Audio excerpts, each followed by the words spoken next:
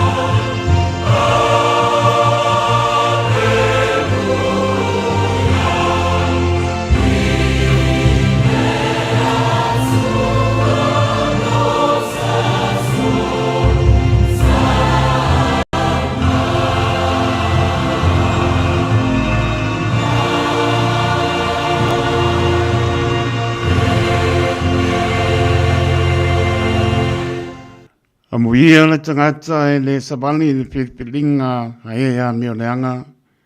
E le tu foio ia i le alo e ang sala. E le nofo foi i le nofo e tau emu. Ai nau nau o ia le tu la fono le lii. E ma fau fau foio ia i lana tu la fono i le ao a toa ma le po. O ia foi e whaapei o le la au o tuto i tapatapane o vaitafi. E fua mai ona fua i ona lava tau, e le te ulu fo i ona lau, e manuia fo i mea uma na te paia. Le atua siri e se, o e lama o le atua mai le mamau e o i le paa mamau, mātou te langona le anganga bibi i ma le anganga paa patai, a wāsātou whāma mātou momoe le pōngisa, e tau mate ape tua mani a mālo longa o le pō. Le whamaoni o lo lofa, a la whai mailo noo, le atunuu a toa o mātou tangata le neitai au fōu, mō le ola o le mālosi, matala o mātou ngutu e ngana ino vi inga, ua whao popo aso lo mātou wola. O lo levi inga e ono mea matatau na mātou whaapo i atu o e whaia me sili i lo mātou wola ua mawhaia e ona mātou wala whai mai ai le neitai au fōu. Whaapatai le atua ua tuana i atu la masinga o le vai aso e māsani ai tangata malana e whai o uta malatai manuia mea umai lo tausi mai le ulu whafo ma le ulu whane.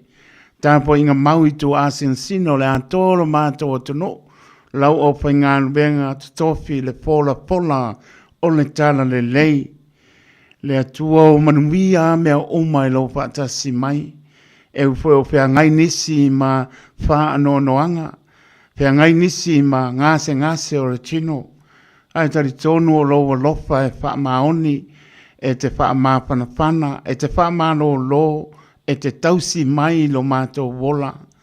Whaapatai le atua, e along whanau e manuia o onga o le vai aso, au mga anuenga, ai maise o le whengai o i mātou, le tau manu lo, nei o mātou tua asi na sina, o lo maua lo lātou soifua lau le nei, maua le mālosi o le tino pāsiri siri le anganga i lau wha mano longa, whaapatai lo manatu mai, malo wanga le leia i mātou, o alawa pi tāma painga tā o le ola, e la ngona lo pa i mai, whaapatai lea tua i lo le tu la fo ina o le soifua ma le ola, i me tutupu mai, o me i lea taimi ma lea taimi, o lea aso ma lea aso, ai mātou te la ngona alo wha mā whanawhana mai, e la ngona le pa i mai o lau wha mano longa, mai ale mā losi o mātou loto, ina ia mātou wola pe i lo na vivii, ma mātou whaia lofi na ngalo, ai aua ia i mātou,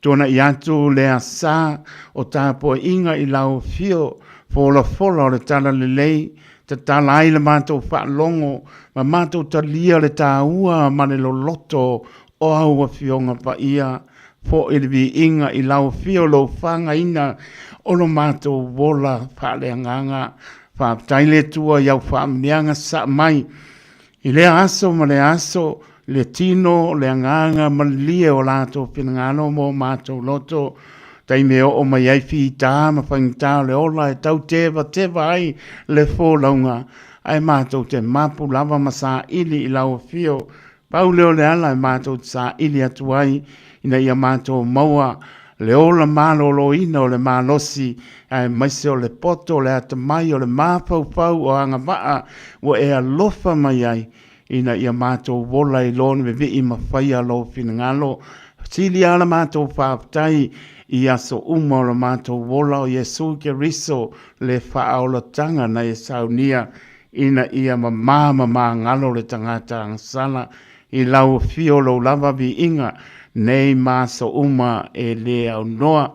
Whāto ese mar whamaulalo le ni ie o i mātou o le whanau angsala. Le ise me lilo lau silfanga i o mātou tangata mātou te whāto ese atu le ni ie e ui ngalo ai mātou le toto pa i o Keriso, mātou te tano le lalo langi me vesi, ia iailo fi le mu, mātou te tano si o mātou mālo sa moe le o lilo lau si ilpanga, whaia lau whaamsi nonga me o tonu i lunga ia i la tauma mātou uma, ia mātou maua se tali e fi le mu, ma to ailo mātou o tunu ma mātou bibi i pea e le au noa, ma wha fo i o lo vi inga, Pamnia sa mona lua le atu Pasifika o atunu umo le lalolangi ia iai le alofa o lau fio o ai o maftia ma pōpua ngā tia o ai fo o pā no noa ia iai le manuia o lau fio mātou te talo fo le nei atunu o mātou no nofo ai le li ie pamnia ngā nuenga whai mese o le pāne mia marona au waa ia le alofa o lau fio i lātou o lo ngā nulue ngā nuenga le lei ia whaia mō lovi inga e whaamunuia ia i lātou mātou te tāno le tāpo inga o mātou tunu ia maise o tu āsina sina ia iai lea lofo lau fio le nei aso lo whangia na ialam whanau sa auni fo i mō a o onga le ni ie pui lo lātou wola a be ese ni a nganga le anga whaalawe lave mō i lātou a ia marutia lo lātou wola whalewhale ia onga e me se fo i o ngā nuenga to e fo i mai manuia i lātou la pia ngai mga nuenga pa amuli fo i le ato le atunu umatua āsina sina tātou malau fio ia i uaile nei aso ina ua pōtu maulo wa lofa malo wanga le lei ia i mātou o le mātou tatano le ia tu ina atu pea la mātou tautua le Radio Samoa o ani por klame le o iai lo mātou i loa ina ia whāne lei atili ai pēr tautua loa tanu ni ie whaai loa mai e ala i lo lava nganga pa ia i ume umai lobi inga o no Yesu o mātou wole mawala awatuai nei. Amen.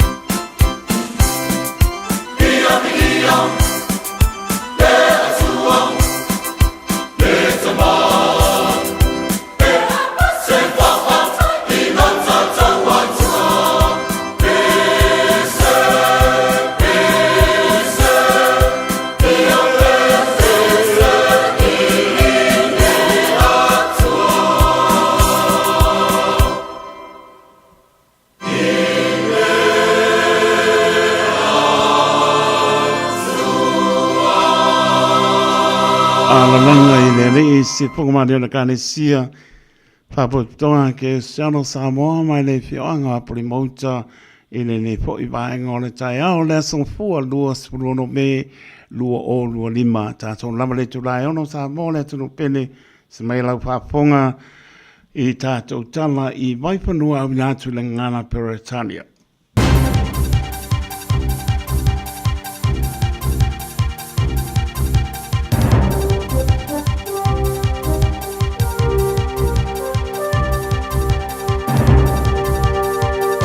Good morning. In this update, sanctions can now be imposed on beneficiaries who fail to meet job seeker obligations.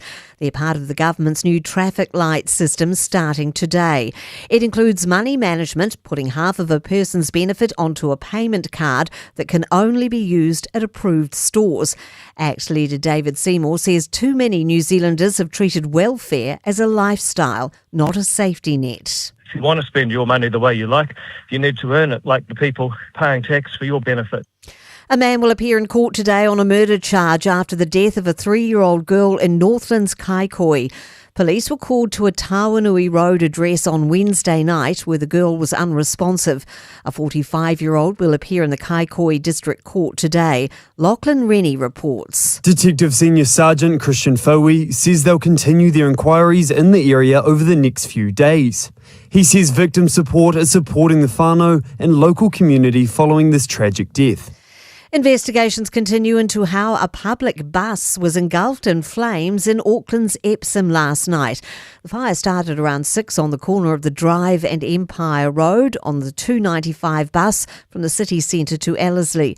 The bus driver is being praised for getting everyone off quickly, including someone with accessibility challenges. Christchurch is in peak post-quake recovery mode with only 2 buildings left on the so-called Dirty 30 list. Plans have been approved to convert Christchurch's Victoria Mansions buildings into a boutique hotel. Central Ward City Councillor Jake McClellan says the Victoria Street building's been bumped off the council's list of sites considered barriers to the rebuild. I think all cities go through peaks and troughs in terms of their development, and we're absolutely heading into or are even in the middle of a peak in our post-earthquake recovery. I'm Kay Gregory and that's news. In sport, the Warriors' 5-game winning streak has been snapped by the Raiders via a 16-10 home NRL League loss. The Raiders moved to second with 18 points, level with the third-place Warriors. The Bulldogs lead on 20. The Tactics have beaten Magic 48-44 in Hamilton to temporarily go to the top of netball's ANZ Premiership, but the Mystics could overtake them with a victory over the Steel tonight. In first-round action at the French Tennis Open, women's top seed Aryna Sabalenka has advanced in straight sets, conceding a solitary game to Kamila Rakhimova. Lulu Sun lost in straight sets to Victoria Mboko. Lando Norris has won his maiden Monaco Formula One Grand Prix on the streets of Monte Carlo. Charles Leclerc was second and Oscar Piastri third. That's sport. Ua na o le Radio Samoa se furulima iwa toru amo e tautuaina o e ilaungangana fitu aso le vai aso. Sua pamalolo tātou ri Isu Keriso le anganga pārolo e porovan patalo pātuai. Vai maurunga le tātou tunu le ne poitai au tātou mō mai le alofa mananga le matai le asonga fua luas furono me lua o lua lima porovan patalo pātuai le tautua le Radio Samoa su lima Iwa tōru a mō tālofa lava, mā nō le soifua maria, mā nō le folau. Pātalofa e pāura tāna lelo pātuna pāu lea, so se tapa o au te roneito pine o tau suina vai o soifua. Umani a nganga mō ia marona mā nō, porofa pātalofa atu, pātalofa e tano mano le tano, mā nō le tau pati mai moa mau mai, pāponga mau mai, ia o porofa pātalofa atu le tau tua le Radio Samoa su lima, Iba tōru a mō, a pēr po iso se mōtanga se ngase mō tō manawa, tau leo le whara epu mā pu sio tō whanga mano le tano, ea, pātara pātu e lawan pātau tōlia I ngase o tino, ea o tari tonu le anga le leo le mtai, lana wha mano longo ro pai atu, maua le mālosi, tātu te au aunai mō ia malona whingano, pātara lopa le auso tinao tō pāpino turi o lātou whāsalanga, I oe, no whanga I le fio, I eise isi, ai manatua pe o tō le talu, Tauru ia e lango nai le sala mo le wi o na ta mai ai leo ia ma toi foi. Lo fatu mo to umo tuli pasalanga vave mai se lau pie. Se lau le tanto fie lo ai le matanga o fie o le tua. Patalofa na yalom whanau tamam teine manuia le anga iatu i ia o onga le ne yaso whamia le tua. Whamara miduto mo te ele tu lai ono. Tau tua le Radio Samoa su lima i vatolu a mo. Por klamer marua tai au iau su tu lang foi. Ele sunga ni ia o ia to mai meni o nisi o fuanga no fanga e tali tonu. To foi mai fo lan tau tu stai me o luma, ma marua to foi mai per to ia na chance mai lua ine le foi tai au ia se ia pa ia fo le ono le fiafi. Ia pa tala batu na chance ma lole ta wasa mai manga e belo kai au. Ma lo le soifo manuia lau sunga la wa o le nei fo tai au tai to vi ia le tua tai mai lo soifua ia le fo o mau le ola ma na ia ma fana o nei fo tai au fa talo fat Samoa le atunu pele ma lo le soifo manuia Ma lo e a mai le weekend Natasha. Ma na ia le weekend tai to io e fia ia e fa kai mi pe an kau sau e kau fa ngo le skai mi ia le ai io o ka ko a fa ngo ai a ki le nga aka Okay, tai tonu pe ua ngalo pa inga kau mawhawhala o lo anko o le o mai. Ole apale o ke kia i o la tō umai au elea. Ia, tai tonu toi fo i mai ia le sunga ia o se tai mea o rumai mano la wadau si mai, mano le pa mano si mai i le ne fo i tai au. Alo le soi fo mawia.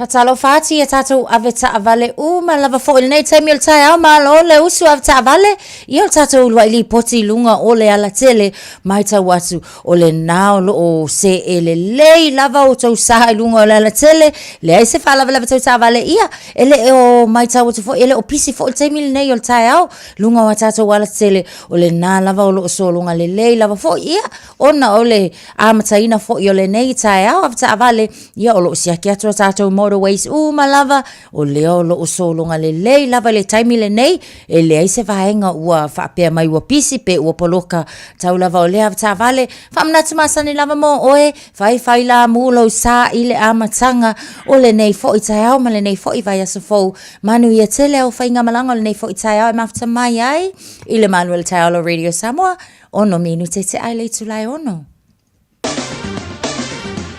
Ua mawhai ona au ina atu le tala o le tau i aso taitasi ona o le lango mai a le Pacific Finance Limited. Telefoni o Varselau fitu whawha lua fitu.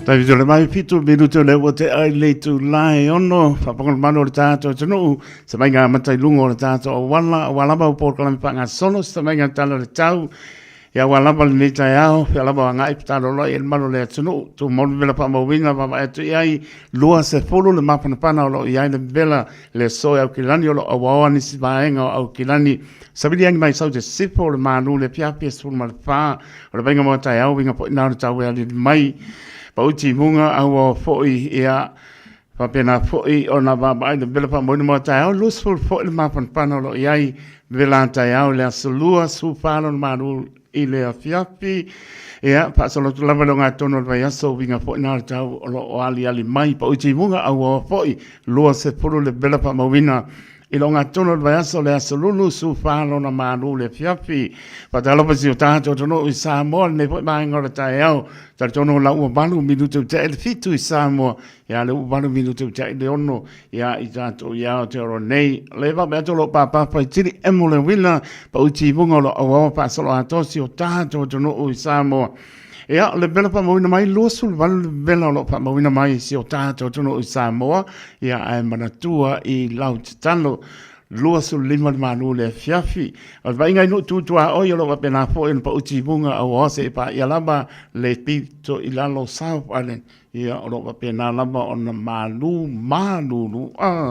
Ua loa le tautua le Pacific Finance in no ngā tupe mo so se wha moe moe. Ma liu, whai pui ponga, aso whanau, sa whai whai ngā malolonga, ba so se wha lawe lawe. Apa laine lo le pacificfinance.co.nz. Pe bala au le oval se lau fitu whawha, lua fitu. E talo sanga sauna no ngā tupe i le bao le 5 se lau tala, ma le lua se furu hawhi tala. E lua minute whai lau talo sanga online, www.pacificfinance.co.nz. Ai tasi le tulai whatali e se tali. E iai, ai inga whabitoa. Bala au lo le Pacific Finance Limited. Ile oval se lau fitu whawha, lua fitu. Oval se lau fitu whawha, lua fitu.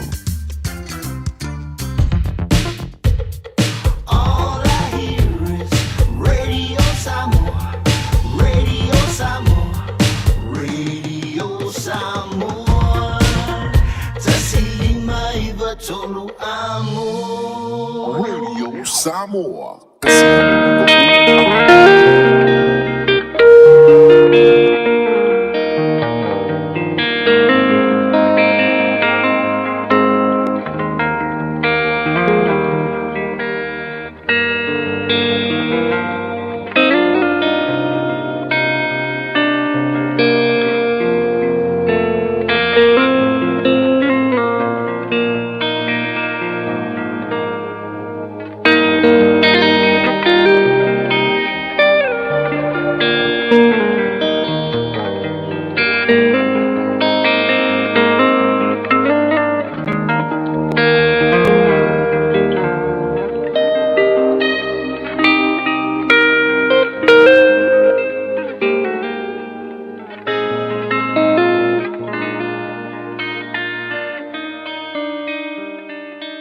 Tau mo le aso. Ia e I loa ina, le mea foa I fua le atua mo oe. Ioane, lona mata upu e wha, a o lona fua I upu e se fulu. Ua tali atu Yesu I ateia. Ana e I loa le mea foa I fua le atua. Ma le ua fai atu I ate oe. Au mai I a te au, o te inu. Po ua e ole mai I a te ia. O na foa I atu lea e ia I a te oe. Ole vaiola. Fetali a I Yesu. Ma le fafine sa Maria I le vai eli. Ua aisi Yesu. Au mai I a te au, o te inu. Tali le fafine sa Maria. Fa pe fea ona e aisi mai I a te au I se vai e te inuai. O au o le sa Maria, a o oe o le iuteia. E le fe avea ia mea a sa Maria ma iuteia. Fetalai Yesu I le fafine sa Maria. Ana e I loa ina le mea foa I fua a le atua. Ma le ua fai atu I a te oe. Po ua e ole mai I a te ia. O na foa I atu lea I a te oe o le vaiola. Matua I pongi sa le fafine sa Maria. Po ai le nei tangata e ingoa I a Yesu. Leilo ina fo. Le mea foa I fua le atua. A tili pongisa. E maua I a Yesu le vaiola lea. O le lui tauta ua o le neitala. Ia e I loa ina Yesu. O le tali lea mo tātou uma. I le tele o tātou manao. I le tele o tātou whaafitauri. Ma le tele o me tutupu I lo tātou wola. Ia e tari tonu. O Yesu o le keriso. O le alo o le atua. E whaaola ina lo wanganga. E ala I lona suafa. O le mea fo I fua lea le atua, mō tātou uma, o lona alo o Iesu Keriso. O le vaiola e malie ai o tātou anganga. Ai a pe a e iloa ina ia, Iesu I le ne yaso. Matalia I totonu o lou loto. Ona e maua lea o le vaiola. E puna pea I aso uma o lou wola. E le pe tātou te talo. Le atua a lo fae, whaamanuia maia le au nanga a lau leitio, ma lau TV, e ala I whaasausaunga le Radio Samoa. Whaamanuia tautua ma au nanga ua pūno no wai o tangata I le nei aso. Whaamanuia le whaafofonga sila a lou atono. Lui tauina pea Samoa I lou fina ngalo pa ia. Le atuae, a o mai I mātou uma. E tā ua lo mātou I loa ina. O Iesu I lo mātou ola. Amene.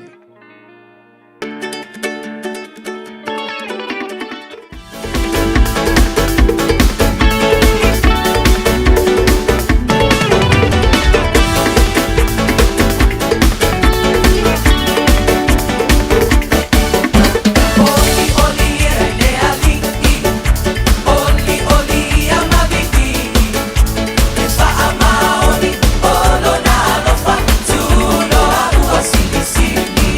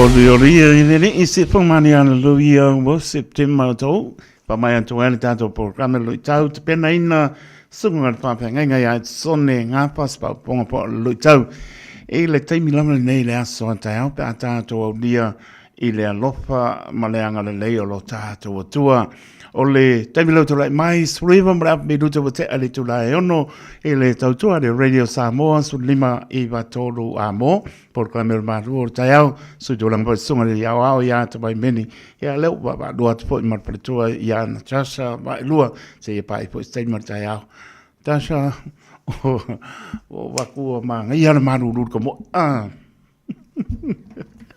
Makua momo mo el kalo song fua ia wa amalu lu ka ngale le ngai fa ma fana fana o le tula tau na faia tato ina ia ma fana ia nga kambo Ai voi tapa tano fa nai tapa anga le wa e ba mai lunga le tanto apia folinga ma sole YouTube channel Natasha Ia, whaatalo whati a Carolyn Twala nei fo taimi o le tae au, mai ava Simone Talia, ma lo le soifua, whaafatain mafta mai, ana elevi, ia le li nei tae au, tino puni whaatalo whatu, ia whaalupenga amtona ia foa, ma lo lava, le leinga, so i lolo, ia o fia neti fo wai olo a manu, ma lo le mafta mai, miu F a Mosa, ia o whatu sanga solo, lewa muli, ma lo le soifua le nei tae au, sai tele lava stato a inga mal e kale sia fa man lo si mai nei foi sai au lave yao umi Marcelino Brown manongi efo ma lo fa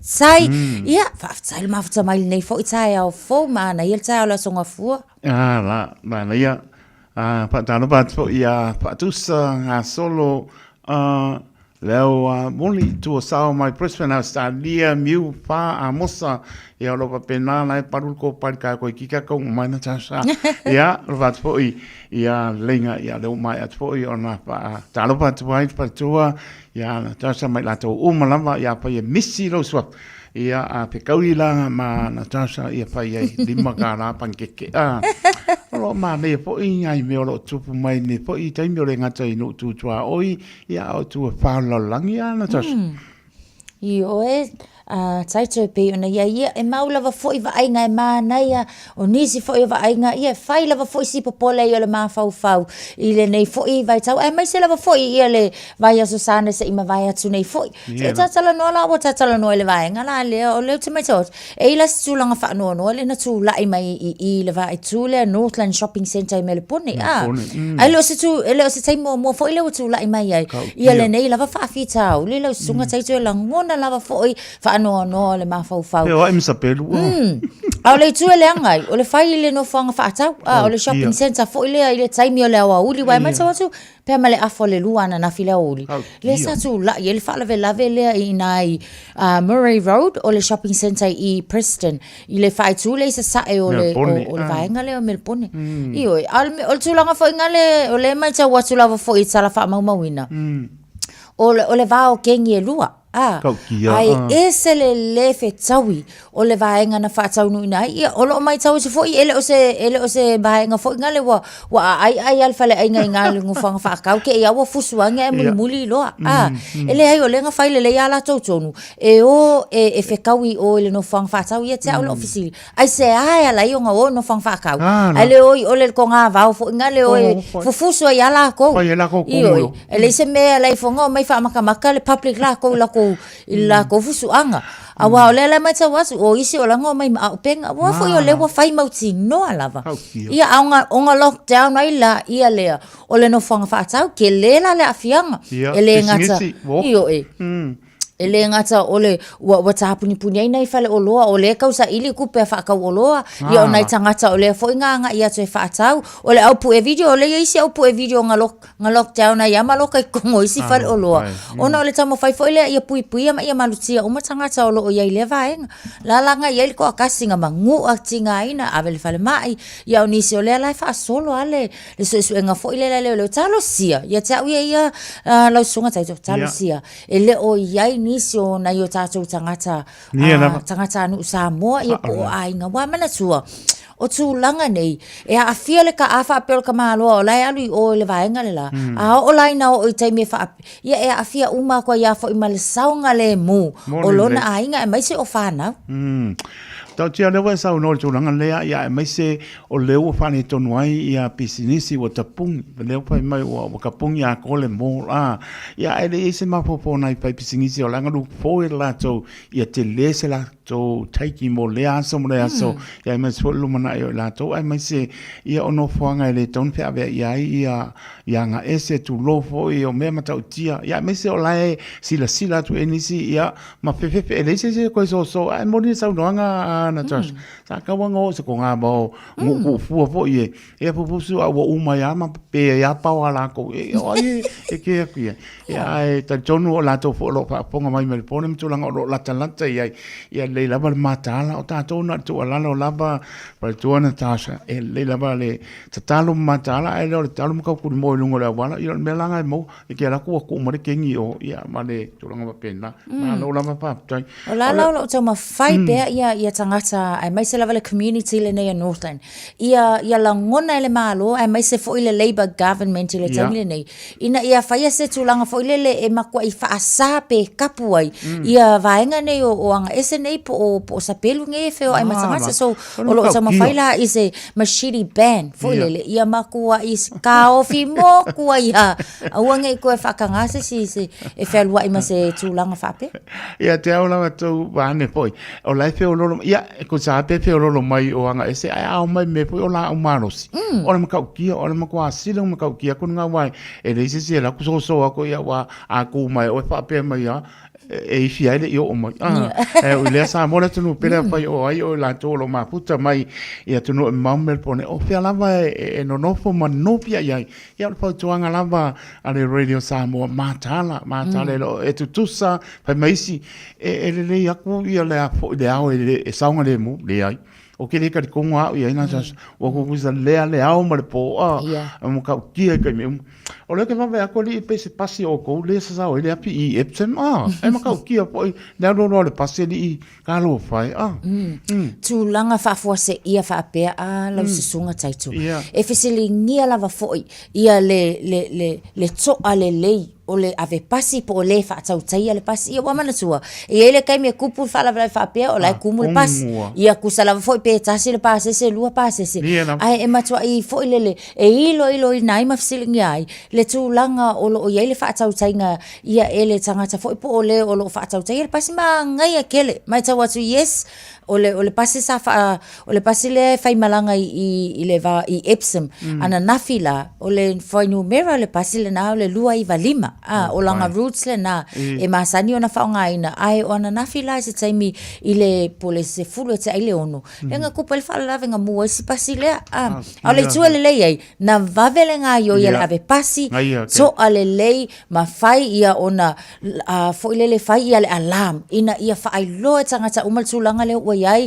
mama fai fo ia na fa saunga le mu uma i fa fa aulu fa fo uma la so ia o le fo ile mai tsa wat o fo ile o lo o tsa ulele ia fo ia ma pati ngal wenga la pasi ona ia nei tanga tsa fo ia e o lungal pasi ele ato o le o le malo se o la tsino ai o le na saunga le mu uma la onga o le lang so ngel ave pasi ina tanga tsa na ia fa tu fo mo tsa so uma a ke le pasi ia lo fa a kupule mu le pasi fe so ngai ka fo ia ai lo le alu la ko ai ka magu ko ai ngai ka le fa le sonu ai fa malo fo ile ave pasi malo fa so malo le tsau tsai o le taua a na tasha o le se ma liu pe se o apaina e mul mala ia na ai mana ia po mata la fo si ali ia pasi ia mtulang pa pena mai po tu e la to po ie le talo le pa pe la solo o lo ata mamro tina ba tu po ie to fiafi po so i fo ni so matu ia pasa ina mai lato e pa wa me pa ngai po ngai ka kala ko ko pasi o le makala ia o ngana le mo ko o le lo me la pa na tonu la ai malo fa tai o le lava me to mata ti man to fo tolu ba ya so talu ali po inga lapta ia i peta to i me lo longa o matangi ai mai se o le tau o la nga e tu tau pa le to ia mai se o le tatu nga i le tau marulu na tas Ia, a tonu fo I le fo I le atunu fo I le mai tau atu ianga o le tau mai lava fo I ana nafi o ana pōsa I o mai nei teimi mana I le mawhanwhana. Ia ai o loo, iai fo I nei vaenga o loo pa uaiti munga. Ia mana tua fo I tātou au kilani nei pei a palasi maa lo siriki munga I le isi vaenga. Ia o na mawhanawhana le pei wa mana. Ia I le mawhanawhana o tātou. Au le lai mai tau atu fo I le vaai le au vaai tau. Pea ma se fulu kasi ia lapta inga. Lea o loo ua whaata atiti ana amata mai la moana nafi le fiafi. Se ia o mai I le aso. Inisi o vaenga o le atunu e peila o na mai tau atu fo iai. Mo ila atou ia o loo ua iai I le lapata inga lanu moli. Moti munga mamafa. O lea la o loo iai vaenga ia o Westland Ranges, parts of Canterbury, parts of Otago, o Bulai le nei fo I taimi o le tae au. Ia o ila atou na o loo lapata ia le timunga mafa pea ma le 2 milimita. Ia le mafia fia fo ia po le tele o le swatimu. E mawhai una whaatu saina iai. Pe aho o lava fo I ina palasi timunga. O nisi fo ia vaenga o Taranaki, parts of Tasman. Ia o Tararua Range ma Grey District. O loo I lalo lava fo I o le wati lea mo timunga mamafa o matangi malolosi. O ila le vaenga leo Canterbury High Country. Pea ma le se lau kilomita I le tula. Le malosi fo ia le matangi o loo iai. Ia le alana amata mai ana po nisi o whaaitu fo ia Wellington ia o loo whapena fo I ona iai le lapta inga le na safety alert Mount Hutt o loo iai le taimi le nei ia lapta iai avta avale mai lato umai whaonga ina fo ia awala waipi alu nunga maunga awala ia o le tula le na nisi o whaititili o lava fo I whaikikili ia o loo lapta iai tato pe o ina Canterbury o Otago e pe o North West Auckland West Southland Stewart Island Queenstown Lakes District ia o vaenga ia fo ilea o le faisi tu mama watu ma au kilani nei ia ai o loo au ngale au mai o le wha mamafa lea ma le wha manatu ina ia tangtanga I totoa fo ilea tunu ula tau fo whanga whai o le nei aso awa ye tai me mama fati munga ia e fa pena lava fo ye le mai lua le isi lua I tu la lu mana ia tu ia o tu langa na le o lo ia la pata inga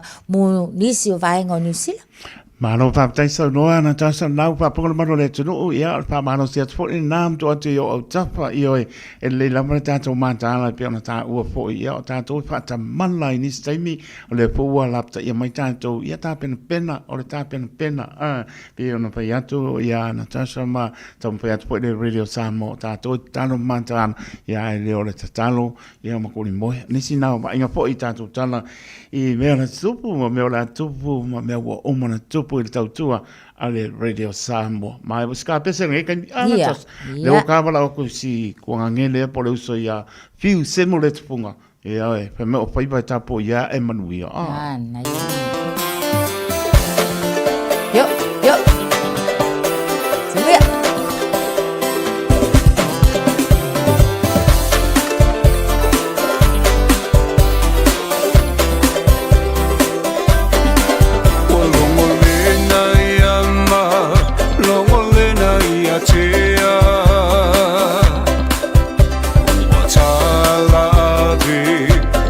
Tangi le ya o ina le manongi o funga la au me le fa ai Samoa o tama fana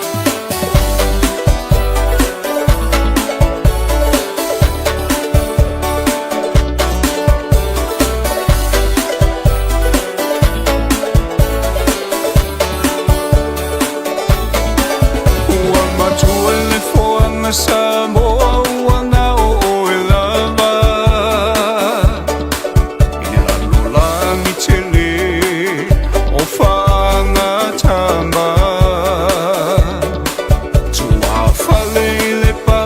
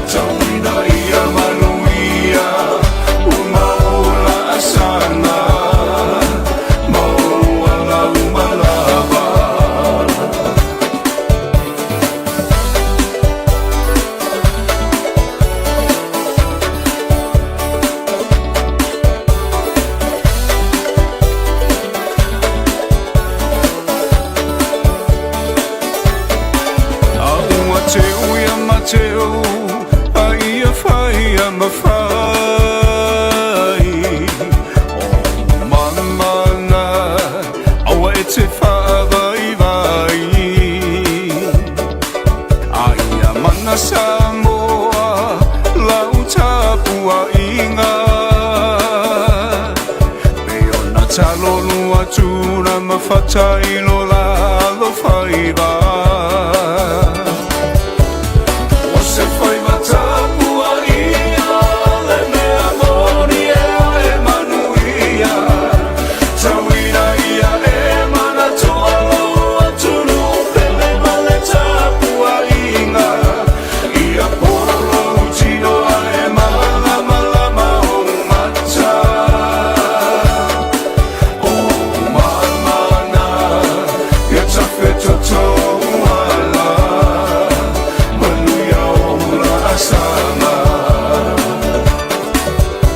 Tawina ia e mana toa loa takwa mai ia whamuamua Samoa e ole tama sani o tamana o matua tuile atua Awane i o ta whamoe moe i le malosi Mana tua au na le atua lo o puno mai Tatalo mo so taumi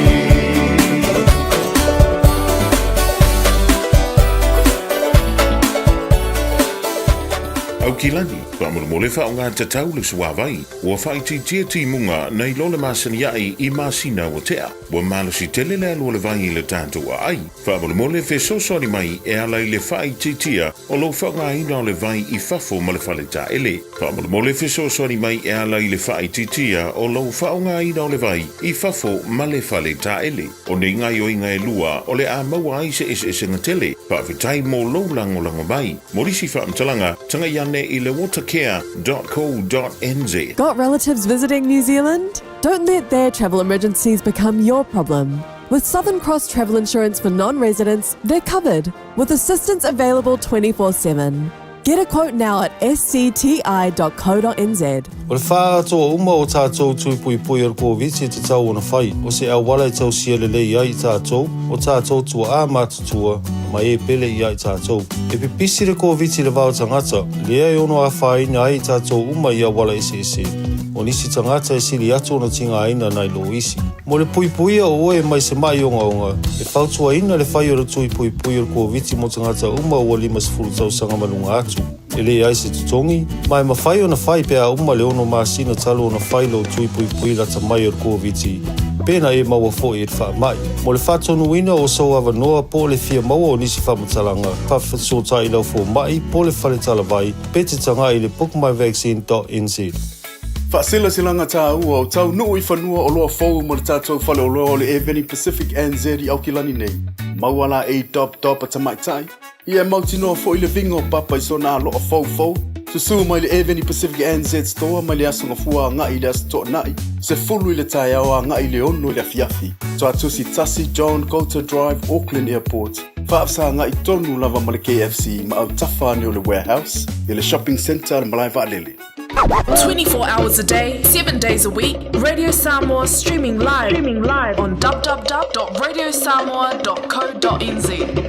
Taimi tole mai lua su lua minute ona tāna ne tu lai fitu nai minute stoi va inga lungo le awala ia me sport tātou programe are to leola anga e tfo ile le tāni tu lai fitu ia amina tfo ile o tātou tala I vai whanua I le ngana perotānia ai tātono lo muria le ala pa I maro le tātou atu noo toi patara lofa atu ai e la matau tu atu ma le partoe ana tāsha ba e lua ne po I vai ngore tai au le asong fua whai foi Ia, le nei po masina lo na lima, ia, o le na po ia sa mua, ia o tātou moa pe atu wantu au tu ai danga le matai, tātou atu le onga ton, pe umane long weekend, la tātou hanga ia ti ai, ia toi pata alofa atu ai, au ke lani manu tutua oi, ia miswa o atu no, e mamau, ia, toi pata alofa atu tautua le Radio Samoa, su lima I batoru a mo, ma lo lama le soifo manuia, ma lo pola Samoa, I ia le ri o nai, mo soifo lau le, mai se o nai, tu a sina o lo pena foi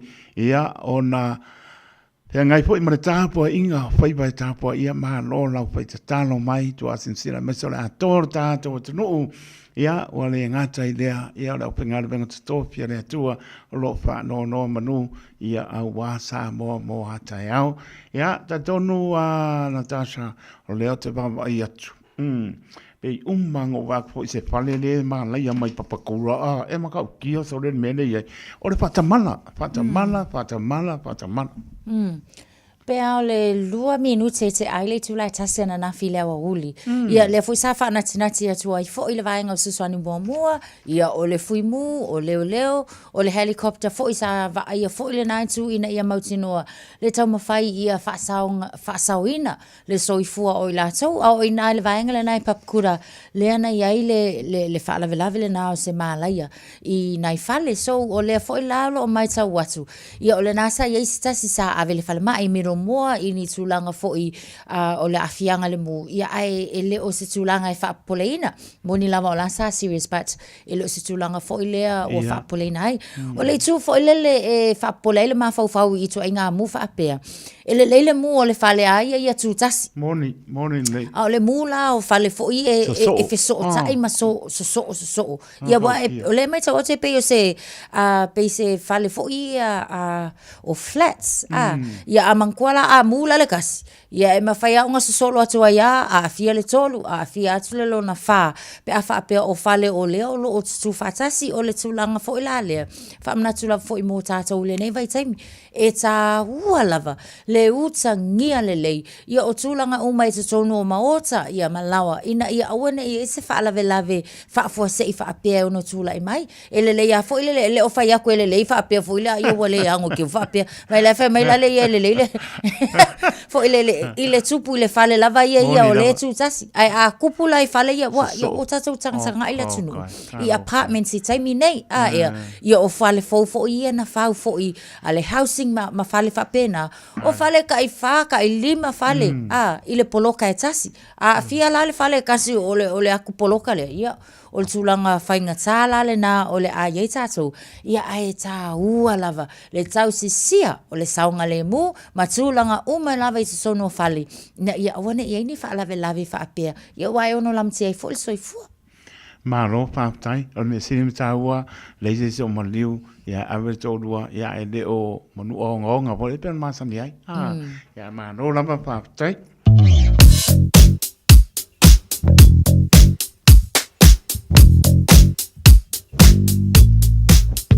Tātou toeanga I atu I lunga o le ala tele awa ta avale o lo o maa lava pēr lunga o le ala tele vanga nā lava fo ina I vaenga iti o mai tau atu o le nā ua a mata ona le mu o lo na winga ia ua faisi pisi o lātou a o lunga I nā le vaenga le nā Coatesville Riverhead Highway State Highway 1 Faisi pisi o lātou, ia o le nā o iai le 7 minute ia le travel time mo tātou. Hill Road I le whaaitu le nei saute ma I le anga ia tu fo I le ilunga o tātou motorways.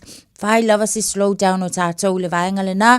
5 minute le travel time o Nera Road. Le fo iwa mai tā watu le taimi le nei o le nā ua wheo lolo le pisi le nā o iai. E ama le 1 minute le travel time mo tātou avata avale. Au nisi o vaenga o lunga o tātou ala tele ia o le nā lava foi. O loo so longa le leile nei taimi o le tai au tātou anā tā avale. Fai le mula songa fua o le foko amakal vai aso tātou ma ia vave lava foi o nā ngā ilunga le tele ina ia awai foi ne I tau mawhai e whaananati whai ngā malanga o le nei tai au manu e tele lo mats mai Manuele Taolo Radio Samoa so se fulu maleona minute no tale o le tulai fitu Bread of life sent down from glory many things you were on earth, a holy king, a carpenter, but you are the living word, say it now. Come on.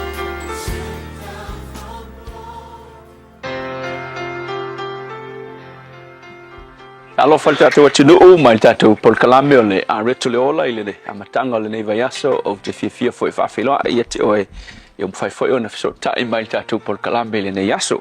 O le tusi whate oto fitu a le foi upu le fitu I isi whaupunga whapea ona ova ai atu ai lea I e whai ngofie na o wiloa ua I taulelea le tasitama ua le ai sona mawhauwhau.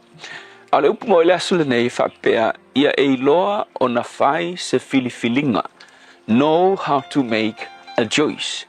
E il tusi pa ia e ta ua le tusipa ia tangata fo ie le iloa na filifili kama fo ie whaingo fie filifilinga o ngā whai atu al tangata kao ia pia ia alulo ia pia kao i savai alu savai oso mai lau ta vale ia oso ka ve au ngoma se koe kuma mafau e ta ua le tusipa ia tangata whapena o tangata whaingo fie tangata ia vai kau kusile na fai tauna nei winga le taule le isana filifilinga na fai e ta ua o le tangata le ngata o le tangata fai ngofie a le tangata ua le aiso na mafau ka vai le lo fa vasenga pe ku se mafau pe sa mela fai ia e fa te inga fai ngofie lama o e te mi makio mai ska ka foi posa ka wo po se si foi e o se fale ainga yo kala kuloa mai le o ka foi le o ka koe sau mea inu ia ka fai kulo i ses ia la la mea ingu au man ia fa pe mai e pule ha o le mea ki au mai e le se filifilinga mau ku foi le fa pe mai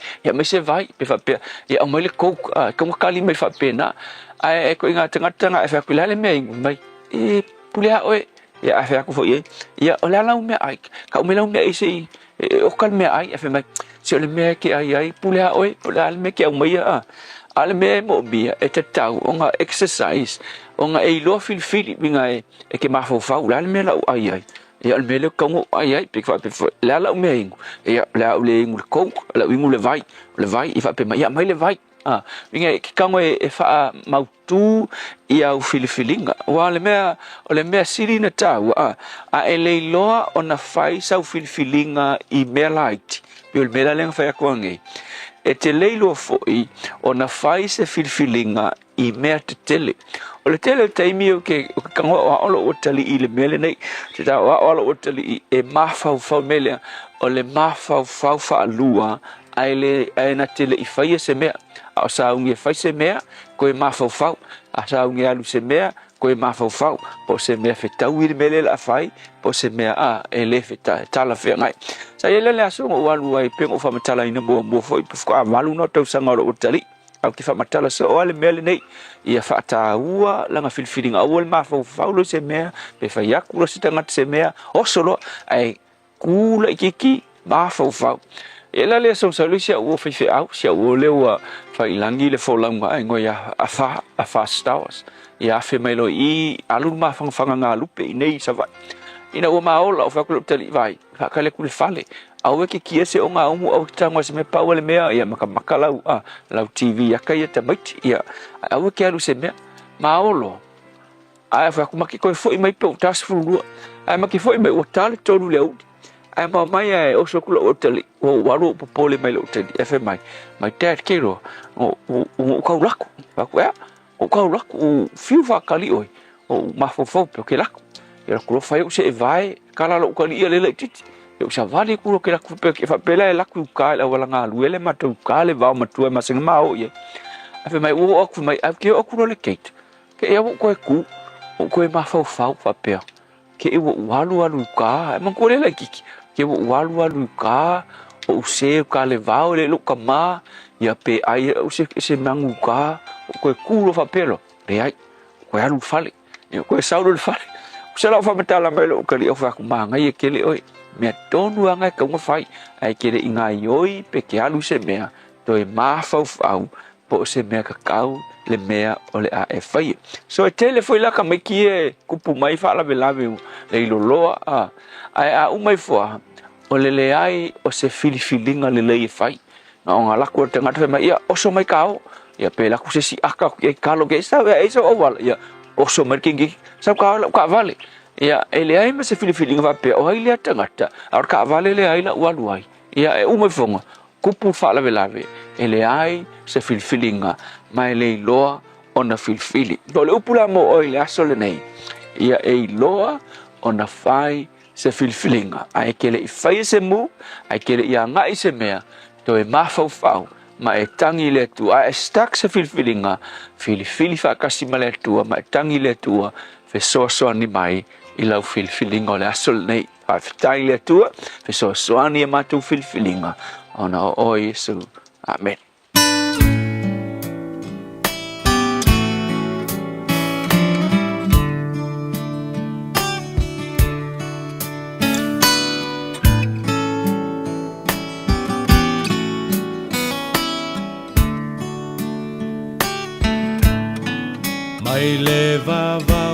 le whaavavau tu mau oe. O le papa e le malue lue. Lo uolo maualunga o te sao ai. Mai le malosi o le itamai. Mai le vavau i le whaavavau tu mau oe. O le papa e le malue lue. Lo uolo maualunga o te sao ai. Mai le malosi o le itamai. Lo uanganga whamanu mawhawhetai. O le atua o le vavau na te umau oe. Si ia e lo leo malanga elelei oe.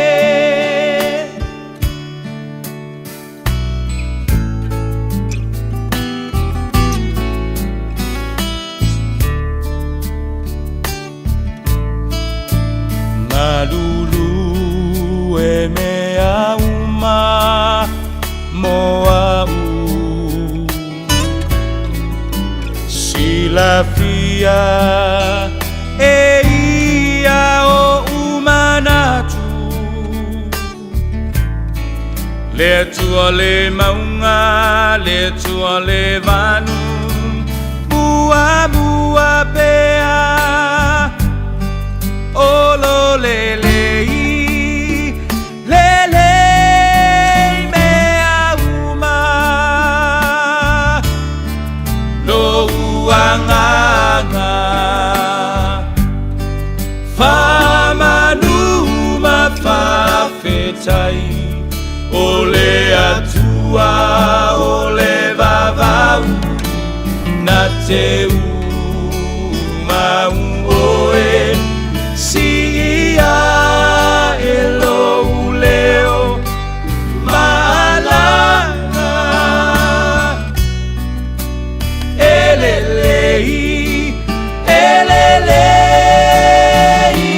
oe. Lo uanganga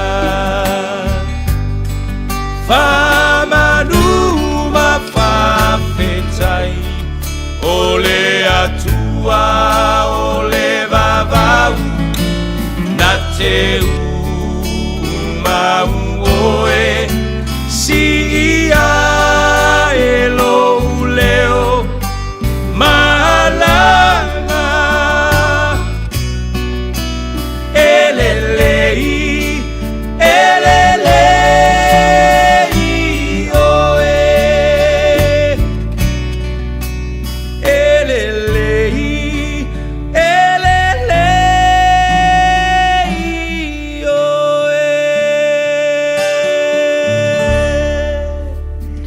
Se pong mani o le Peace Chapel, malu pile mūtu mawe. Pamai antu ele tātou por kane are tole ola. Pe ang papongan maro le tātou tunuu. Monis pa maroma pa patai sumon pa fi au. La pāle ko pa mole nepo por klamis pa ponga le aso atai au. Pe a tātou dia i le alofa maneanga le leo no tātou atua.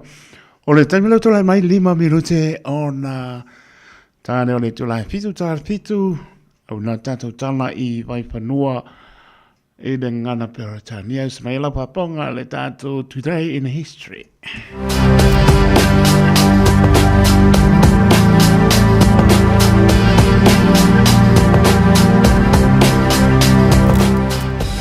Ia so le tausanga lua fe malelua na faa lau iloa ai le lona faa le nei o album. Ia se tasi fo i lau iloa i le vahenga lea o musika pa o le vahenga fo inga le rap. Ia le sisunga le na ia Eminem. Ia le na fo ina avea ai le na fo i album se tasi fo i na manu maa lo i le Grammy Award of the Best Rap Album.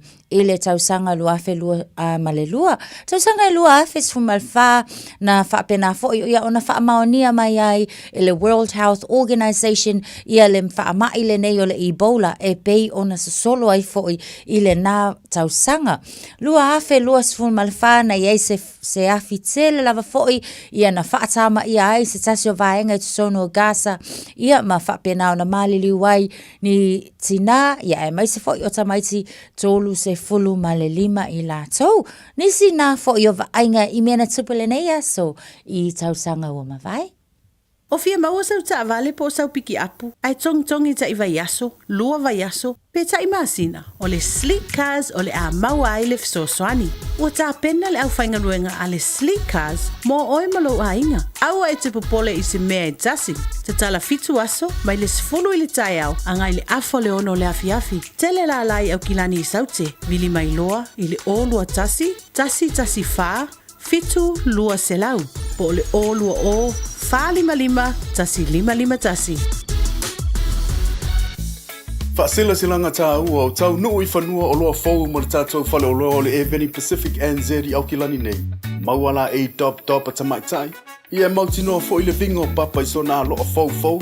Susu mai le Eveni Pacific NZ store mai le asanga fua ngai le asto nai. Se fulu I le tai awa ngai le ono le afiafi. So atusi tasi John Coulter Drive, Auckland Airport. Whaafsa ngai tonu lava ma le KFC ma au tafa ni o le warehouse. I le shopping centre le malai vaalele. Hey, don't be that guy. Or that auntie. Ignoring a sore throat. This isn't just some drinks and lemon tea in your sweet situation. Untreated sore throats can lead to rheumatic fever. Nobody wants that for their family, eh? Go get your Pepe's sore throats checked at your GP, school nurse, or pharmacy. It's quick, easy, and most importantly, free. So come on, whānau. This summer, take care of your tamariki. Get it checked and get it treated. For more info, hit us up on socials at Stop Sore Throats or visit stopsorethroats.nz. O mana umie oe po se sialo a inga se fisosoani tau fe malanga inga mo New Zealand. I mata au puepe o le vaita mai no whanau po ngaluenga. A whai o lau tali o le ioe, wala au loa Ken Fernieho o le Fern Immigration Services. E iaila na laisene, ma ua silia ma le se fulu lima tau sanga o lana tau tua. E toa tele tangata o fisosoani iai Ken, I mata upu tau fe malanga inga. E au fia ai mata upu na o atu le tribunal. Ma apili le minister. Tanga iane le mato Facebook, ma le upenga te whailangi I moli mau. Mo nisi whamtalanga, wala au mai le Fern Immigration Services, ma tala noa ia Luisa, I le oiva, lua ono lua, tolu lua lima tolu. Lua ono lua, tolu lua lima tolu. Po le o lua tasi lima tasi, o lima.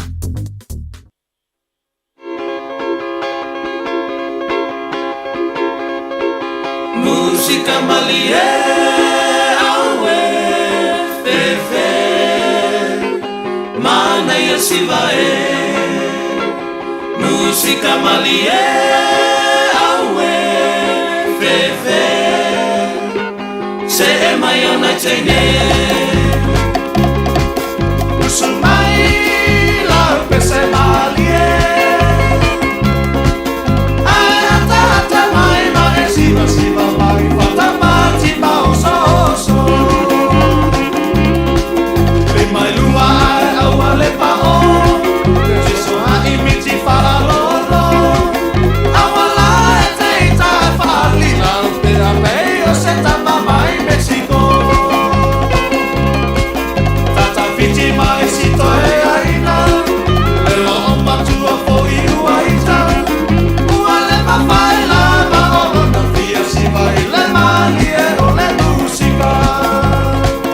Música malie awe fefe mana ia sivae Música malie awe fefe Ua o le Radio Samoa se fulurima iwa tolu a mo e tau tuaina o e ilangu ngana fitu aso le vai aso.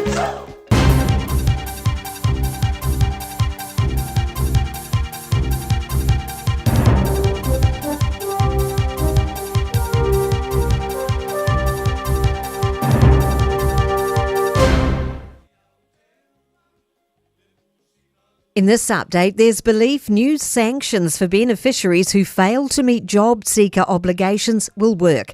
Sanctions can be imposed from today as part of the government's new traffic light system. It includes money management, which puts half of a person's benefit onto a payment card that can only be used at approved stores. Former Welfare Expert Advisory Panel member Phil O'Reilly says taking money off a beneficiary would have an impact on their children or partner. This way, you're not taking any money away, you're simply sort of proscribing how it might be spent. And I think that's actually a very sensible way of doing it. More than 1,500 patients were treated in corridors at Auckland's Middlemore Hospital's emergency department in just over a month. A report written by clinicians highlights a number of failures in July and early August last year. It outlined 43 separate incidents of patient harm due to delayed care and staff shortages. County's Manukau Group Director of Operations Vanessa Thornton says patients were occasionally put at risk during busy periods. I don't want patients in corridors. No one does. And so we're working, and part of the process of doing this review was to have a look at it and see what we would need to implement to prevent that. A 21-year-old man is facing firearms charges in the Auckland District Court today after a shooting in central Auckland. Police found 2 people with injuries after several shots were fired on Karangahape Road shortly before 4 yesterday morning. The victims required medical attention for leg and foot injuries. The South Island's in the firing line for more heavy rain and strong winds. Met Services issued several warnings and watches for Tasman, the West Coast and central parts of the island. Up to 110 millimetres of rain is expected northwest of Motueka today, with a strong wind watch in place for Marlborough until midday. I'm Kay Gregory, and that's news. In sport, Scott McLaughlin is out of the Indy 500, crashing in the warm-up lap at the Brickyard.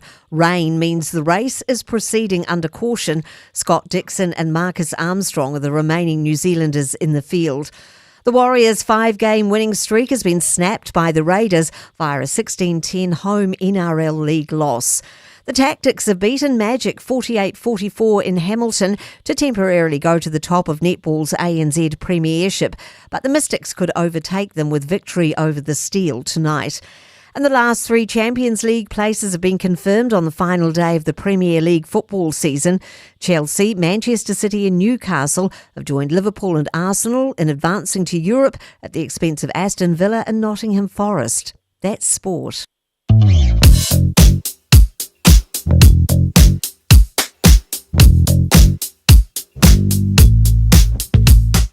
Tātou toanga i atu fo ilunga o le ala tele i ni se vaenga o le tātou awala leo o mai tawatu of ta'avale le taimile nei o le na ua pisi slow down fo i le nei taimile tai alunga tātou State Highway Suma Leono city bound towards Auckland CBD o mai tawatu mamafa i atu e tele ni vaenga o lo poloka mai le vaenga le na Lincoln Road on-ramp anga i atu i St. Luke's i o nisi o vaenga o le foilo o mai tawatu le na ua slow fo i le taimile nei te ada to interchange Rosebank Road off-ramp ia manga ia tu fo ile pasia pe a pasia tu vaenga na Patiki Road on the westbound anga ia tu fo sifo au kilani mai ta watu fo ile mamafa le traffic ile vaenga na le vao Great North Road and Lincoln Road ile nei fo time ile tai au fa solo ani ai lava fo Royal Road off ramp ia onisi fo mai ta watu time nei Central Park Drive fa fo si slow o tato le vale na ma le anga yanele na Universal Drive intersection on the southern motorway lo mai ta watu on the northbound anga ia tu fo I le taulanga au tui au kilani Faisima mafa tato mai I Papkura anga ia to Green Lane. Ia whapena fo I Takanini to Hill Road. Manukau to Highbrook Drive, Mount Wellington to Green Lane. Vaenga yolo mai ta watu ia faisi pisi le taimile nei on the southbound. Green Lane to Sylvia Park. Ia whapena fo ina mai ta watu na will build up mai tato I nai Takanini on State Highway 1. I le taimile nei State Highway lua se fulu o lo mai ta watu on the northbound o lo iainga delay ngai nai le vaenga le na Puinui interchange. Southbound o lo mai tau watu whai lava si mamawhai ngā Nelson Street. Ia e whapena fo le mai tau watu lunga tatu State Highway Suma Valu Abahaba Highway. Ia o le eastbound le nā o lo o delay le taimi le nei. Ia le vaenga le nā o Green Heights Bridge. Ia o nisi nā o vaenga o leo iei tātou lunga o le ala tele tau lava o le av ta vale whaatautaia ma le saunga le mulo sa i le nei taimi o le tai au 5 minute te aile tulai fitu ma lua le tai au Radio Samoa. Ua mawhai ana au ina atu le tala o le tau i aso taitasi ona o le lango mai a le Pacific Finance Limited. Telefoni o Varselau fitu whawha lua fitu.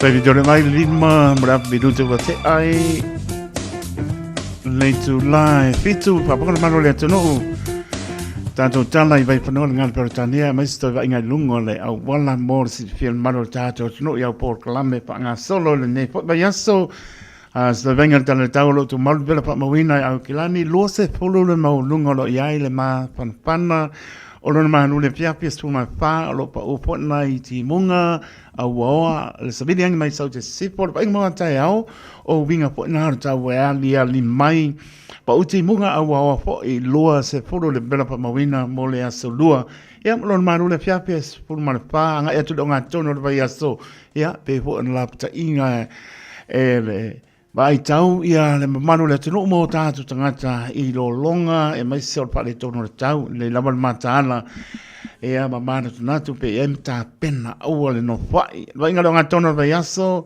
winga na tau pa uti munga au au poi los pol le vela pa mawina ia malon manu le pia pia sul mai pa e o tua la stofi o winga na tau le mai pa uti munga au au lo su tasi de verpa mawina la stopi malona malu i le afiafi e se fulu mane lua. So vata lofa si o tātu o e pele o tō pinanganu mo tātu loto e a manatua pe le talo lau a fitu minute te ele vanlu i Samoa e le o fitu minute te ele fitu e a tātu i ao te oro nei i ao tu maule e mo le wila pa papa i tilo lo pa uti munga au a opa solo a toa lo tātu tunu.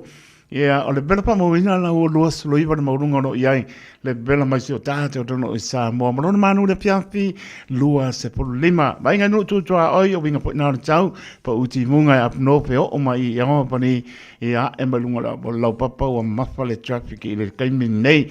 O sa wano nai wai kanto roto rua ma tau po taranaki mano tu. Ia o le pauta kasi pa uti munga au awa. Sa winga po nai Warraba Palms, the North, Napier, Hastings, Tauranga Municipal no tu tua oi e ala mai a mania pa mona e lo pauti munga o le mpangsa mana tu le la moa e Wellington ia klai sete mono no tu tua oi se pa ila malpito la lo South Island e lo pauti munga lo au ai pa tai le tua le ni fa ia lo lapta ia lo longa ia tapena el mano tato tu no sta venga na tana tau ia me so lungo la wala mor si fiel mano tato tu no ia por clame fanga solo e le asonga fo am talio pe am ngan wenga los rono me lua o lua di ma tua lo le tautua le Pacific Finance in nonga tupe mo so se fa moe moe ma liu fai pui ponga aso fa nau sa fa i fai ngā malo longa ba so se fa la vela ve apa lai nei lo le Pacific Finance.co.nz pe bala au le oval se lau fitu fa lua fitu e talo sanga sa una nonga tupe i le bao le 5 se lau tala ma le lua se furu hafe tala e lua minute fai lau talo sanga online www.pacificfinance.co.nz ai tasi le tu lai fa tali e se tali e iai inga fa bitoa pala au lo le Pacific Finance Limited ile oval se lau fitu fa lua fitu oval se lau fitu fa lua fitu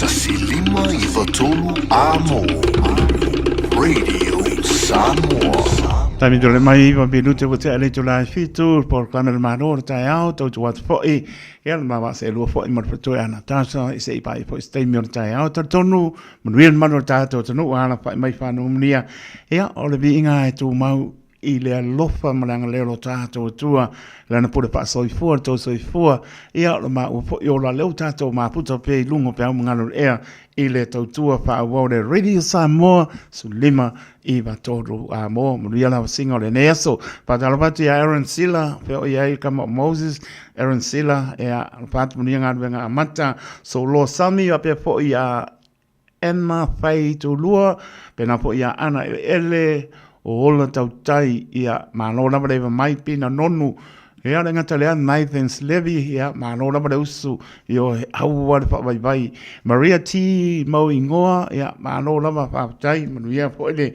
tai au Mrs Onolote ia manuia ngā ruenga amata, te mamatoe ale au pepe pili o ane, mamatoe a Salmasina i o tara, ia lopa atu mo lua manofo alo le au pepe, surua i Samuelu ma le ainga le au ngā upu, ka alawhai tina, le au ngā upu tō muli, ia o lo maputa mai, ta jono la lava eva mai Brisbane, ele i o i pepe kai mingei, ia whaaputai le au ngā upu tō muli, ia me la tō Naomi, pama, ma le vaenga o lo whapenan maputa mai, ia ma lo lava le, taria ina fo le tautua le Radio Samoa, su lima iwa tōru a mo, ma ngia ka longa le weekend, na tasa, sore e makau kia, peise kiri kiki me renga pai pele, to se. Ia waso o ngā fu e lava si au. Ya lo, o le makai a o ngai ka le makai ali e. E mo ia e me po le makai e ia langa ko fa e fa pale pale. O makau kia. Ia, o le fa pale pale ngā lenga ma welfi ko mako. Sorry. Oi, o ia pa ta ta pong. Ai aver pa ta ya so ve. Ka lo pa po ia ka ia e boni ale o po le na ta sa. Ta alo ta o lo so. Io e. Mana ia ta alonga. Io e. Ko soli. Ka ilo ia i fo ile au ka pua ila ko mai au mai mo. Ia wai tofu fo kanga ka malanga fa masinonga. E mo i lava fo yo tato uma ma ko la ia lenga ma ko ka pua i lava ma ko. Io ile au el Pacifica. Na mato sa puai. But afa su lava fo ile tulanga o le ta alonga lava ia le fa tino ino ta alonga. Ma ia too good kele o ko sifi. Io e wa ko songa fai lava ngai ka mai ki o le fo waku. Sole e ma ka uki. O le si tulang ia e mana tua ia pe ala upe paranga tai pale poto to tai sela na tu yama o le lopoli ke le nga yanga pale kongule o fiwa video ko e anu mana ka ke video lopolia e le papel ke video se ika pole a ko ku lalo la kike e o video ko ka pe mo ke fo e ma ka uki o le kulanga fo la na le no tilo fo ia ia le ngata fo le na lo ta fight tau tu fo i tangata ia la tu fight yonga ia ai panga la valea e le ia ska ko me ma fai ko ai fo ile le o le fa am sinonga la vai ia i tulanga na ia o le na la vai no fu fale ile atu no ma la tu fo ia fa am sinonga ai ka ke lo fal ka ki nga ngai kama ia wa moni la fo ia o la vai ta alo fo ila tu ia male nau e nau fo ila ko ile fia malo ia la velia so ia e to e oso foi la le ko ele sima ko kalonga le aka ko ka alo e foi la tai to ile io ile si talonga le o to ia sia mato au ia ai o tulanga na ia tawal ia ele fa pe foi mo uma va al kai me kas ele la velia ole menga o le le el mako au la sunga le o isi au e nga o nga maua ko nga ai fa pe vai la fia fusu mako au uma le leia lai ko ale le kama io e ta alo fa ta mali e kusala al fia fuso le si va nga mal fia fasil lo fali ala sa alo le ma fu mai la fo le sa inga le ta pe na ino ta mata alo fo le tulanga le ma fa wa afa pe ma lo si kingo ai o kin ma fa wo nga nga va ia ko wa ka ki al ki mai le si va nga fia fuso lo ala ke va va ko ko kana ngole peno le au va nga pe mana tua ia le coach mua ale apo ia le moana lenga amata mai ia le talenga ia le lali anaua tala le va la la pa pela ko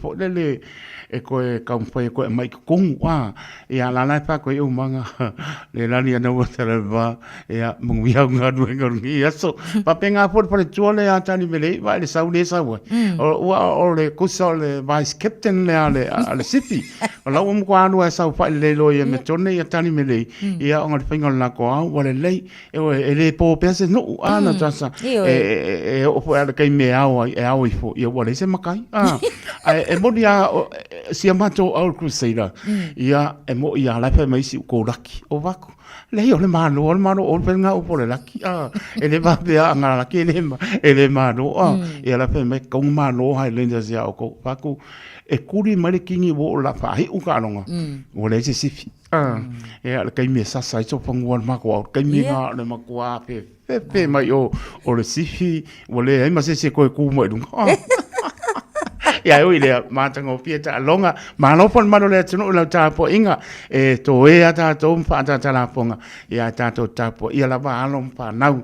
Ia ua po ilaro whaibai so sta alonga pa amunia le li. Ia along pānau. Ia mālo lava na tasa lau mai mō whatamani. Ia maise ele i whaporo TV sko ainga. Ea, ngā sekia. Ia, seki walanga leko koe ta alonga. Wanga whapero kalong muli a. Papetai, mālo lava papetai, paro le tunu. Ea, leo o tātou taimi se wabau tātou programe Think a Minute. Smai lau paponga Samoa. Just think a minute. It could change everything.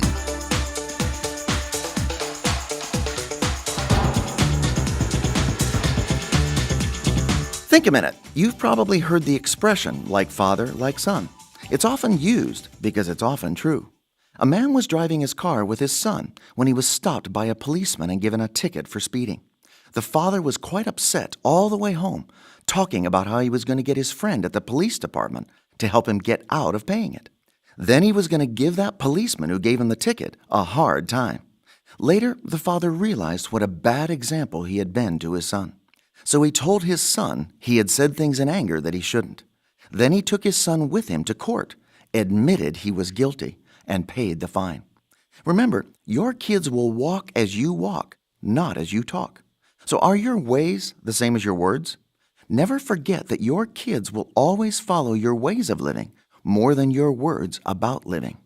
In another family on a Saturday night, a car went off the road killing the young man driving and seriously injuring his 17-year-old girlfriend. The girl's mother had worried all evening because she'd seen a bottle in the young man's pocket as they left the house. When the girl's parents got to the hospital, they learned that their daughter and her boyfriend had been drinking.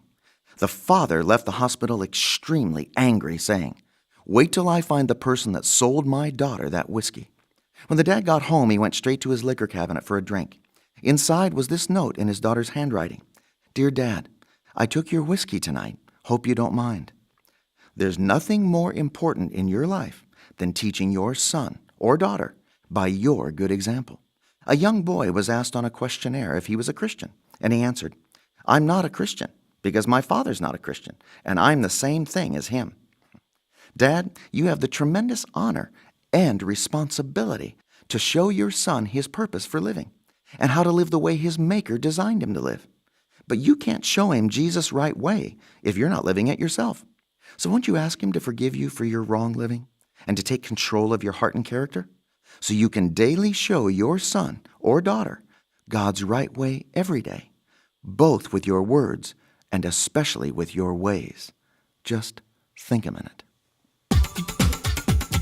If you'd like a free CD of our top 40 programs, write to us on the internet at www.thinkaminute.com and catch us tomorrow at this same time when we stop and think a minute.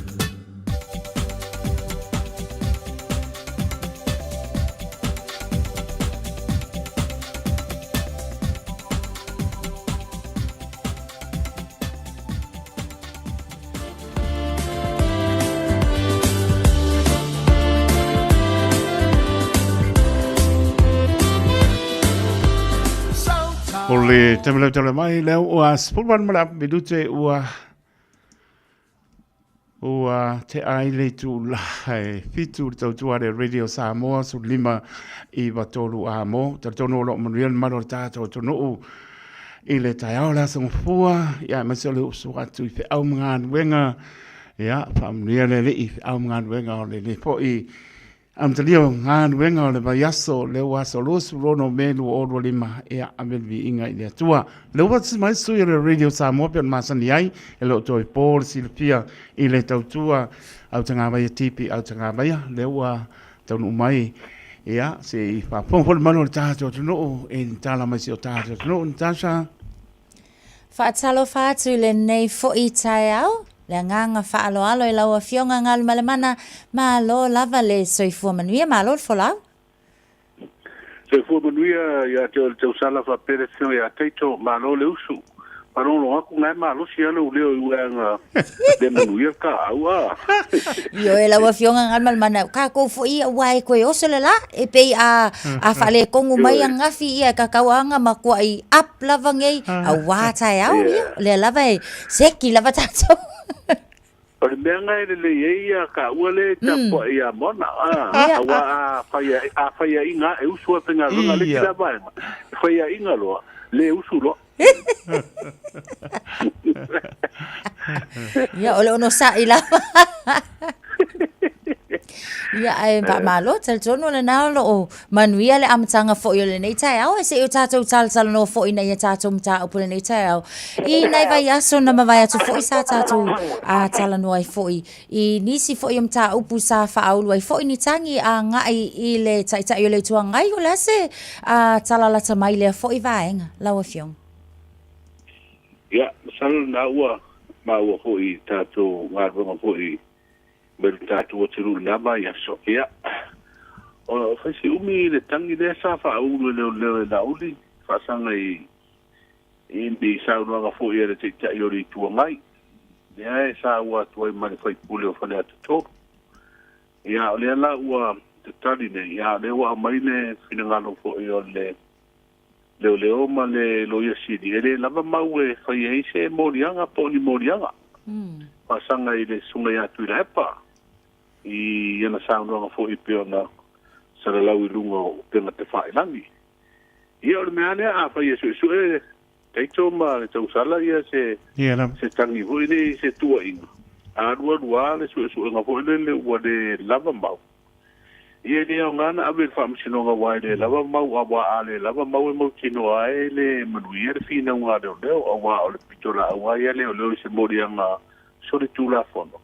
O le fina ua manu malo. Ia baba ia tūla I mau ia sawa o mai sa iri ringa le la. Ia o le taunu ungal na leo ia ia le mtau pula. Malo faftai. O nisi o vaenga fo ia e pei o alanga tupe mona I o tātou tangata nu e a mai se lava ia I lato o fai whaato anga. O loa fo ia o lea e awina atu I fafo. E mawhai lava fo ia na e whaalau I loa o a nisi tūlanga e tatau ona whaatāua. Mō le malama anga fo ia I lato o loo tāpena ina ia o loa ia e ave I fafo. O lea sa iene o onga le mtanga ruenga o whaatuanga le sa whaatino taru ai nei. E anga I tōru wala ia I la tau lea e ngā lulue le te pena ina o tātou loa o fuatau whaatuanga a me whafo. E matau mai fo I tātou talo lea watu.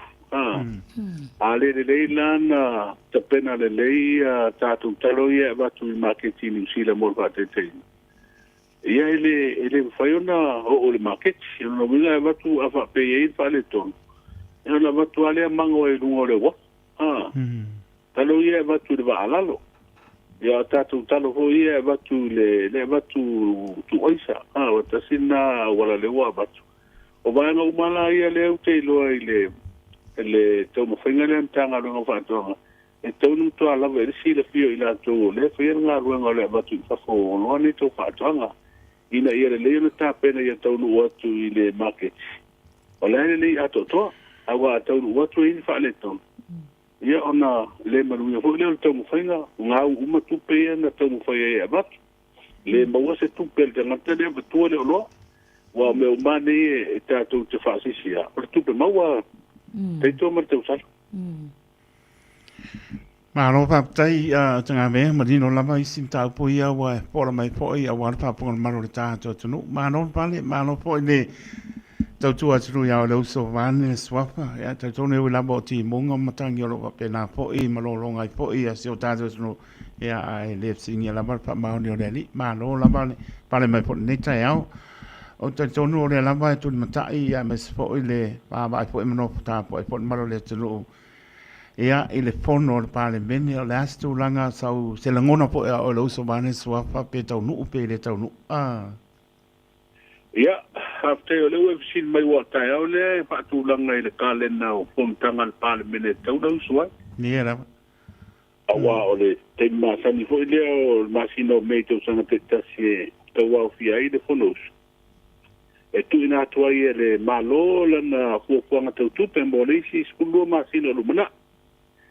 Ia le mata watu le kira ino ko ia te o le tua ngai ma se vai ngo tu stala lava yas. Le fa ilo mai ai le te le I o atu se longo mai le official form of talai. Il fono le ata ya o le longo tu ai le te wa fianga masani. O le so ho la wa le so fu ai so ma le so le tu po te wa fia. Ma tenia na te wa fia fo ile ia sui fai pule ho nei le lato maftanga ho nei pe ana pe ai ni tu la fon to wa fia be tu mo de on par mene so alo pule. Au le ia tu no mo le fono ao. Le o tiro wa vai tu fo e se fa se longa mai le official le fai lo tu se fono tu so le a tapenanga. Ia la tato mate tu pe a wai o le ai tele talare e feo I solo. Ia ta tele apoina fo ile tele o le ngasu le feo I solo se tato moti no le tele o le ale tu langa o ia le ta tonga fo nga wa tona ia le tala tu pe fa ta auto wa le mai e fa umor masina fo. Te usanga fa tu pe le fa nga solo le temle. E ulana ta auto le tala tu pe de taiao. Ia. Io na tolo ai leo le pare mene mo sfufa so fa tu ato e usu e va idi ma so ala pule le fufuanga tu tupe. Ia ele o mo mai vui se fina ngalo I le pare mia ma le tulanga pule nga fa tono po fea le ta oto ai. Ia se fufuanga o le hoe lau mulu ia solo ia tala o tauronto o e faile tatu fai ngā whiwhiringa I le palo ta tele.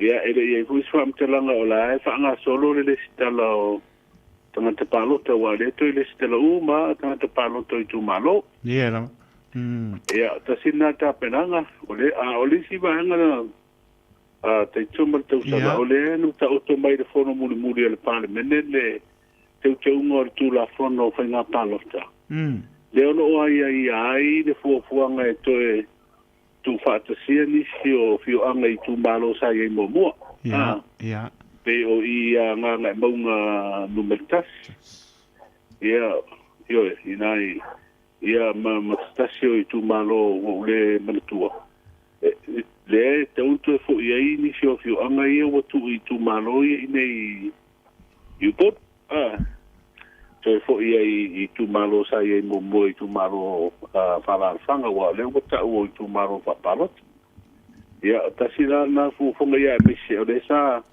por folai o le o atu le palota le so ai palota mai ia tatu o tunu u fa fo le stama ma tau to malanga mai nei ia la ta auto na fo nga le ho o le lopo tau u na ta pedanga pele ai ala tatu tali ma ai po le ane o le altu langa o ia le fo no par le fo mo le solusu fitu le so ta Mano, a sa no, lai fo ia, mana le lava wa long pa tu le lava manino fo ia pe ona toni matai fo e ta po inga na tunu lofu ono man lofu fitu ia pe ona sa no, ta le lofu wa unu la lava se tulanga o ia, ia ta to talo le li, pa tonu ina lon file mo me o ma tani le mi tonu. Ia on fia uma leo si o tātou tunu. Ia mori atu pa tai ne I tātou ma vai po a po in tātala amata po nei tai ao o na e anga eile pa I o ngā ruenga nesa marangang pa no alo tanga vai. O leo ua mai ngā ruenga na whatupe le malo New Zealand I le tau e 12 miliona. O le ngā ruenga leo le teringalu o le fioanga fui o lauli. Le tu malo le mai maunga. Ia tasi leo ngā ruenga le fo yo le sa au mai el so ni hermano Lucila o le ua ave se el fam sinonga maulunga ni sio ai inga pe o le sei le officio le leo ia matau fi fo ile tu o tatu tunu o te tai o le bang fa o le fa tu ile tu sa mo tasi wa pi fi fo le fontele malu le lava yaso ia ta fo e te beina tu langa le su te fono ma te fono o le kalesia o le kalesia fa tonga Cristiano Samoa o le ua sa fa ia le presidente fo o fa tonga ta longa ta tu tunu le sasno ia o le fa urunga fo le o ta longa si o me ma fa Samoa ile lau o le komiti fa fo o ta longa si o me ma fa le lavi ia kasi dia fa inga fi fo fa mo le vai aso le o fa no mai ia le fo o tu to tatou tonu i komiti whawhare. Maro, papatai leo mani no tatou tala mata foi o le nei foi mai aso ia to mo atu papatai te lava tanga vai pare mai ia me sport Silvia maro tatou no pai botoi ia manga no pai o vai aso ia pile mo le ni ai tatou pe la lo fie le saunia lo tatou ni mo tamnei ia mo atu mano paanga mana tasa mo o le uso a pe fo fa tu ma no falo mo le fo sio tatou no ai paso i foi ia ngar mana Ia, vase foi te toma te usala. Leanga o lea e wha marsia matula te ingo timu o mapa ma malolonga. Ia se yo le sorulu o matu seo te rengo te tau. Ia, va betai lava pa soi foi eu so. Soi foi. Ia, soi foi ia. Tai mi ran mai le wa apa tonu ale tu lai fitu no pa pon malo tato tu tani tu lai vanu ia una tato tanga a mai tato fa salon va pesinisi ia sauni mai lau bala mai le tato numero nau Silvia ia me sol tato i meli apio polinga ia madunga le YouTube teno tato a soifua. Being up to date with our COVID vaccinations is a way to take care of ourselves, our elders and loved ones. COVID is spread between people, which can affect us all in different ways, some more than others. To protect yourself from serious illness, a COVID jab is recommended for all people aged 50 years and over. It's free and can be given 6 months after receiving your last COVID vaccine or testing positive.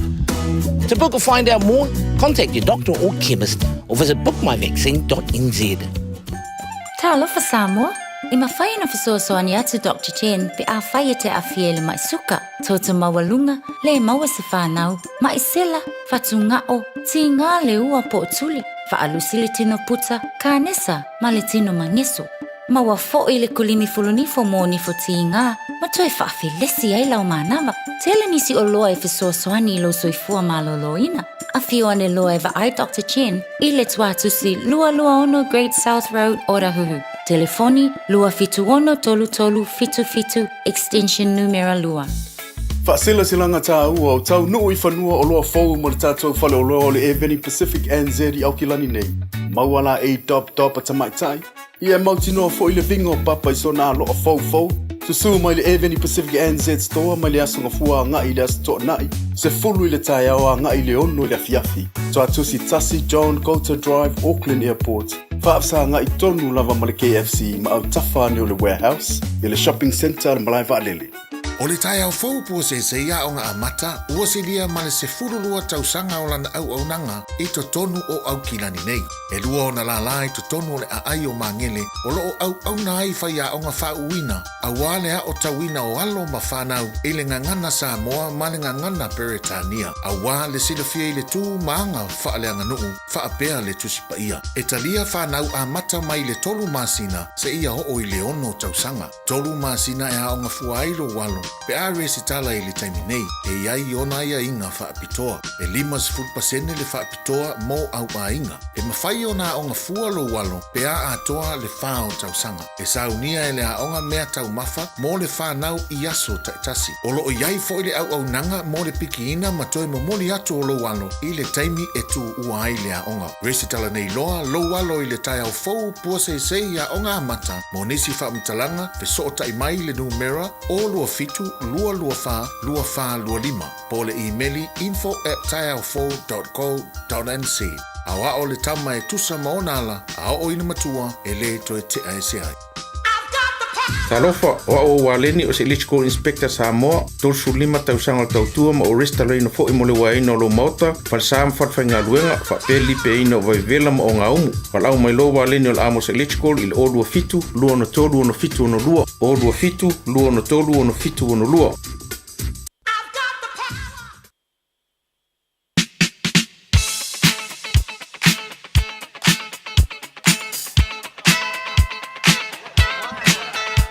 No mtara tato leina tolo pitu tasi 5 I vatolo no mra ia ai mas foli tato I meli namo Silvia.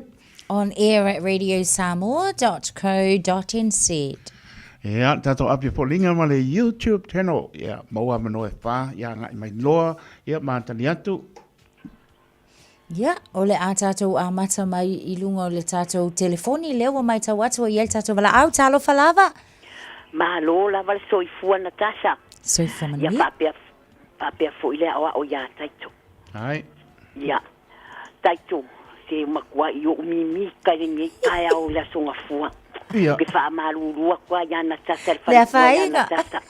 Ese de fe o ke ngofo mo kapu wa i ya au nanga o le sifia ya o ke le fa mawalunga ila au ese pa wale mea kapu wa i pe kapu wa ya fe po Ia. ya au ke fa fe kai le kai au ya o le vi ingale fo ile ali Ai, ia, mai le aso panga o lava ya ya au ala kurola fa manguyanga ya fa manguya ku si o nisi oi ya uskali ya sibi fa tai le lo fa le tua wa ya dia mailonga ko fulu male onga kausanga le nge yaso e win kako le kako ngo fo vala a le lo fa le tua le mavai le ya lo fa le tua ma to fa poponisia so stele o lo volanga ya e mai se foi le tau singa to tonu to ainga ya o lo fa anga nai avatu nei ni usila ya maulolo maluisa ya fa pe o ya grandchildren ya ma antinori ya antimoy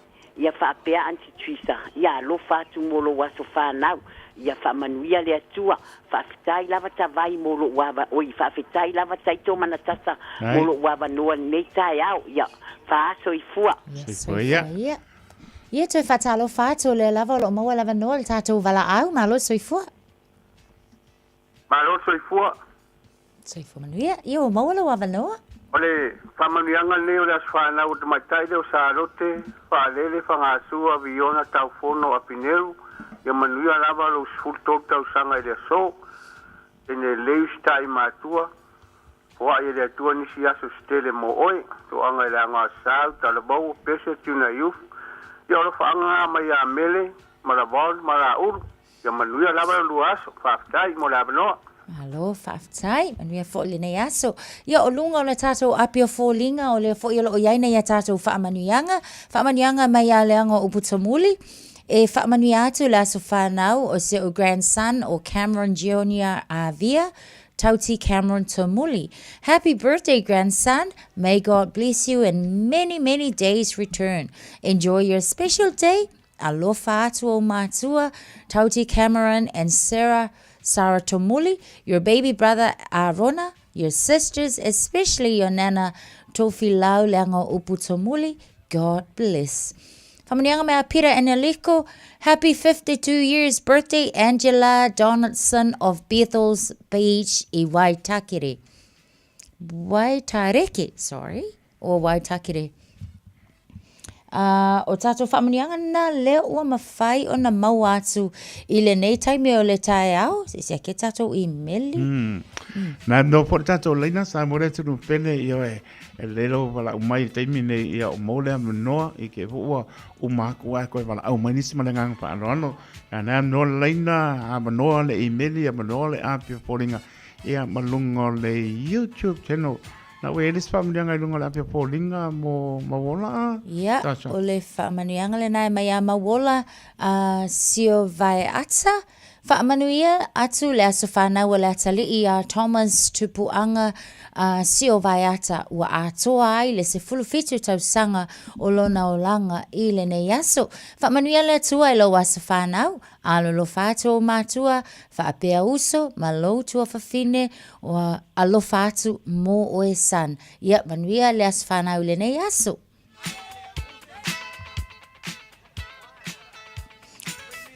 Ia, o te tani tonu. Wale emo marika moni pe uma lai whaile whaanonoanga. Le ongo le sifi a. Whaangalo. Sa maroro isa whaftai le umahu aku. Ia malo lango I le sifi. Ia pia foi ia le paritua ia tali melei. Ia whamela ua usu e avele puring. E maka ukia. Ia. Na lai whakali mele pai whia ause puringi ai aru avele au alisi. Maka ukia. Ia se toi sia ke ane a le loa ia la ta pena atu sta pese. Ngang parolo na tasha. Ia o lea ai a tonu wana o le paulia o tātou whaamanianga le o mawhai o na pa au mai nei taimi o tae ao ia ele se wangalo le ma ai ke malenga ha o whaamanuia toi ma whaafia atu o tau yo to wasa soifua ia le la o malvaenga le pese leo le lava ia e moli atu yo e moli atu o mato lo whaanga ia ma whaamanuianga i o tau wasa soifua le nei aso vi ia le atua ia wow lia fo ile nei tau sanga e whao popo le soifua ia ile nei tae au fo manu ia tele o tau wasa soifua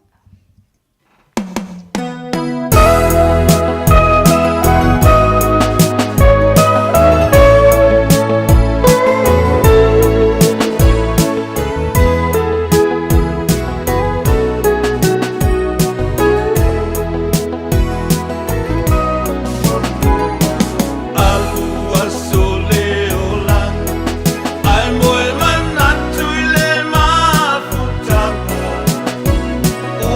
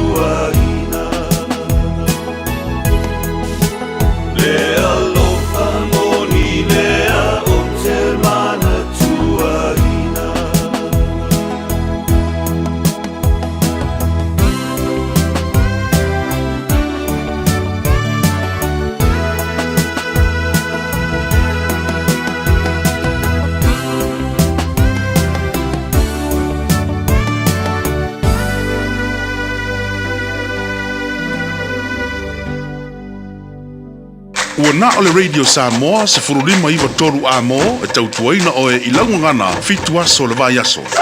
Mai mi tole mai su 5 minute ona tale o le tulai manu le tautua le Radio Samoa por klamer manu tau. Ia lo ma tautua atu foi ma le paritoe ana tasa stain foi fa mai po lan tautua.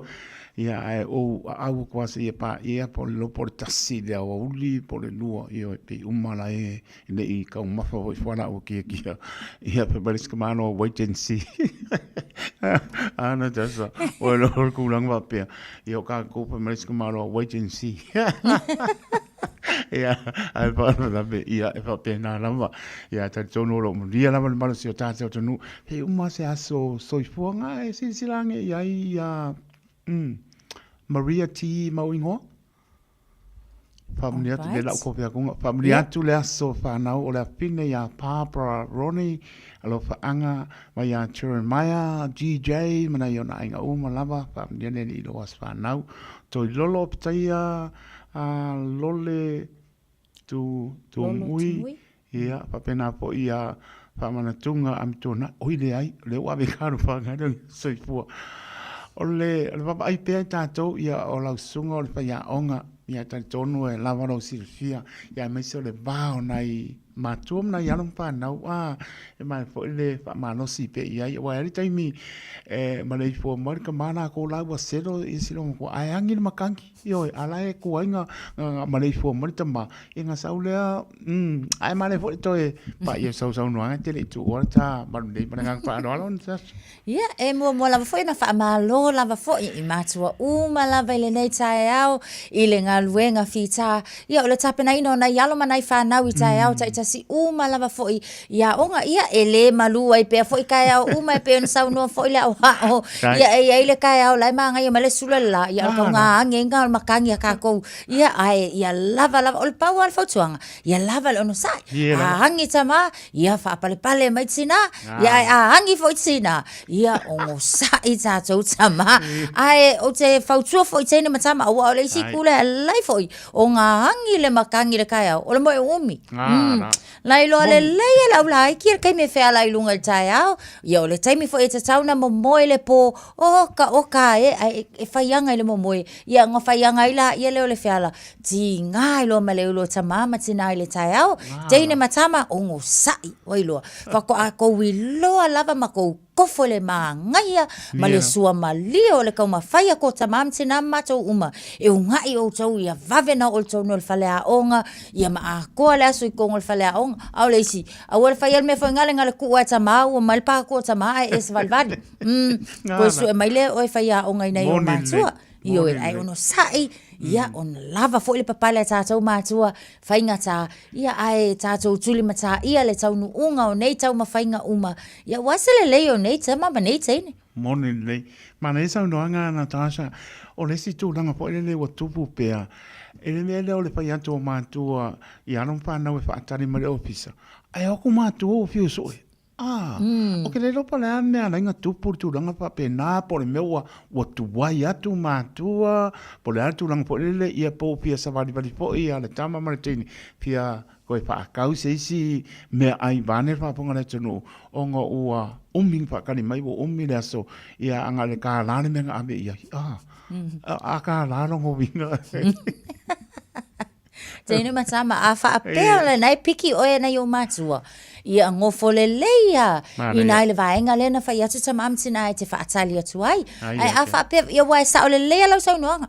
E o aku māku ala rua koe whai mai laka pi o le au. E le leia ala le su e atu o lai tu tonu lava le loto a. Ioe, ta alo laka mai i le nofanga le ke ilo e piki oe na yo mātua.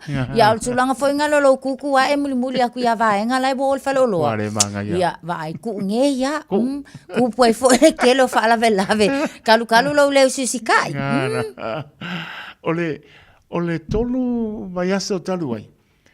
E na tupu mai le onga pe ale in the middle i Rowendale ke lo ai e po inga e whaponga i tamati te waru tau sanga ren kau piki ai pai mai le tala ko me kiki le waru tau sanga o le Pasifika le driver ai o mai vai aso len teni la po ko i loa i ngale ben i ngai Rowendale i manue le raku le o pia branch ro rongo winga toi pa manatu i matua e pai mai si oi e le por o kamala ko ku ai alu se i fea i singi po Brisbane se uma e o singi aluanga i Brisbane Melbourne se e kusa lea tama mana tene leo lenga i o walo au ke wape ku la po kam ai o pongi ngā le tene po le ia si la lai leo kau fosi le ngā kama ki ke baru tau sanga i ngā mai i Royandale School e abe kongo le ben wala ki la poko kama i ki wawen kamo e ako iska kanga sa bari mai o le si po i me mana ia na au kisa bari ko kasi na tasha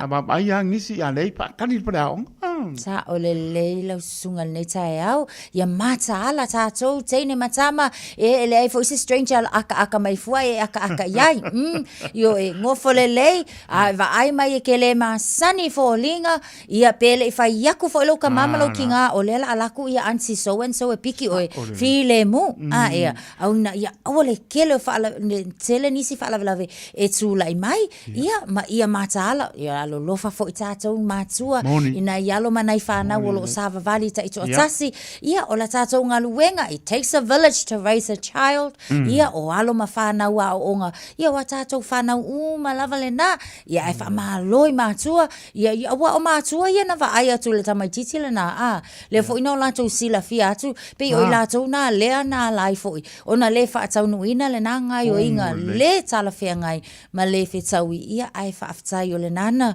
to e saunga le mu ia sina fo tamai titi o me sinu ta wala ua matai tu manu le manu la ua pasi ya la ua report mai se wa nga i si matua la uma na ya la le misi ai o manu le manu i Royandale Road se i fo ipe mo le ben le ya le tu langa pa ku ya la to ba ai le plate number le pa pela ba ngor kingo por ale lango mo le lanu al plate number le autu o me o manga su nga ia ia pe on patu ia Natasha ele maro le tunu o le matala ele pa tunu ino tanto uma matua ia e tu sa le ya lo waro tama mo waro tine ia tu sa le ba nga ia matu langa po ile nga ia ma lo la pa tai le wa to manu minute ia ko kai bingu ke ngo ole ka ko sumpa ai ma yo pe sele la pa ngolongo pe mai o ngana number tasi ia nga mo tamam tine ai mana tue o la onga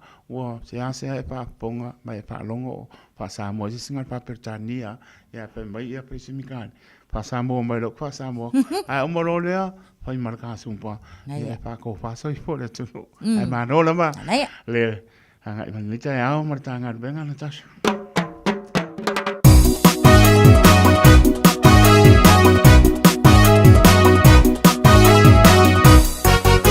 Bafo vonga mai se I pai tula utala. Na oni mana tu e avatu va utuana. Te mau belo fatu. La tanga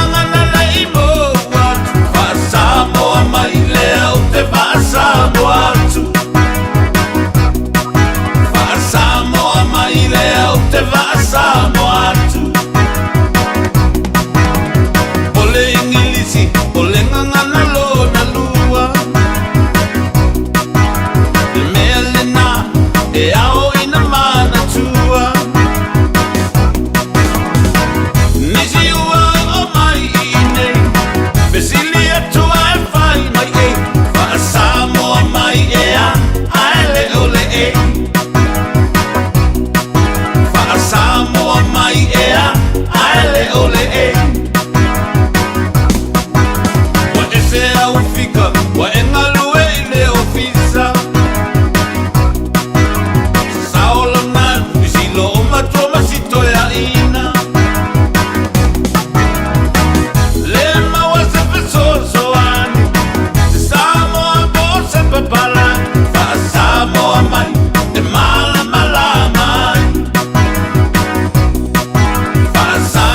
mai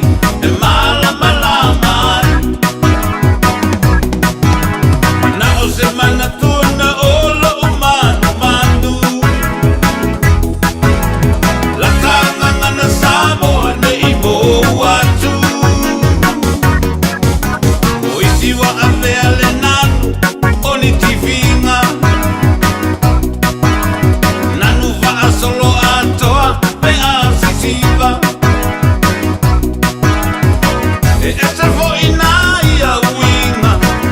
Ole nanu ai alu malima. Faasamo mai, wa mafatia talinga. Faasamo mai, wa mafatia talinga.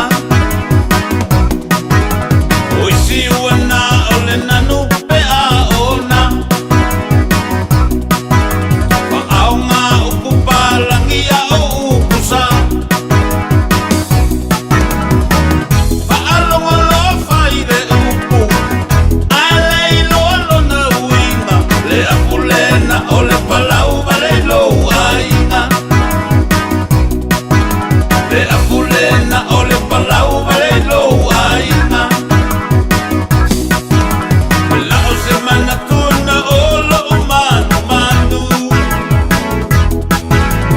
Latanga ngana sabo ne ibo watu. Leile nanu e faa ngatatau. Sanga male papalangi la uloa iai. Ai le fasa mo atu. Aya o mai lau nanu. Fasa mo mai ina ne inga lo atu. Fasa mo mai lea o te fasa mo atu.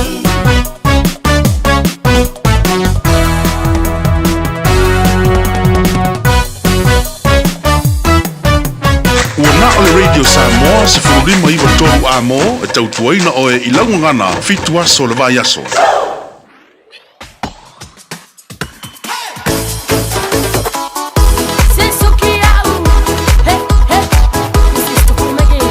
Wai uma mola ia lele langa jo lago ia malo rosi ko liki mai maso mole salo. Leke alu ye tango. Ya. Aya lunga. Yoi. Aka ya. Aya. Yoi. Atsa fe fia la sungkua. Lunga. Aya. Yo. Lunga. Aya. Ih, semua tua linai. Yoi. Yo.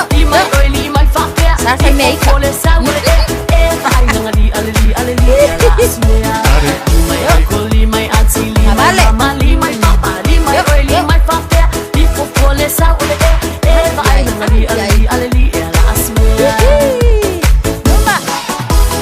Luma. Aya, sawi tua. Au kafa. Luma. Zon. Fa. Kasih. Zon.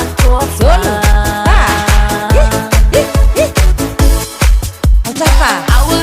Aya. Au walu kole. Alu ya kafa.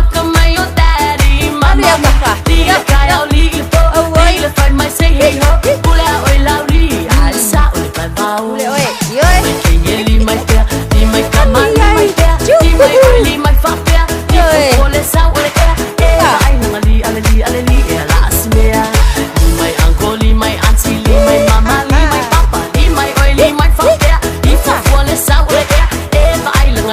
Aya, anu ye makau oi.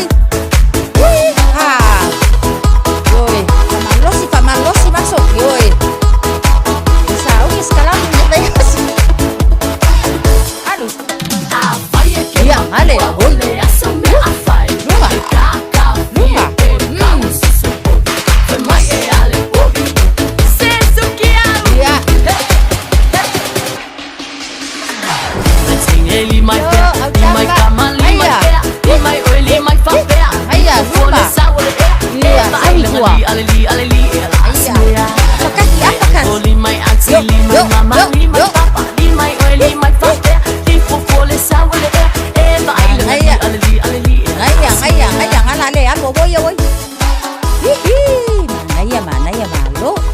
Lo lava fa malo losi mania tele le ne yaso to fa sui fua.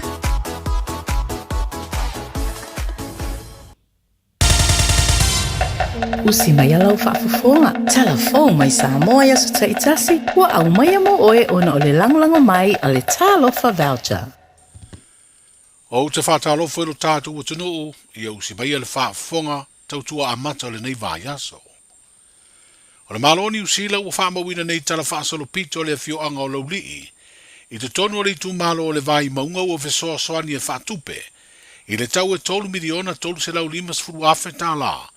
Le ngā luenga o le tali ngalu o lea fio anga. O se ngā luenga e le whaingo fie o na sa idi ai se fesoa soani e le tātou malo. E peo na whairoa e le fionga i a le niu vai niu teo. O ia o le sa o le nuu. Ina ua ia folosia le tala o le ngā luenga mai le amatanga. O le nei mta whanga le limas fultau sanga taruai. Sa avea mamalaya kapia o le nei no. Te loe limas fulmita le vaenga o sami rewa tanu mia o na si o le taima le matulanga o wa yele si tanga o le sami ne on po. Patino ina la i o nei ngā luenga i le tolus fultau sanga taruai le tan ngā mua sa whaia. Ia o lewa tau aga i atua le ise mea. Ia al newa te whina ngalo nu. Tau sanga ina ia fuafuanga nei wale to e whale i ole tan ngan nei. Ona e manu fo i le tar whatai nei o nofo ai nei nu. Ma mol sila fia. O tele ia vaenga o maota malawa e meise ia tu noa te tu lo fata se ma tu nga mau o tua a nei nu ua palanga ina o no malosi o sam a o lewa ato e nele sifuru tausanga sa matu sa valia aile ofisa o minister tarwai tausanga ina i mo le toi fausia ino le matu tanga ona a ele sto fa whainga maro tarwai le fionga ia tu le epa mare vaenga o le a whatau nuina le ngā wenga ia leo tatu i lotu langon tupu o le tūlai mai vaenga sa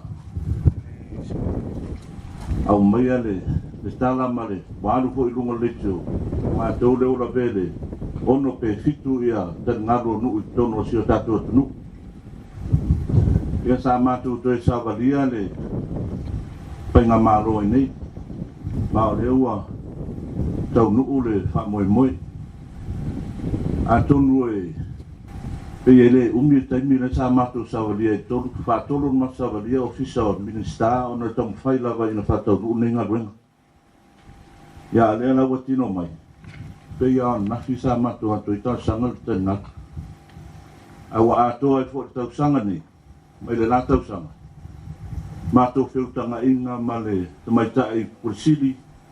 O le tanga ruenga le mena i a mese i a le au tusiata ia mai lato uma o le tanga ruenga le mena i whaftai tele lava o ngā ruenga hui whapene whaftai le tō wawa ai mai fo i le matou nau atu tamu whainga lava ina i a whaatino ni ngā ruenga moli foi whaftai le whionga le whaipule ia sulamana ia polo whionga tu leo pupu ia peo o ia lava sa tutulia ia tulanga umaina ia whaatino ma patau nuu nei fofuanga uma wale tan ngalo sio matau nuu ia ma eule alofa le tua whaftai le tua ilan tau singa mna puipuinga leo a maru puipuia ia o tamalawa wa molsira fia paupenga matau nuu sa iai Yona poia, a fio mai a whangori. O mea tonu ane tau whangori. O ia ro no foi ali o nu. Mai, whaftai le tua wae. O le pine lea o le. O nei sa i eile whaisasa rotu mai le nei nu. Te whakasa. Tau sanga mo vai o te roa, rua se lau tau sanga taruai. Lea lava o iei ia tulanga ai o le. Persa mo mua ninu ona sa talo nu ina ia tau fia ia lava i pa mai i fatio ngadu awana i yo o mai i lepo ona man sa o ninu sa nga i mai ma i ko sa rotu mai tanga to ninu le fio nga le niu vai niu teo o le sa o le fio angolo li o le minstam tanga ruenga o puna oa whaare natura ma si o manga na avea masui o le tātou malo e tāla tala nisi o tāpenanga, na whaatino a o le i fausia le taringaru, i le fisoa swani o le malo New Zealand. O le nei ngā venga sa whaatupina e le malo New Zealand, e ta wala mai i le tātou whainga pāanga o le Samoa Climate Finance Partnership. Lea ofiso sani tele ai le whaangaso longa, o por kalami le malo, mo le puipuia o ngā taifale o nuku, ma anga mai a fianga o swing o le tau.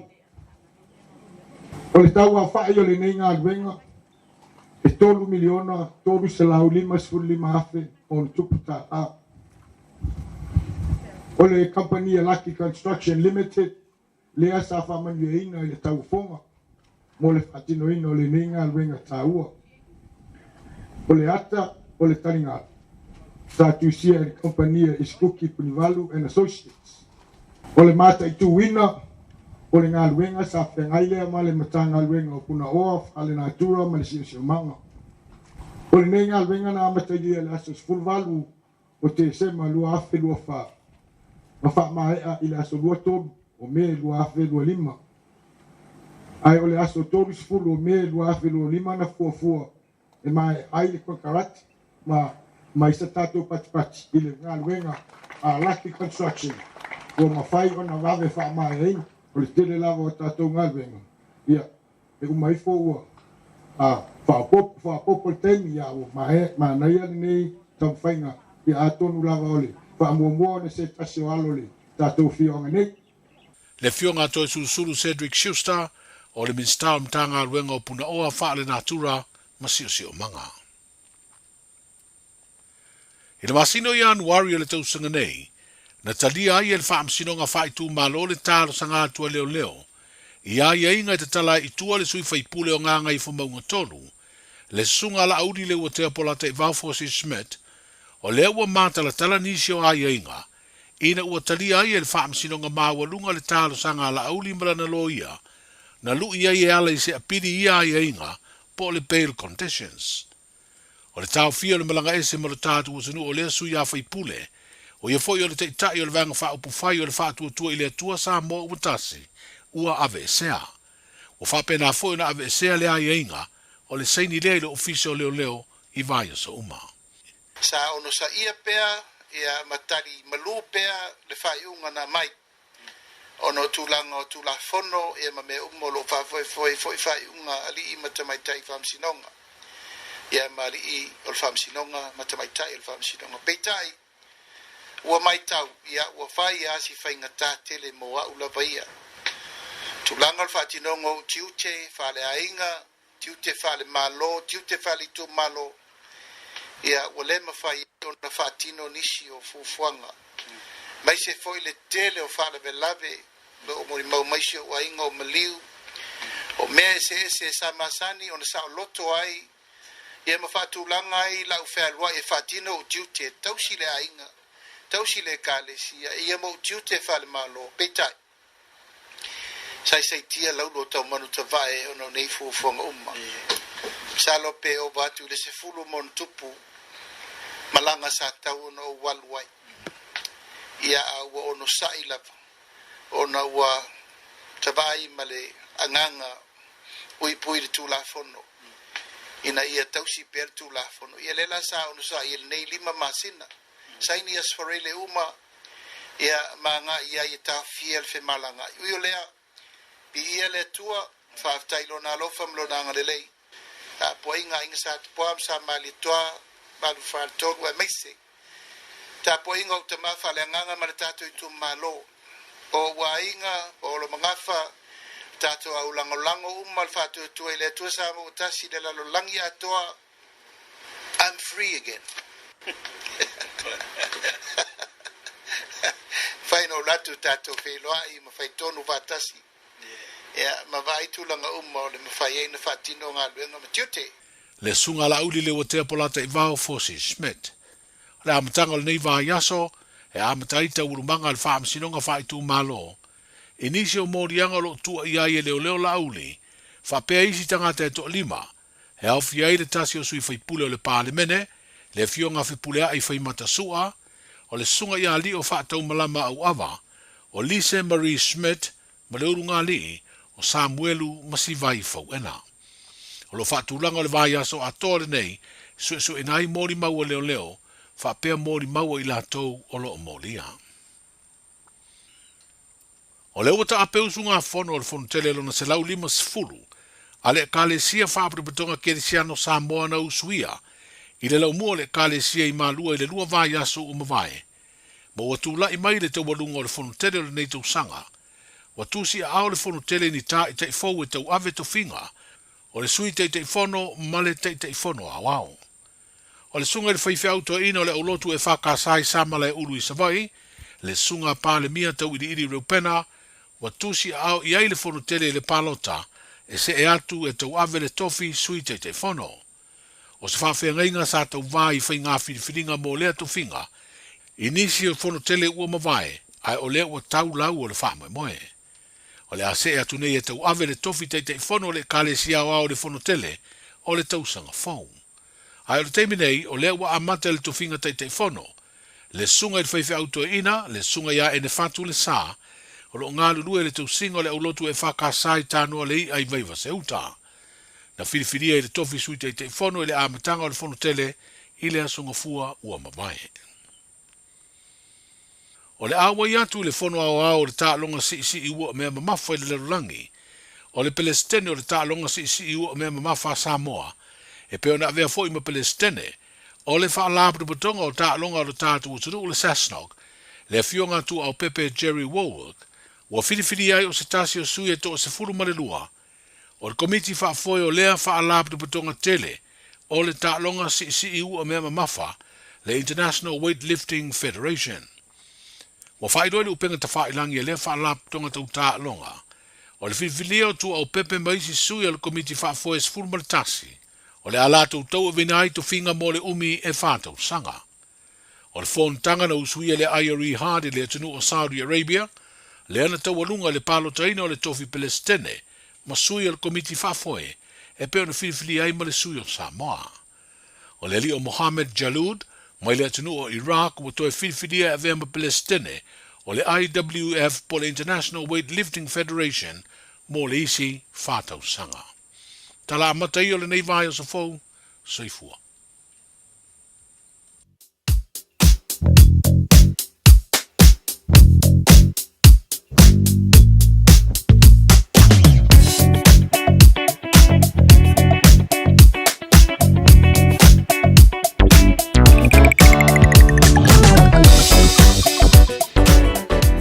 Pongor maro le turu i tātou tala a mata po nei tai o la sangapua la so lua wono me lua o lua lima tautou mai au tanga mai a tipi au tanga mai a whamoe moe le tula spuru lua au inatu rona lua ia ma le fitu le fiafi au inatu muli muli pe apa ia misi le malu misi su lua pasi muli muli aru ko a mua ia le fitu au inatu muli muli ia tātou tala nai pe on whaponga i nei tai au sa venga i lungo le awala. Mai tai North Shore paisin mafa ma le traffic mai Constellation Drive nga i lungo le lau papa o se painga pot ina nga i Devonport Ferry o lau umakua po loka sau i lunga nga i tōta Pace Water. E le lama pai mani o si le fiel mano tātua tunu a pai po nesi wa piki o la tō sāma i ngā le Devonport Ferry. Ia ale na ua no palesa tu ia ma ia le lama pai mani anga e tu i takapuna Hurstmere Road pasi mai ia le mautanga ngase i North Shore paisis lower traffic as bai ngai pekonet mo ne wa road tanga lunga lo papa o le tu langa na iai sautai Albany mai no hapa ia o matua poloka le traffic pai mani mai e o malama i pai nga venga ia ale saunga le mo mo nga pa lolo sa venga tau langa Victoria Park nga i lunga le lo papa ia le tu langa na lo iai ia le lava pai mani ma mapa le traffic college share nga i tuotatu i Heron Bay Devils Road ia nga i tui Westmere ia usi pia maro tato no ha ben hoi pon sampi road nga i Newton Road so le kan mapa le traffic o sa venga kuna ni sipo mai Lincoln Road nga i Henderson nga i lunga Glendin Runabout nga i atu i Waikumete Cemetery ia ele yo tai mase singa ia pasa o mai i Lynn Moore ia atu nga i Tiverton Road nga i New Windsor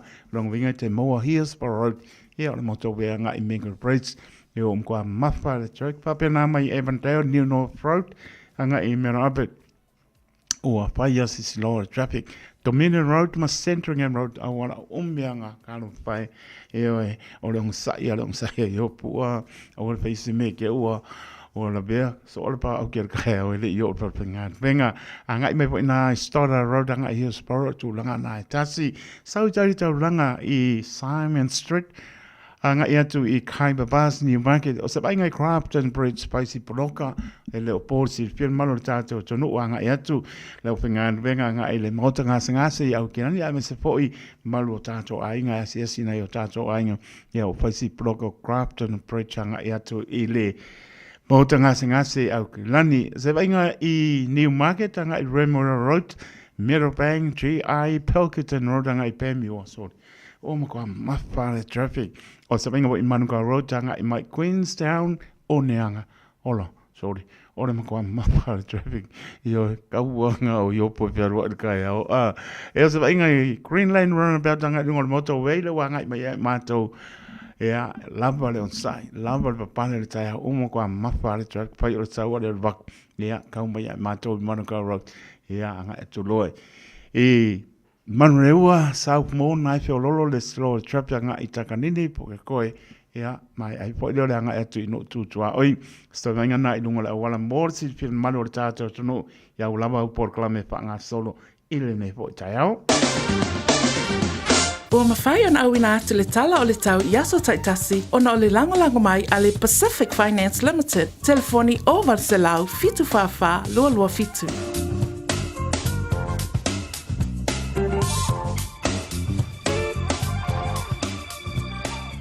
O se te venga tana tau mo se fir mano tato no ro to mar ver pa moina o kilani lua se polu le pana lo yai sabiri ang mai sau te se polo au ofa mal mor mai ya pe ya pole lo nganu pa fua le fati ya le lama matala lungo le ala nga ya tu fot penga benga saunga le mo de lo fo de li sulfa le manu lu le po ana nei sulfa ya sabiri lo tu mo mai sau te se polo o le vainga moa tai aula so lua winga po nāru tau ea le mai pa uti munga au awa fōi o le bela wha mawina lua sulu fo le maulunga ro iai ea malona manu le fiape sulu malwha o winga po nāru tau lo ngā tono le vai aso I le aso lulu lua se pulu le bela wha mawina ea malona manu le fiape sulu malwha pa uti munga au awa fōi ia le o ngā tono le vai aso whatalofa si o tātou a juno o I Samoa ea taritono o lo tu maupea ia winga pale tono le tauro pa uti munga pa tiri e mo le wila mana tua e lau talo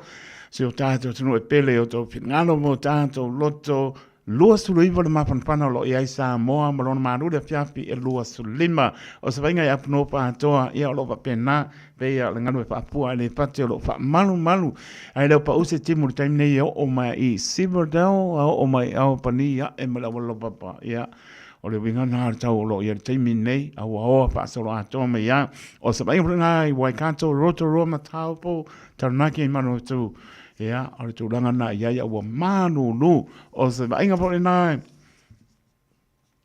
I nga atu pe plenty Ken Country Kisport Moxville la mo wan toni ia lo mafati monga wa Rappan Palms the North Maybe amazing tauranga kele le apu pulo le pea ma le apu ia nga ea tu I Christchurch mona no tu tua kuseila se o wana o se kaimpe I miriaku o ko se kaimi ia o sa venga na tala le tau ia a mesfosi o taha to tuno o Samoa e pele o to pingano e manatua le tatano Ua loa le tautua le Pacific Finance I no ngā tupe mo so se wha moe moe. Ma liu, whai puiponga, aso whanau, sa whai whai ngā balolonga, ma so se wha lawe. Apa laine lo le pacificfinance.co.nz. Pea bala au le oval se lau fitu whawha, lua fitu. E talo sanga sauna no ngā tupe I le bao le 5 se lau tala, ma le lua se furu hawhi tala. E lua minute whai lau talo sanga online, www.pacificfinance.co.nz. Ai tasi le tu lai whatali e se tali. E iai, ai inga whabitoa. Bala au lo le Pacific Finance Limited ile oval se lau fitu whawha lua fitu. Oval se lau fitu whawha lua fitu.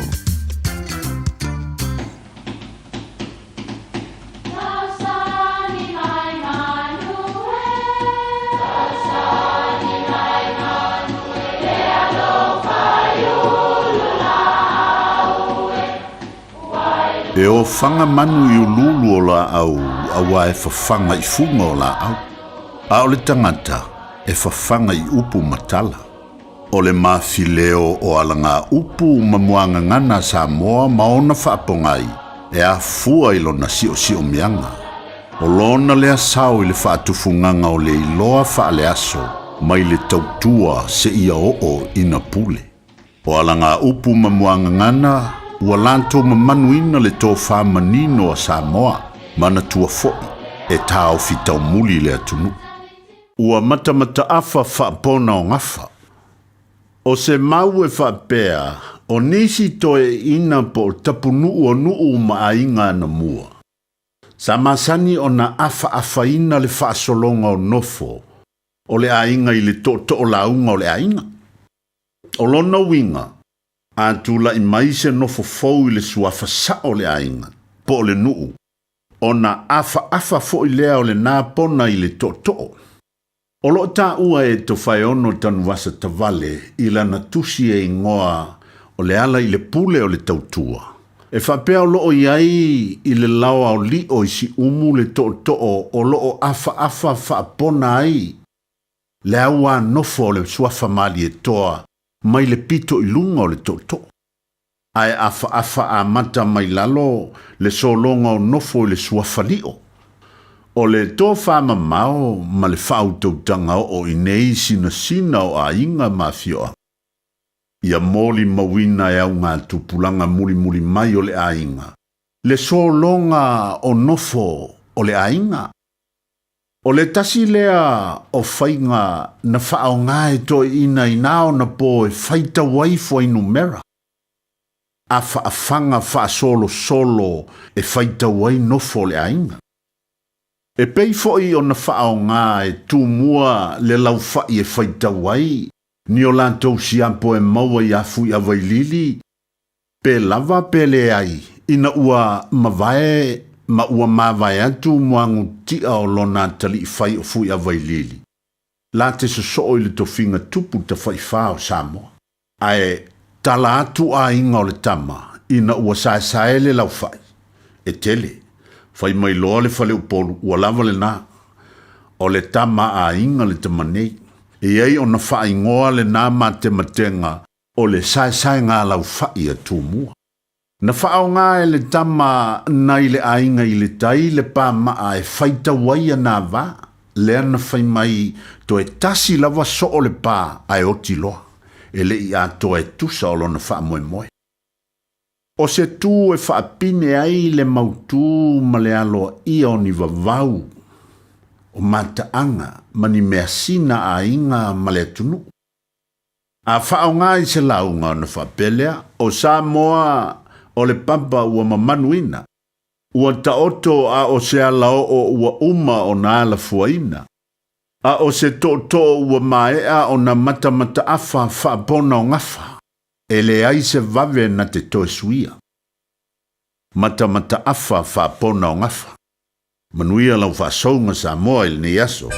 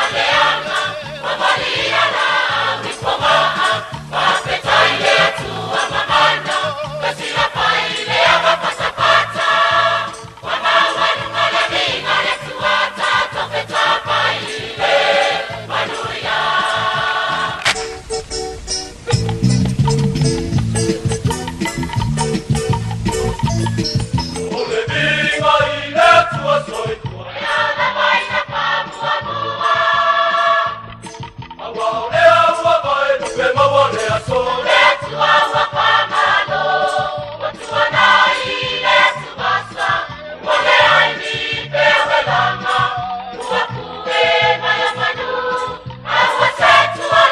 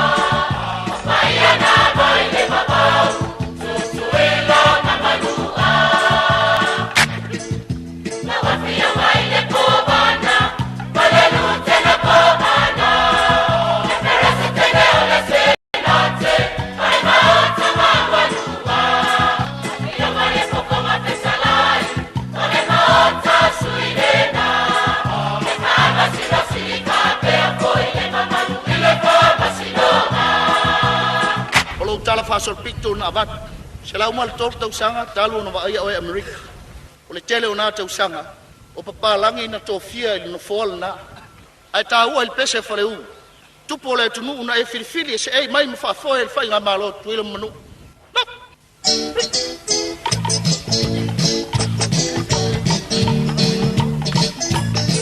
Oi pata ni kono mane ole uruai sako.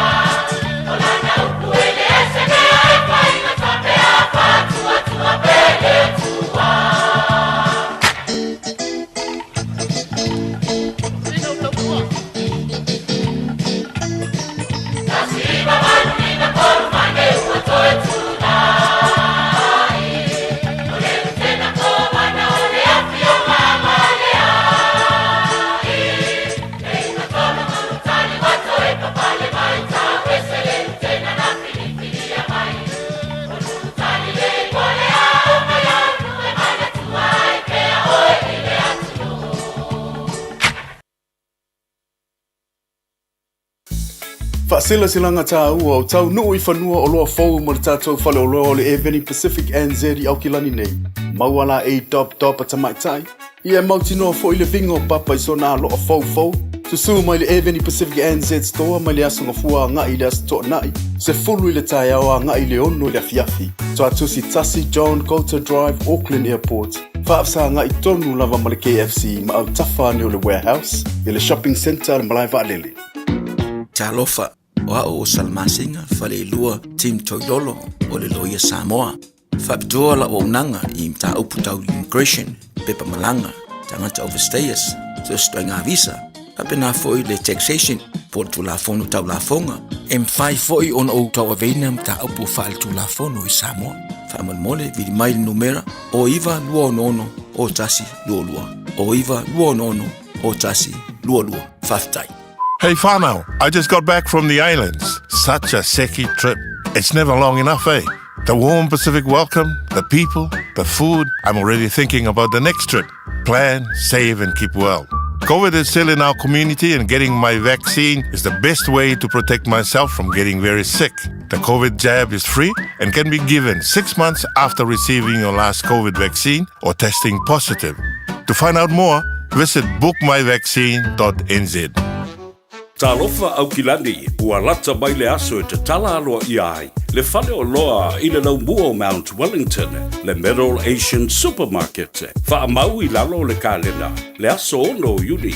Susu mai, ma au maita maiti mo whaafiafianga wha pēr fo I le face paint, ale whanau I lea lava aso. Tele mano ano ai, o whaapitoa I tutonu o le fale o loa. Tala I atu le tala iau a inga mawo, o na tātou whaatasi lea. I le tuatusi, 5 tasi iwa Ellerslie Panmure Highway, Mount Wellington.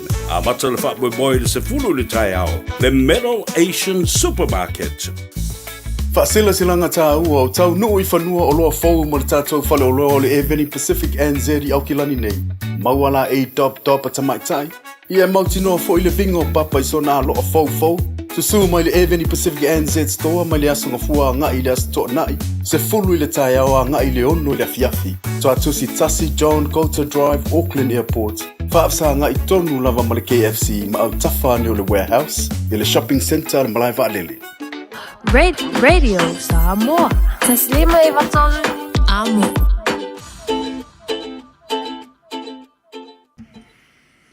Taimi tole mai leo ua losu baru biru te o na tā leo le tulai pa biru te na to stau tua ia al por kame masani e fo malo malo sa tini ia le uso bane pa ia malo tu mon bao siki a shu le o tau nu mai ia le toi tau pa iloina lungo fonga tia le uso bane ona pa ia mon manu no falsa tu ia ma na tau tua ia mas fo malo tu langa i tu la fono ina ia mo pe ta ton ma bra duma ea, le nganga wha loalo, whatalo whatu, e lau sunga sa tini tu mwao, siki a shiu, ma no le usu, ma no fōringa lua, tau tua tunu, te tonu, manuia o lua man no whalo, ea mes fōringa aduenga, o lo tau tua maro le tunu, whatalo whatu? Ia, sa fō manuia na ni tai au lo, whiunga teito whape, fōri tātu walis whasalala na ni tai au, e fōri ni tai au mātu tango whiela, mtainga na ni vai aso i whawhela, e toile pa i rasi lasi o tātu tunu, Mesa lava un pa ia le tua so lava se fata faita langa lo me tata por kalame fa o no ia wa se mario lo tata tunu ia mesa foi tata panga mas ni nei tai au e tata nunga sa mo tata tunu se weekend fifi ma se weekend man ia mesa lo fio tai to ma tua ia talo fa ia ba lole a wasa mai marulu tal tonu o masani ile tau marulu mar tau mafana wa kini anga la kiki bane o pa ia mo manu ba ngia marulu ko ia ma se ia tasi me o le to wa a pitola o le marulu 24/7 la auto training wo ka o ko le ya ngai ko ngai pa ko le nginga ia ngora ko pa ko le nginga ba ngai sa vali o mai nga ia marka mo ka sanga o marka mo eso ia o le uso ia tu pa samile o lo lo malanga tu Samoa ona o le ana a fai langi fo lo ngasi ona tu asion tomato fa tu pa sami vai esi ia lana fai malanga tu le asafaroin se vai atu nei le na lango mau lesto na ia perfile muma fa mo senga le tu e siuso male ainga ia te tu lunga stai no la tala mai tato tu e felo ia vi ngai mo lunga le tu allo mo per mano se siuso male ainga tai tai mato felo ai vane por fa pone tu o male uso vane malo ya sa vani pe o ma nga sa tu pa tasi mato sa ninga o penga tau longa me ia mat felo ai mala uso ia ma ave po fa malo ma fa tai ia ma o patalo fe ai fo ia me sora nga duenga lo to pi tai tungai mano e a male le weekend ia me se do tato mo le vai le aso mo ne vai aso tu mo va tai to fasi pi se le weekend vai e ni se fu fanga o le no tiro atu i ni si fo io me na tupu le weekend i tona vi on tanga luenga le ti emba mai fai la vasi tilo fa la ia fa la ve masani le tupu ia so uma tai to man fa fonga le tunu ia e mo ila fo ila o lo sa le manu ma sui fo ita ia e le ia la vasi sui no tanga te so nga tu la fono ia al me fa tai ai ia mo pe telo tato tu uri file mo o tele a fa fita uri le tava to le weekend ne sanse vai to nei ia ele o a fie to tele ni show tato tu ia ai pisi masani fo yo lo tali vala o mai show tato tu ia o le text po le video mai foi ia e fa maru what a vai fo le kadia riskai e o wal vala what i siaso ele uma tai ana nei tai uma ko fa solo ia la disco le weekend a tai malo pa tai moni lama e le au no lama pa na lave a mai se o tu langa le ai le ngoi le we online tai nei o mo ka kia lama ia mai se o tele pe fale ai mai mo fo le mola me pone le na va e tu mai pa le weekend ia la o te ia o te puni a to ale mo i me pone ona o le kengi nga sa pa ia mai se o le o atu ma mea maka ukia. Ia, fo lele e matautia i le baba aia a lo tātou tunu. E maisa o isi o ngana i le baba aia o waku anga ese tu lore maro le tunu. E maisa e le ta ua mainila o malosi. A pe maina o anga ese na sa bevesia ina. Ia, wasile a lor ka punga le saonga le mu. A pa la mela, wale tu sa la marfa moe moe o pisinisi sa tu le matai fo le na weekend. O e pe ia le weekend le asu e la to tu pe a tu manu mau. Aura leila o whiunga taitu. o la fu tilo atu le taimile nei wale na Australia wale na o titele a lo tupu fu isa mole fa fita au wa fisito tele le nga o le taimile nei ai o le fala bela be we taito male pole ngon tanga lena o fa nga ina a penga ma lo sima ma la au ma lo si e fa tino yeso nga tu la fon o le foto nga la bela ia tanga lena fa mo le tato tu e te tau na siri to mo lo sa nga le mo ai e tele i faia se ngā luenga fisosoni, o se ngā luenga lo fai tau fia i le vaenga o le mato fautuanga. O le tas yanu maratona vina mtanga luenga leo. A faia ke si la fia, o lava le toma ia te oe fa atino i se ngā luenga ina ia pui pui ai, faia mali saunga le mu. O vaenga pitu si yan taua. O vai toe maua o loa, e toe fa ale leia me o fa leanga ina. ai ama mau soifua o le ngale o le tunu o yo mtanga ngale o leo o le na va ai le weekend fa si tele o tatu tabani ngoi fa si tele o tatu fale fo io tale peina o tele ia ai o nisi fo tabale le fa tu mtanga ngale o leo o lo mau le vana au ma lo sima fo la fa saina o lo no wi ia o lo fa tu pula ia la va ia so linga tu la fo no lo tu pu te minne ia mana tu la o nisi o la au malosi nei o nisi o au pinga e ono whaonga ina i osfa inga i e sa tona nga whata o la whautuanga wha mono mole a whai e so whalolo a kupu me whapea pa vika pumi whalolo se umana ki lia le lei ma whasaunga no usaunga le mu ia o whatu a toi te tala le o le vaenga le a o lo usaunga le mu sa moa o le vaenga le la walunga i e si sila ntanga lunga le lo male maro Ole tulanga a po lele ia ne I se atu langa ia tole pesili te tonu la malo se fie tulanga po lele wa tupu e mole ole tulinga taimi o ta bale po e ngaui ai la bea ta bale le stanga ta mali wa ta bale le la se po lele mane po le o ia la sa no ngata te le tau ma vai ai wa tupu mo po ina tupu po le toru tau sanga ta wai le na mali li wa po to lua ona o fe tau marta le e pa me o le tuli atu tangata na o mana tua e ai vai ngolo tu la fono e te tau na fa mali e ina ai faia se filinga al tanga luenga le akuri ka vale le tulo a failo wo ye le mafo fo tanga luenga le wala fa ma wa lava le to mai lo ya I te tau no fa ngai le wala le o tuli lo le mana tu samoa e fu na tanga luenga le ngo so nga tu la fono e te tau no tuli na e te vale pa wa le o fo tu anga fa mon moli e ya le taimi e fa longo toile mtanga e le tunu o lo e mai sai lingi mai o lo mai fo ka pele le o la o fa tu anga fa mon e le ia lo fa ka fa le au ta fa tu leva no e mtanga luenga le se ni na ile ta vale le emra tu fo la samo ai se vai nga fa pepe nei ta o te to la ve ai se ta vale le tunu ia mo manua pele mangua pe malu wai foi e fai aso su engan tanga lunga le lo male malo mal fam sino ele ngata I leo na tulina ta vale o le mafu anga o le tonu le mafu anga na le na tupu fala me o no wingala ele se vanga fa pe ala via ka vale ale la utele nganga lunga le lo ngale fedon su enga le o le tele yo su enga fai en tanga lunga le lo la vaia male malo e fa mautino na fa mariina vai ngor tu la fonu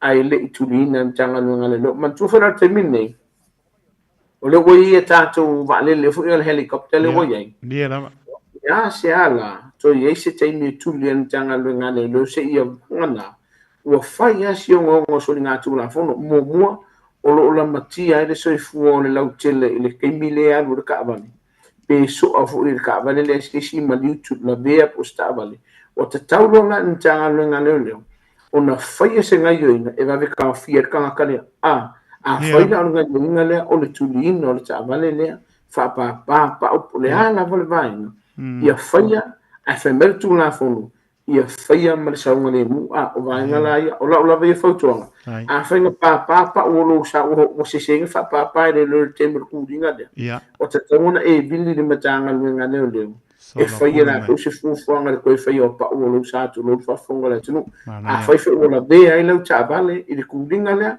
wat ta wona tala no mtanga le le o le asef so o ani awala ta wona fai ina ye fo ye vanga le a fai o nga insure sa sa mo e le se me ke pole o inga la e se ta o yo le insure fai insure lo sa o wa fa na fiso ta il company insure le tanga luenga le fai le fitu na ina nga lo wa wa ave no sa me fai e fai fu vanga le o so sa ni tu le ta tu o si fa tu anga tu le a fai go so nga o ka vale le no manga ala ai le o ye fa la ve o fa mon o le aka le stalo numero taba ni kanga luenga le yo e le fa apea o leo mo so ngo le ma fo fa wile e te tawa ona ye vai ngo le tula fono e te tawa no ye tula fono la wala e ye le vai ngan tanga luenga le o la kuli se ngal luenga fo le fa fo se ai ye vai nga le no le fa nga ina ia sai ni ma vai nga la o fa tuanga a fikire mo kingo ai va ko sa kele pu o me melole ai fai so pi kin tanga nga ne di po ti vai nga te ma pa tai ta noa tu mo va le o ma ni no tu langa mai se al pisi no pisi le ta no mai po inisi nga lo te last time lenka pe tanga ia ma no pa tai do ma ni no ma ta le vai ne isi se me to pia sau noi po impa ma no se po ma no ta tu no ai ma lo la ba le pa le mai ia ma pa noi no tai mi tu mo ba pa ti tele la ma la pot ma tu fa mo le nei tai le molina o alo fa na ula onga leo fai si malulu ia le leila e o fana o se vai tu no ia o le si vai nga mo moli fana u mo tato fale a onga fa mo moli e te tau na istanga te mutu fa mo tino le lo sa ngole mu fana fu si pau ona fota avale le fana o te tau na fai le e tu sai ma tu la fono e te tau na yese ma tu o su 5 minuti ai le tu ola onga pikina le fana fa mo moli ai a fai la sa va vali le fana u le a onga po le fale fo ave se fautua ngal fa na wole tonta no se tasila tu tele masani ai ono lo fa ya sto tele au ami o fa de ko lo fa ya la tu ta vale ina ye tam fa ye fa se ta me ti fa tu po ni se solinga tu la fono a fa ye tu se me fa pe lo fautua ngal fa na alu le a ko se fa le se ainga pe le masani alu le a tu ima fa mo le bilin tanga ngal lo ne ta ta tu numero masani taito tasira numero le bilen tanga nwenga le lo ise fa la fa fo se lo tu pu te mine ne lo wa fa ina ai ye meto tino e la matia sa ngole mu mar so fu tasi o limor tato numero le numero telefoni por penga te fa langi fa ye sa li poti pete tara no al tanga nwenga ni le ni sho fa fita ulima o mata ai le ni fa la fa fo se mo do tasi o valu fa iva o numero to o na mo so ani mo la ngana ya me se ia o lawa ya tau na fa nga ina ne tu ia ina ne ia vai tau to sanga lo tatu e fa mele tu yo foi valo ne tau o filma taito no fa tu no fo ano fa mele tu sa mo yo fu fong ne yaso mo se vai aso fifia mo se vai aso mo mele no fo le tu fa mangalo lo ona se u sala ila fa fonga po sanga fo ole tau tamari ila sila so i fu ma i moni e tato filo advice fo to moni pa mano pa tai mano so no ya mai se ole wa long pa suila lava manino ni si omta opo awale lu mo na yo tato ainga pa mnia le nga venga lo pa tu mano fo ano ya mai se au so pui le lo to so i fu mo nga venga stai me luma ola tato fe do ya pa so i fu mo ne taimi tu mo va ola pa tu ya so i fu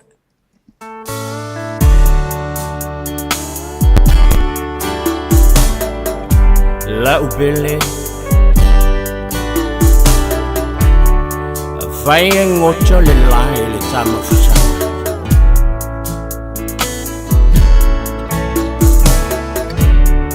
oje jojo se lili sama yo batafa e fai le mabai o le alofa Afai ai mucho Lene olanga Ya eilo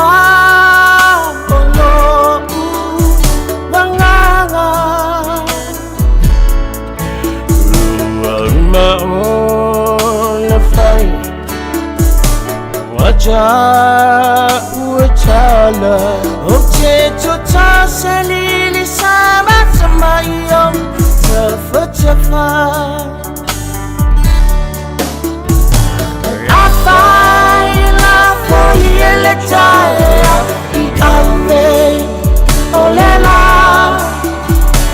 Nama chala lona funga Wa ulena Maleshinga shinga mau eya Teaya so uma Depois maleo leo Maoi a utofa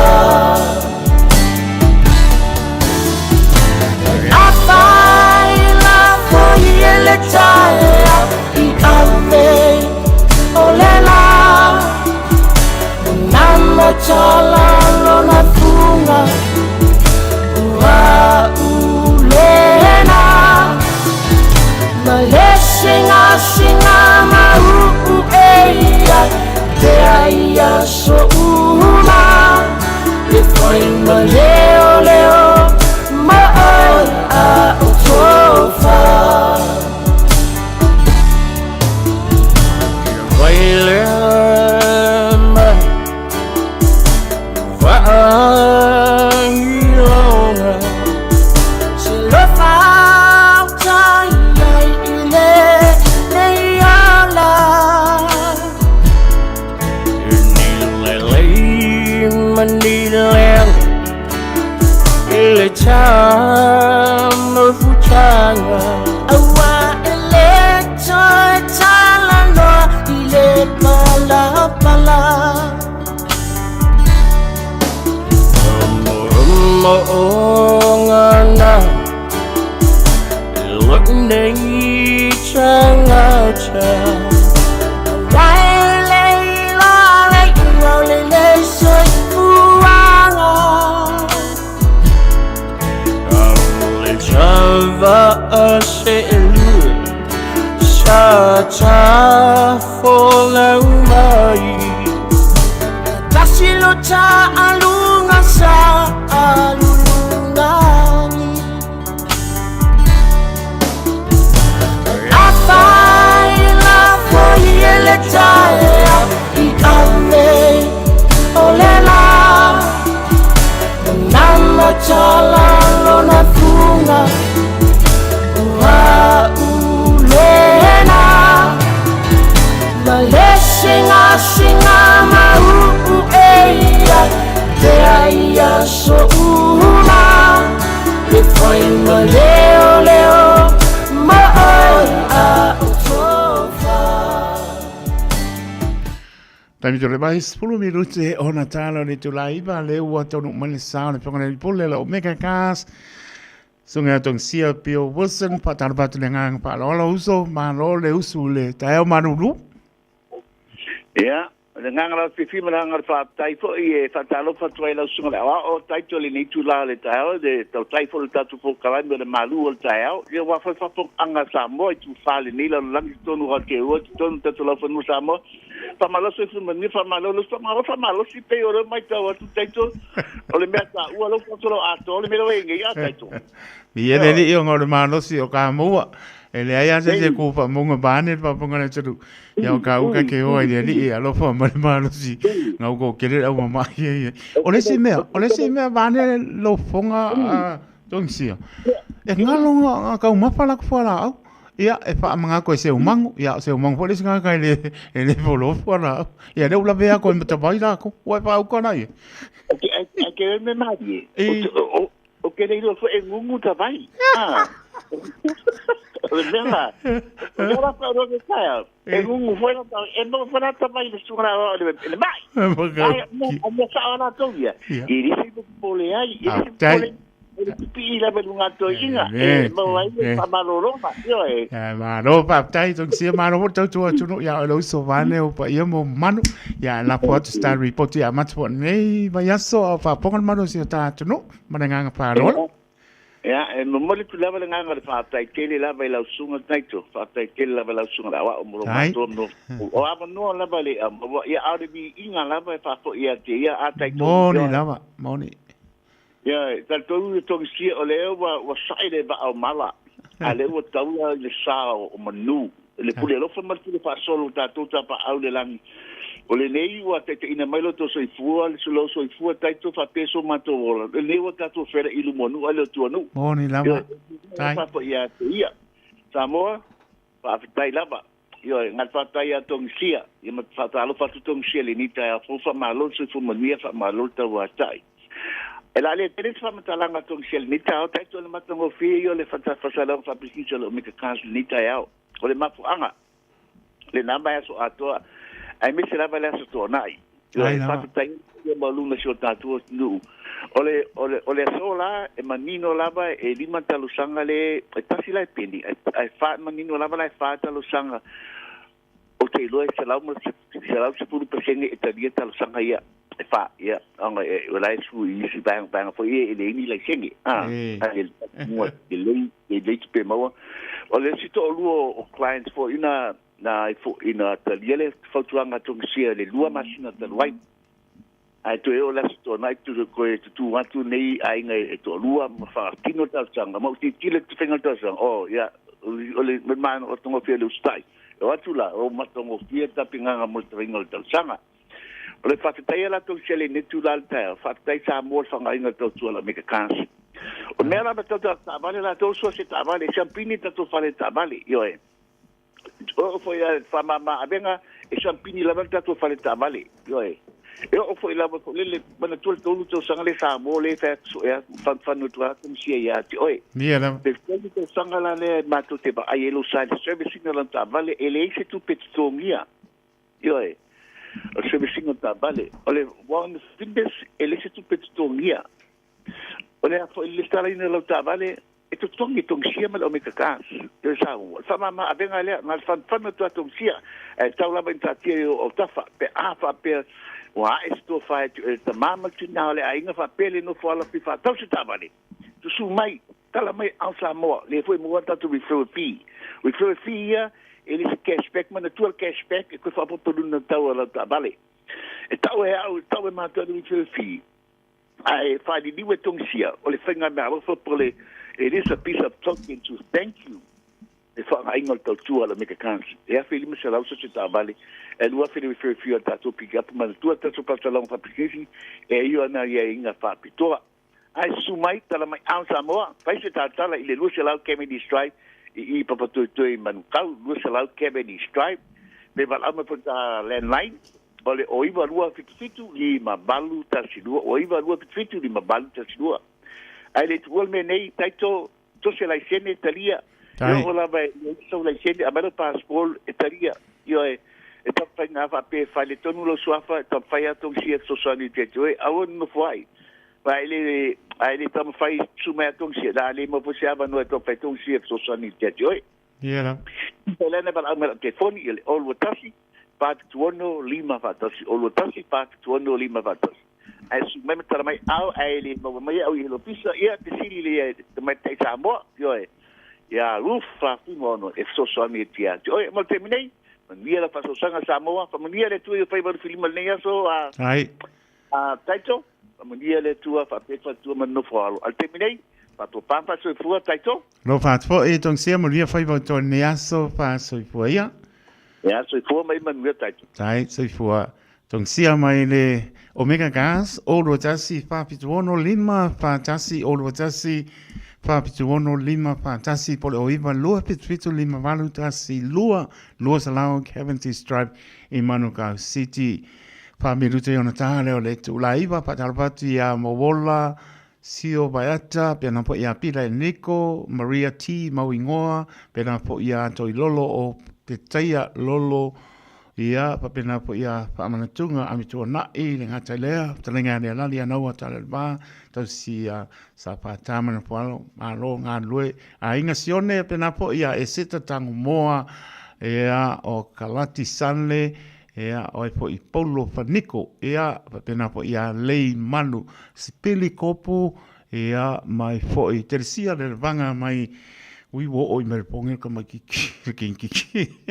se fo ia alo fatu ma lo la manu sa ro pati mai America ia asasa o to manuia o mo le loko se lia to ngala ma lo e utita mo sili pa pena po I le uso ia tawai malu ma le tausi atai si ala tusa le ngata leo sopi ma po ngango lo fatu ngata lea o JP Matsiva Grace Stanley tu lua sa ili ia mai lato umalabo maputa mai tu stala sila atu patua tu stala sili tau lunga tau tua la ona pata wasa mo le tunu pele le spai vai asa ma se mau pa mo molo to ngan Cristiano te mangaloi pa tai mo maputanga le neta au su to lang po sunga li a o ia to vai meni ia mangalu to po mo patua na tasha vai dua ia la po ia to ia la ngan wenga ia ai manuia la singo le ne yaso le urpapo mo le urpane ia file mo le ia miso moto malawa tu asin sina lofa tele moto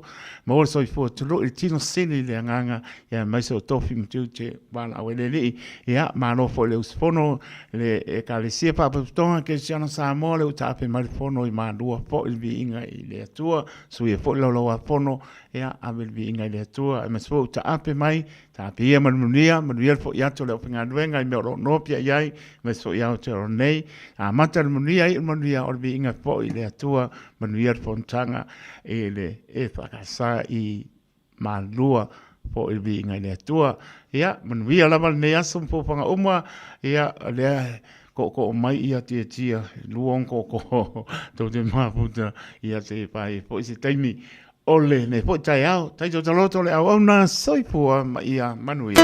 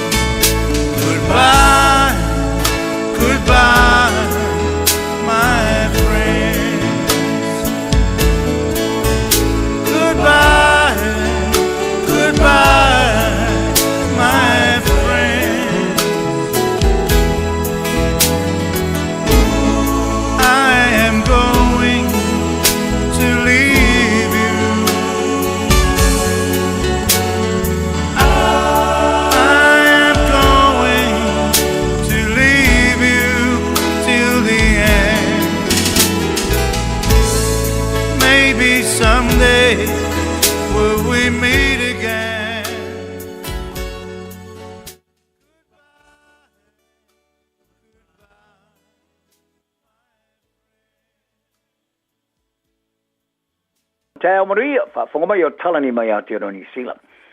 O tā paina sunga te whaapitori soi fō marolo ina ia so sei se malanga isi a tunu o pipisiale dengue fever. Ne ia mātala ma whaia whai unga male whai tete. A peitai, sa ia tāuai o hawa noa PCI I le wha mai e mawalalo. O le asfarailo le vasto waisa forfolai le monto le kuki, ia le pipisiale dengue fever I Rarotonga, e peona wha pisina le namu. O le pipisi o lea fever o mai a whaina forfolai nei Samoa Fiti Matonga. I le isi tō le vasa tāse mani Australia. O le tautanga nei, sa wa aieni si o afia le fever I Townsville, McCann's e coin salani. O le masin tolu wai o se tamaitites fulmale lo tau sanga. Sa whanolo no le whare mai au kilani. E no whana nati o na wina mai Samoa o no le ongongo a fianga i fiva. O le hi fo mai Dr. Mark Shaw. O le fo mai whaatonu le tau tua moso i fo marolo ina na company mo tangata whaimalanga le Worldwise Travelers Health Care. Ma le professor mo so i fo marolo ina lau tele mwha mai o le Terapika University of James Cook University i Townsville i Australia. Sa i whali ai, o tangata ni sila malanga ino fuanga o pipisi ale tenki fiva. E te tau lava na whae tete mo le pui pui o i la tau mai le uina e ngamo. A sila na taua o le tā pena pena le lei. Whali e Dr. Shaw, o la e vai a lanu e sila atu ona le lei o fuina. O wa ngamo, e tōsi na tele i lanu pā auri. E fōringa mai fōi e fia tele i namu i manongi o whangwha manongi, ma manongi o tangata. Ai o le pui nga piro sili o na le lei, o le whanaina leo tino i whangu vai la au e te tea i le namu le mosquito repellent. O le tai whaua waru tau sanga le matua e na te songina i a pomu, explosives, ia iti o tilo nei e li taia mani ngā nuenga.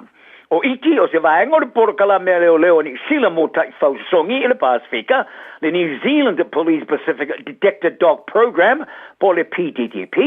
E whai tau sanga o ia songina i a whaamata o ni pomu.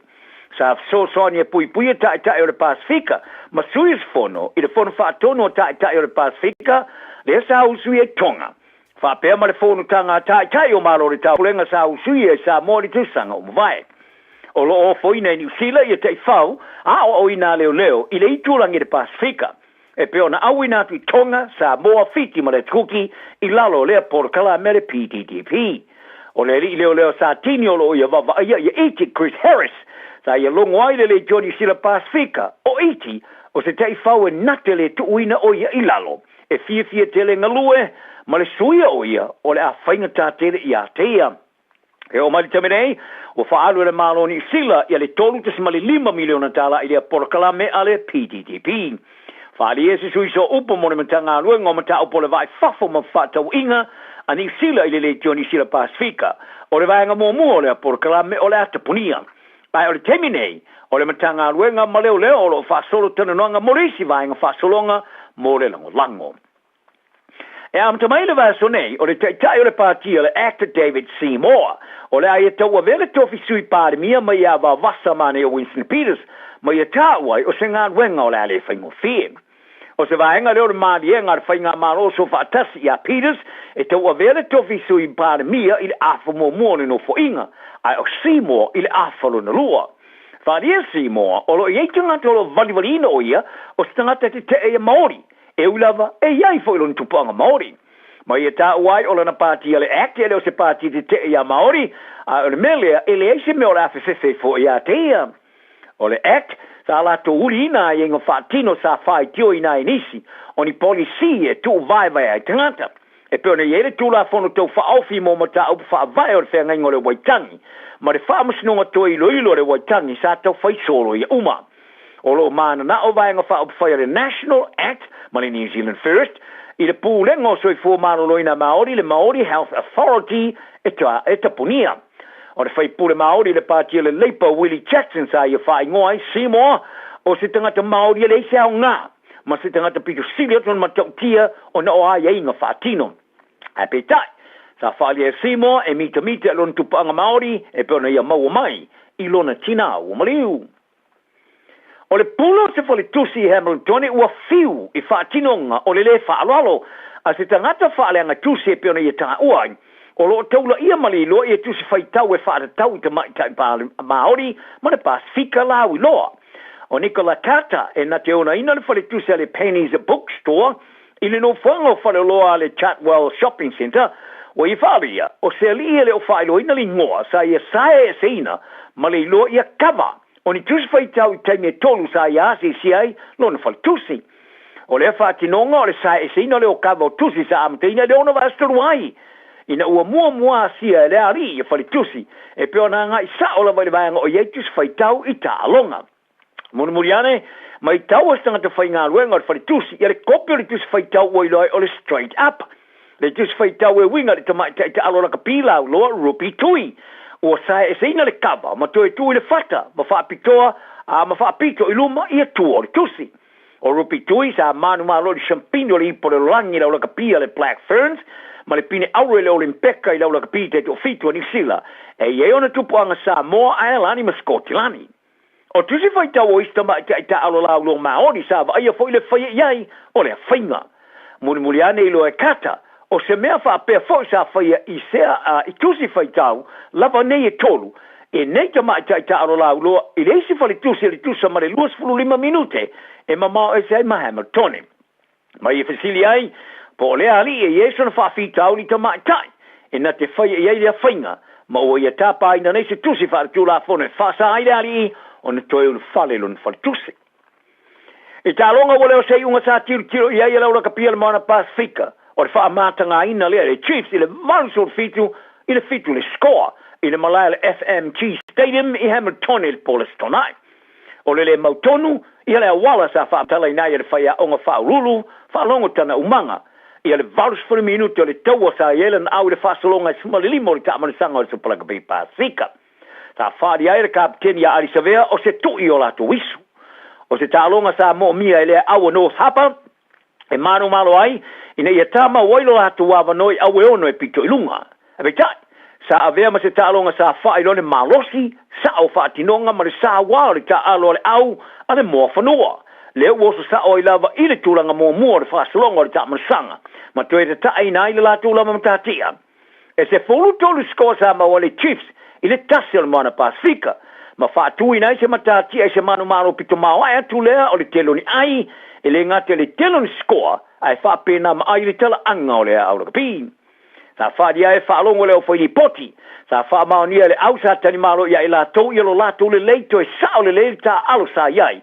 e u no le mari tu wina ila na au sina inisi a o tamu faita di talia ai u le fai ina o lo ia ila Valencia va no le mana Pasifika e se e ilunga i on i au e ono pito ilunga fa dia savea e manao ia na tamata alo e tilu le unga le ta longa malatu fa longo ina le tinga awanga ia tu le lo mo Wellington le vasoneli ta longa male Hurricanes le isio la tu wa no e fa ono awa ye au e ono e pito ilunga o to e maru malo ia la kapia tama ta ele Black Ferns and New Zealand champina le Pasifika fa le Pacific 4 e se tu ai ngota al menino ile me o ia lo la tu no ta inga ala to mo mi le fatto il rino le awa America le roifo ma le luas fruli ma ai manu malo ai de champina bitai sa fa sa o le la to ta al Albany Stadium in North Shore yo kilan il fa se fruttasio na la Colossia o le na squadra eto il Fitzmariva il se fulman foul score o score fitu sa mo de ta al wing sa to tell you mai li tire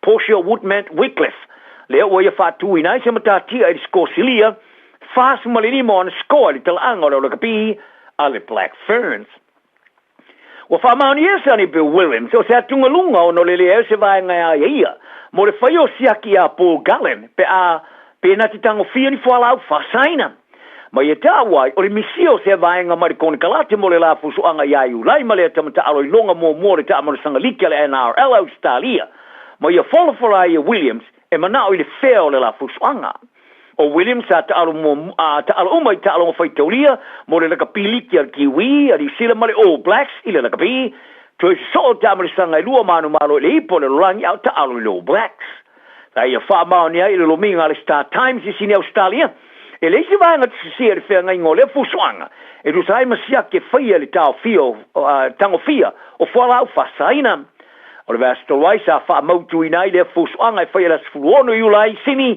mai le telo te sanga fetong ia fa opunga le vani ali longo ngoi talonga mo tala na ne yaso to si fa ta e mal fa funny maria le so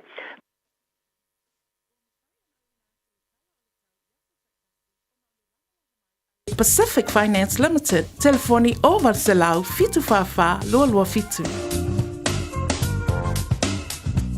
Ua loa le tautua le Pacific Finance in no ngā tupe mo so se wha moe moe. Ma liu, whai puiponga, aso whanau, sa whai whai ngā malolonga, ba so se wha lawe. Apa laine lo le pacificfinance.co.nz. Pe bala au le oval se lau fitu whawha, lua fitu. E talo sanga sauna no ngā tupe ile bao le 5 se lau tala, ma le lua se furu hawhi tala. E lua minute whai lau talo sanga online, www.pacificfinance.co.nz. Ai tasi le tu lai whaatali e se tali. E iai inga whabitoa. Bala au lo le Pacific Finance Limited. Ile oval se lau fitu whawha, lua fitu. Oval se lau fitu whawha, lua fitu.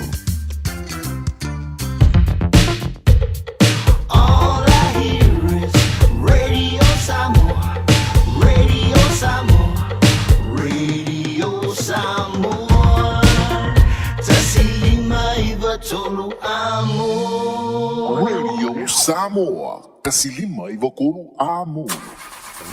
Come on! Eh, da whapapea ngai la. Pili le Wolf Graham & Sons e mawaile sosoani. E mawhai ano o atu e siaki lau ta avale le fale. E au noa ma se tutongi. La Wolf Graham & Sons e au namo o e malau ta avale. Pili mai i le lua fitu ono iwa wha ono tasi. Pe asia siane i le lua se folo Hoia Road i Otahuhu. Talofa Samoa. O Atish Narayan, o le Licensed Immigration Advisor mo le Auckland South Immigration Consultants. E visosoani mo so se tu ai ngā visa e malanga mai e New Zealand po Australia. Telefoni mai nei loa i le o valu o tasi o no valu wha fitulua. Po le olua tasi o no valu fitulua tolu o. O mo mia se visosoani i lau whaitau tusi, po le ingilisi. Wofo ina tunei i le life skills, po kalame o le intensive literacy, numeracy, and English language. E le eise tutong e visosoani mo oe. E iai e mātou vasenga o le foundation skills level 1. E whai fua fwoi po kalame o le adult community education, ACE. E visosoani le filifilina o se vasenga tala whiangai, mo rongo o langa aonga. Palau mai loa le o valu se lau, o lima lima. O valu se lau, o lima lima. Life skills made for life. Hey, au ona ia vea oe pei o isi tangata e manatu maa ili wha iti ngā. Ele na o le inu le vaiti polo na seki ai lea. A le vave tonga fitia le wha iti ngā. E ono o le tūlanga e maua i le fever rheumatica, ma e le ai lava se tasi. E mana o e o se pele i le nā tūlanga. Aia. Ave loa na i o walo, e whaile siaki le fō mai whale ainga, o le tausi mai le aonga, po le whale talavai, e vave, whaingo fie, ma le mea sili ona tāua, e le toto ngia, e ma whai foia na whaile tui le bicillin, e ki lia atoa ai. Saula ia Samoa, i le nei vai tau o le tau mawhanawhana, ia tausia le leina i o tātou alu ma whanau, whaile siaki, ma whai loa le tongu fitinga. Mo nisi whamatalanga, sa iliana i lunga le social media, Stop Sore Throats, pe asi i lunga le upenga ta whailangi, stopsorethroats.nz. Radio Samoa. Taslima iwatolu. Amo. Faitauina le upo le poto no le tautua matavela linga Fusi and Sons Funeral Services i Mangele ma Samoa. I taimi o mawhatianga ma whaanoanoanga ona o le maliu. Mana tualinga Fusi and Sons malana au nanga o le a whaamama avenga atu mo oe ma le ainga. Wala au i le telefoni lua fitu lima, tolu o fitu.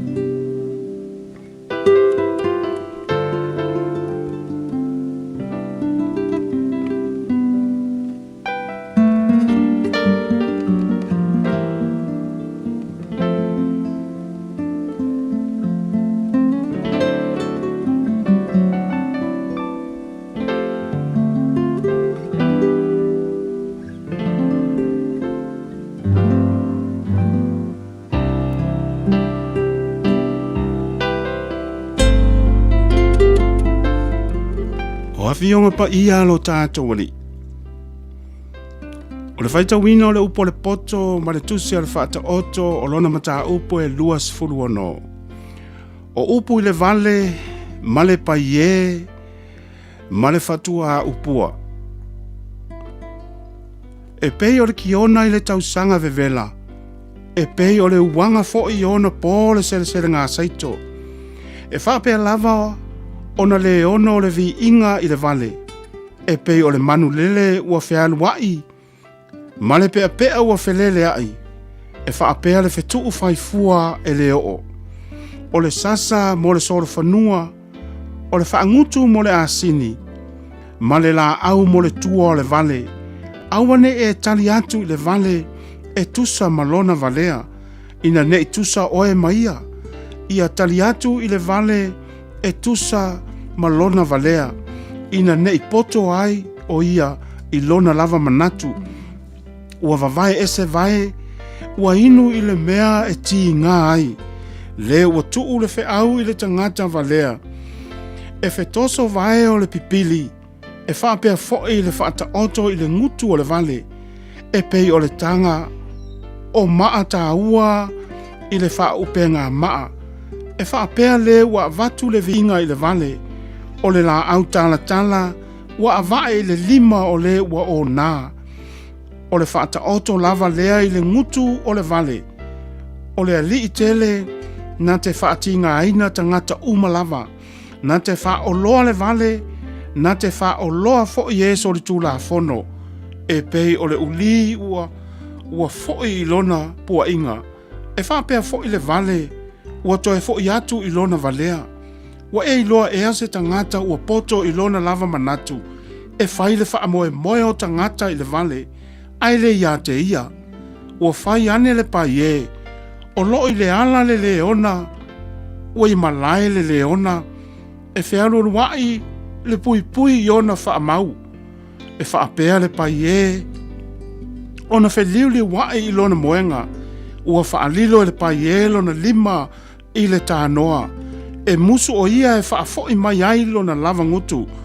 E manatu le pai e ua sili lona poto i tangata e toa fitu. O e ua tali mai ma le mafau fau. O le ua tango i talinga o le uli. O le tangata le ua aluane. Ma oso vale le misa ese. E pei o le vale ua fana iu. Ma tau ma le oti. E whaapea fo i le tangata na te ole i le la te tua oi. O na whaapea mai lea o ia. E le o lau. Mea ula ea. Ale ai se fafie. E mate ai le afi.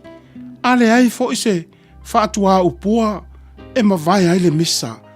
O le malala i le malala ola. Ma le fafie i le afi. E whaapea le tangata whaamisa. E tupu ai le misa. O upua le whaatua upua. E tusa ia ma mea sua malie. Ua o ifo i te tonu lava o le manava. O le ario. Ua i aile o taota. Ua ufitia aile ta ngā ipu. O lau ngutu ia ua alofa tele. Ai leanga le loto. O le ua ino. Ua whaata ngāta utala le lei o ia i ona lau ngutu. A ua tuu le pepelo i lona loto. E ui lava ona whaamalie mai lona leo. Aua e te whaatua ia te ia. Awa e fitu ni mea e inosia wa i lona loto. E ufi e ia lona ino i le pepelo. A e whaalia lona leanga i le whaapotopotonga. O le na te elia se lua e pa u o ia iai. Ma le ua fuli le maa e toe ta avale mai lea ia te ia. O le laulau whaiva pepelo ua ino ia i e momo ai. Ma le ngutu mole e tupu ai le malaia. Upo le poto mo i tātou i le nei tai au.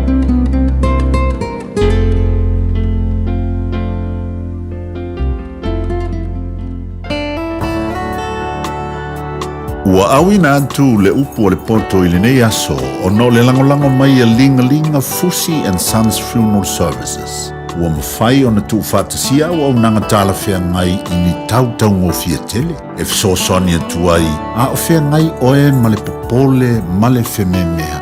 E mori whātasia atu ai ma wha mai senga, ma wha mawhana whananga mai a linga Fusi and Sons mo a inga uma o Samoa ua whea le maliu ma le oti.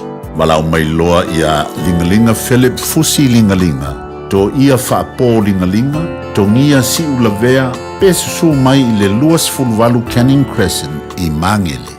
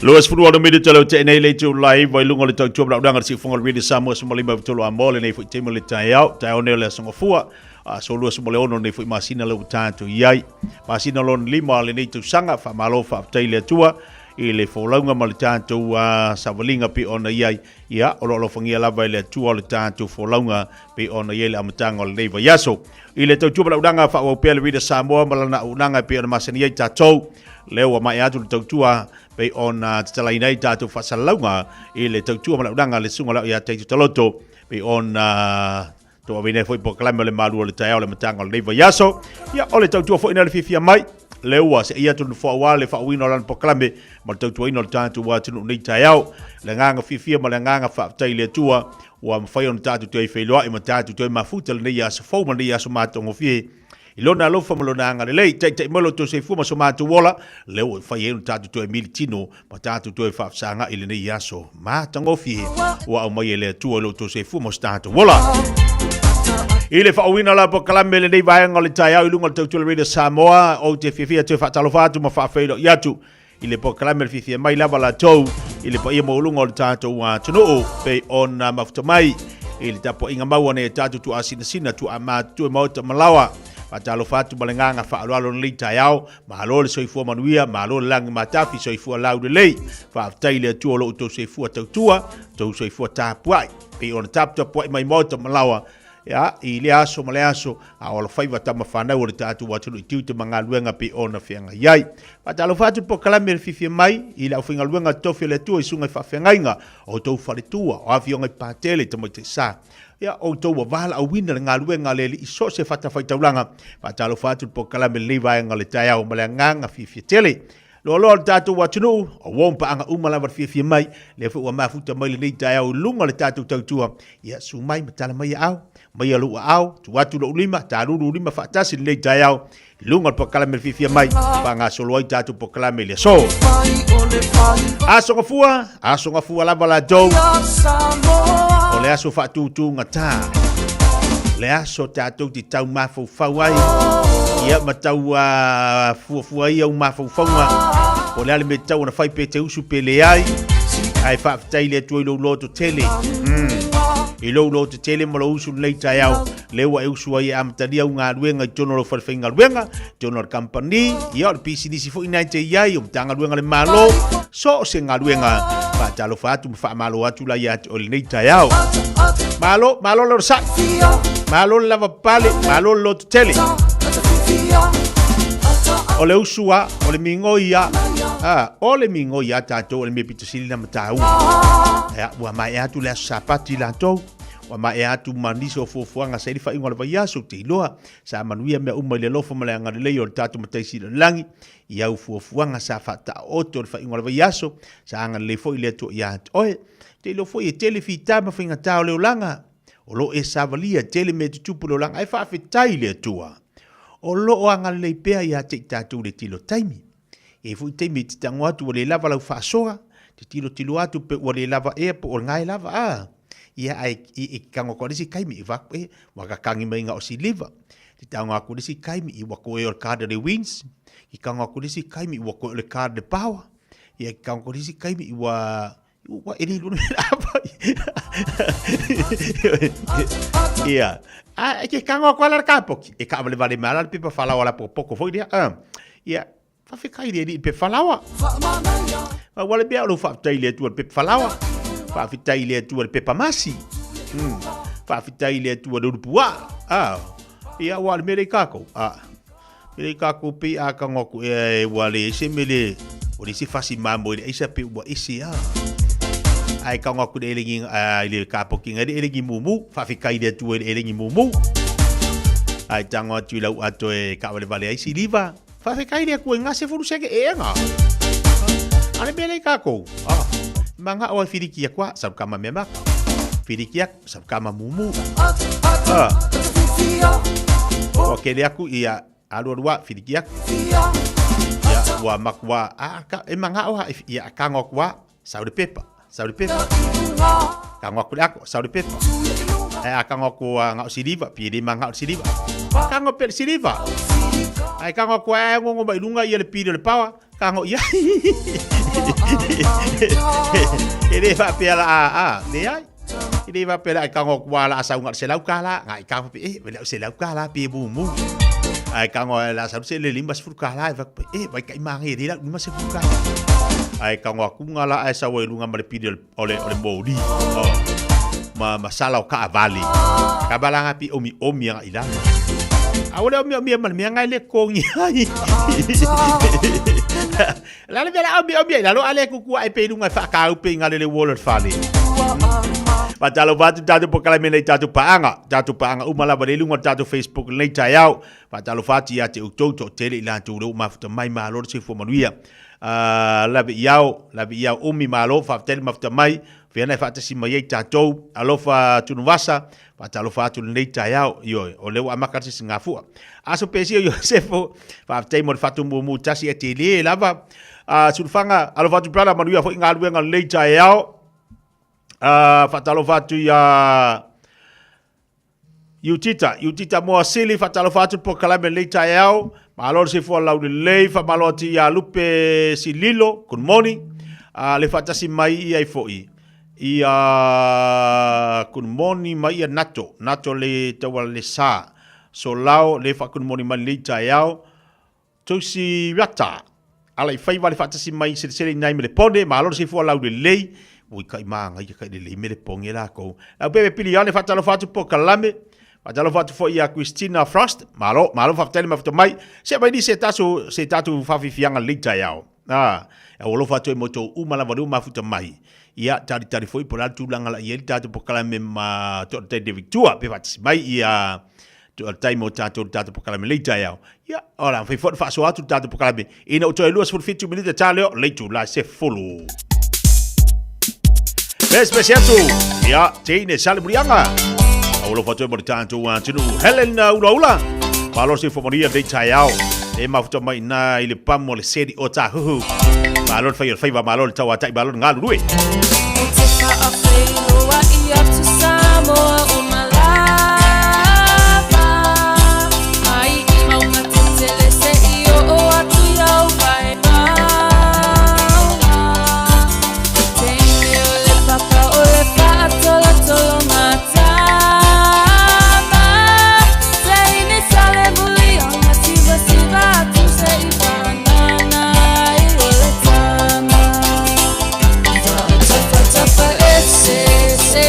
Saat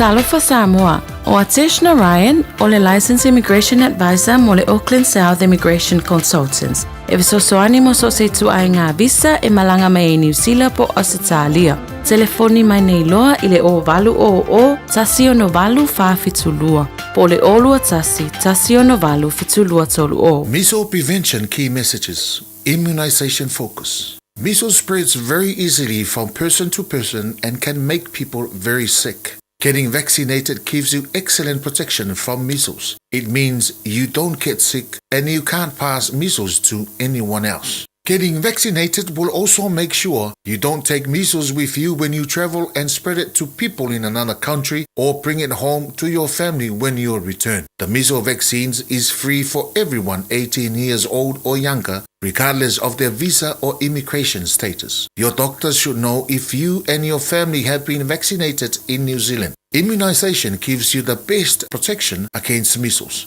If you are not in quarantine, you are feeling well and you haven't been immunized, now is a good time to do it.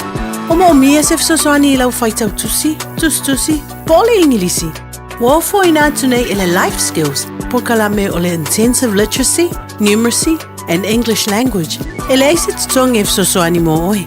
E iai amata vasinga foundation skills level 1. E fai fua foi por kalame ole adult community education, ACE. E fsoswani le filifilina o se vasinga tala fiangai, moro o langa onga. Palau mai loa le o valu selau, o lima. O valu selau, o lima. Life skills made for life. Hey, don't be that guy or that auntie ignoring a sore throat. This isn't just some drinks and lemon tea in your sweet situation. Untreated sore throats can lead to rheumatic fever. Nobody wants that for their family, eh?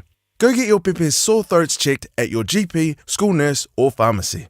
It's quick, easy, and most importantly, free.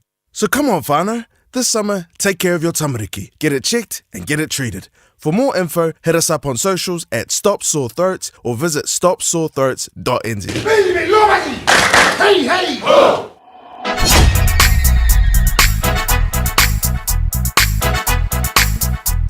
So los fulu bida tele tele late to lies follow lunga tau chobla daga si vonga radio sabo mo liba tola mo malan tau tuol ni vai ngol tai yao babalo ti di shota tu pa ngale fat si mai allo fat mo se ya venda mal fat tu ai ale be ai ngol baf to mai prispena Italia alwa fila pepe fat allo fat bo kalame le tai ao fo vita bali lunga la tele fat allo fat ya to umala vale ma fat bai lunga wala vai mali o tu sa vai mali fo ia lunga la tele la to awe mafuta mai lunga tau chubla udanga si funga rida Samoa silima vitolu amo ya bale to telo ila tau amatali ngan winga tai ao mata ko fiele sulu melela winga langi leyo tau le lo fole mo ole tatu watu ya tatu au tatu fola yu tatu tiu mo tatu ngan winga nai fada wanga ya tu yaonga faisi malo longa nai matu ole na lo ngafa male molino nai mai ti tai ao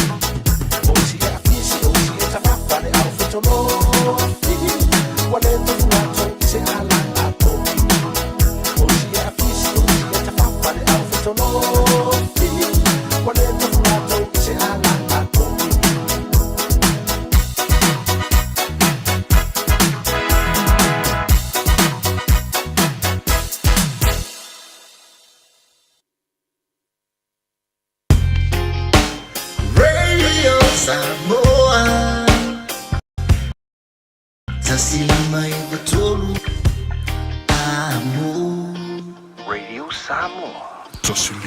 tu.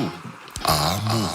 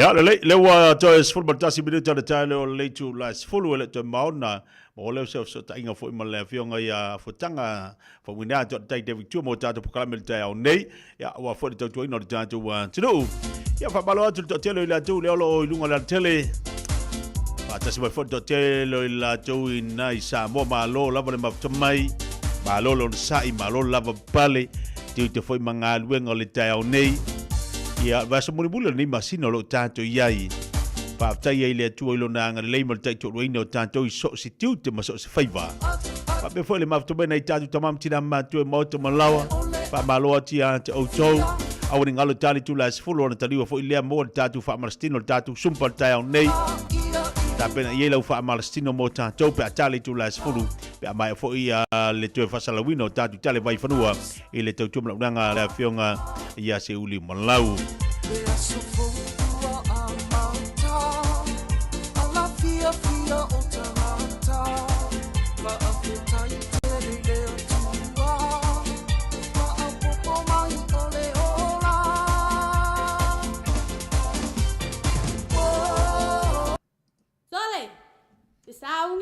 level kai au. Ka penga lo le umu e mua lulu langola. Ya, mana tola tari utatu po kala bisa mo pe ona ia le tutu pula udanga le fionga ya fomu ina to tai David tua mo tato le nei taiao. Wa bole babu bole tato wa tunu to iba bini tato le July follow. Tato tanta no pena fai se mula awal to ina le sonap. Ya po na fai po isan na ya po se fi. Ya po de ma ke kinga fu e mai de umar koi.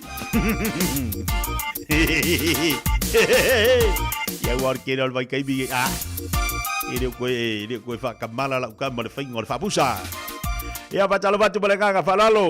A futanga lei foi vai ngal tayao malo se fu lau lei se fu boria. Ya, ke su lo fo mo ndanga de lei. Ya tato le mali ta fu manuia, manatu sa manuia foi ya la singa ma fofonga masani ole sa titia le me uma lesi me sa fa le kongu sa fai le fa pusa male so vai e show so mo ko se kia me uma ye titia makaukia la le mianga we ye o sorry pe pe mianga wa makanga sorry so kai miki ya mo nu mo ma bebela ai o mene un quai le la show so mene o ye foi que eu me voi me ka fiki voi sa vali o ma voi o mo ko be vela e ya je uso para me ya como me ko e para ko ya me ai fa ka ko nga I dunga wan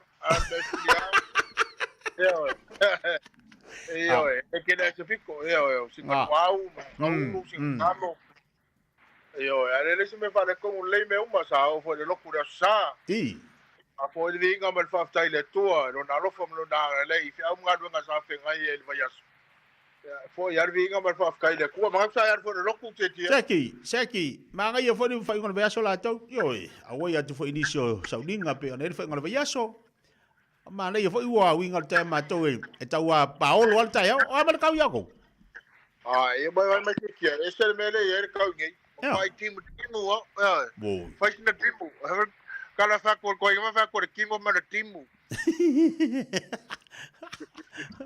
o fele no fanga na fotanga o lo que vai tele vai tele ai sa ma usu nge ka ya mo so uso e fofonga masani ora sa fai ya makai mo sa fai mato no fasto tai ile ya makai ko la fale alfa tupu foi ele a fionga ya sa ya kunga mala ya o se furu tau sanga ele no foi en foca vika ya le wa kasi ya le ainga ya le na fa ya ile le no fuma sa fa ya fionga ya kunga mala ma pu ku ya nga ya le ala nga fa ngai ya la ko swafa ku la fale ma ngai ko kele foi kinga mai in Usila ya ma Australia fa people America mana ia malo manga ia seki ala ia ina ia o tau wari ia le la watu ia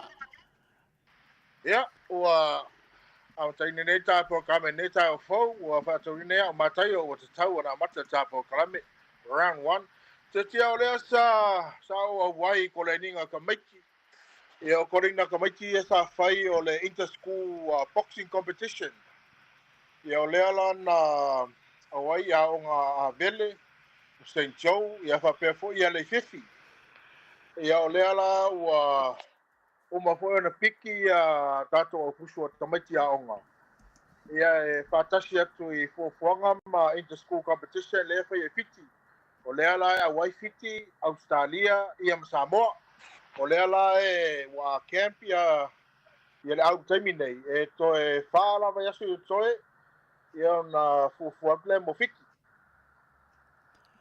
o se te mo le o se fa mo fa pe mo fa na wa nga a fota ole sa ola sa no nga te te mo nei ole wa amatali nei fa mo ole nei fa mo na amata mai si kis fo yaru tau o tato tino le o fai langi fo lang le sunga ya tu mala a pe yele na amata nei fa mo ya na lo wa le to fai nei fa mo ya ole ala wa to fa wa mai le kalapu malisi le sosia malisi ia male sunga ia Mike ia manisi fo io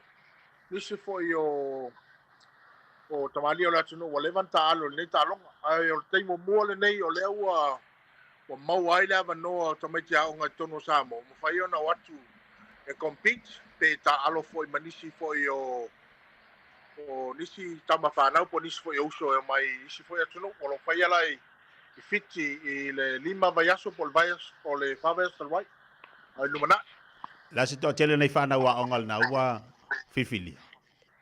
Leo tos furulua a ole meri kekia ese kilo kako fuso ya foi o ko kero kako fuso ya ole meri ese asa mo ia nisi o kato fusu ilalo i panga mama so le ona mena e ko kele aka ko ilalo panga mama ri tete ia ko kele lo panga mama e foi le onos fulu limas fulu pasalo to fitus fulu ia to rua foi la sui o ana ko me anga ia mai ai ia to le fanga isi ia o moia o lea o ngai i tonu apia do tele ia pe ia o tato nu i tua ia to lo foi ia tama fana o leo mai i sabai ia mai no sabai yo la sau tau tilo nei whanau ia ile tapu eino la tu taleni fia iai fia ka mai o le me puto sili no fia iai o le fa maoni mati no ai pe no tatara no al telo taimi e leo le fusu ia o le amio e la o le tanga na o le e tau fai fo inisi fo yo fai aunga po dis fo yo tamalo o lato patasi matamaiti ho ia lo ken patasi ia o le tulanga lava na o lo fautua i tamaiti ia leile amio pe tulanga fo me masani fo e le fa pe fo le a kilo le me o la pala e fo le fa kali le se sau e fa mama ai lo ale me tau no fai o se me le tau no fai a pe tulanga la teki le maraya se va ta vanga lo lua le tapo kala ia o fatoni o te tia o te tau na mata tamsang na lua round 2 te tia le sa mato fatasi nei tai au e le alafanga le o fasto tai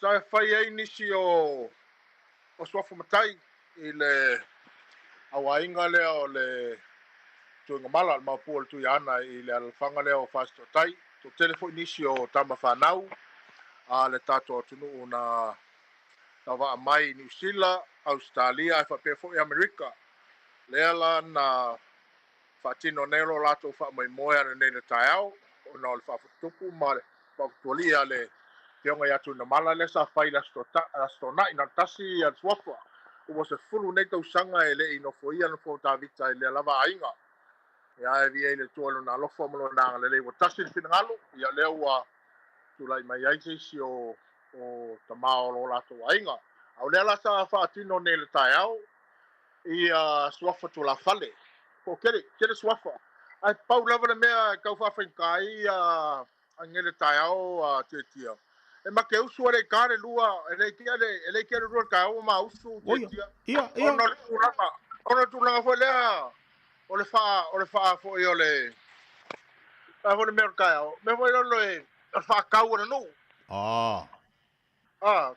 so fa so winga ka ka yo mo ele mo boso yo no pasa wa ti no winga le mo ka ma ke aku ya wa le me ole sare no a fa no fa ka wo mo le ka wanga ko e ara ku se ti tonu ole moka e ma ke aku la a fa ko boyo am ga ku kumu ga vale o fa ku show ke lo e si le ka fo ko ka vale after kolu after lima o fa ku ro e show o ka wo ko fo o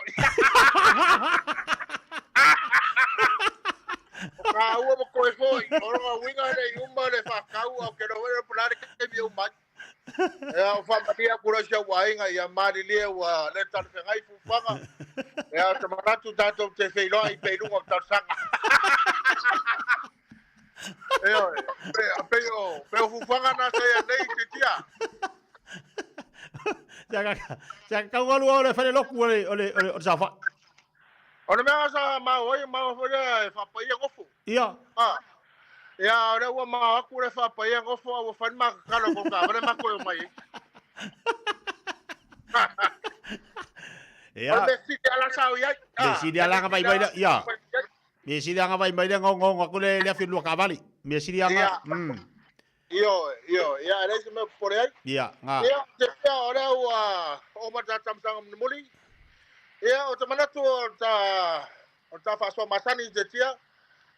Ta mo mai era o fionga.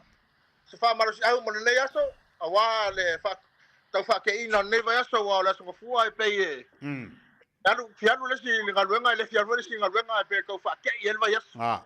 Ole manel fa malo si mo tatou awal vai fininga. Au ale vai di fininga. Ia on sai popoanga fina te talo. Ia on sai le usu. Ia winga wala so fua ia la so fa ko ngaka. Ia finau. Finau ia fa malos. Wa le usu ele kongi el pili. Ai le usu e kede. Ia wa foi fa fi kauli malu tau le aso. Ko angai kalo e mangu ia me o faya. Malaya le fa marshal atonu e kalfengai kai kusale ka fa marshal ngiaso ka fa marshal ngiaso polaki ngainga polaki ka fo da ka ku ia fa maros tu ia le fa maros ia sa la fa sino le tulanga le fa lango le tua ya me fa lango le tua wa le fa il mas te tia moni sa ole e te bi alu wa ia vai ia ko anga kalo e ilo altanga tamalo sil kakalo ia Samoa ola tafa vailena ele ola tino ole anga fa tu mau ola tanga vailena Ato maule mandoya mo Samoa Awe Ya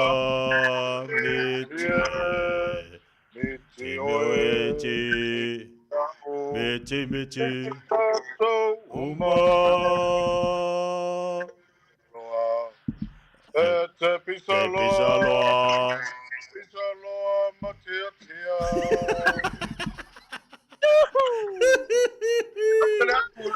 Pulanga, se wacha pulanga, manuia tele ia fufanga nele aso tetia. Tai. Noftela Samoa. Have a good day. Sorry for. Thank you, sir. Ja, lelei. Tolu bili to tia dele tula se follow sa taiga basani a song for verse tai tasi le tuame. Tota ia tu Samoa manuia tato watunu. Langi de wingal tau, tolu nei timunga, o le lo fale o le tua mo tato ia Samoa. Pea dai whaafonga ia i lunga o tātu pokrabe. Ia, male. Pionga ia whatanga whamwina tot tai David Tua. Pāmini talo te dele tūlas folu. Usi mai le whaafonga le toi whasalawina o tātu tale vai whanua.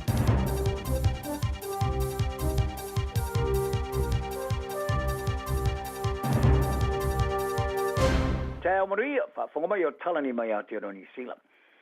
O tapaina sanga te wha Victoria soi fo marolo ina ia so sei se malanga isi tunu o pipisiale dengue fever. Ne ia matala ma fai unga mal fai teken. Apetai. Sa ia tauai o hava noa PCI i le wha mai e mawalalo. O le asfrailo le vasto raisa forfolai le moto le kuki. Ia le pipisiale dengue fever i Rarotonga. E beona wha pisina le namu. O le pipisiale fever o mai a fwena forfolai nei Samoa fiti matonga. I le isi tō le vasa tāse mani Australia. O le tautanga nei, sa va a ieni sio a fia le whiwa i Townsville, McCanns, i Queensalani.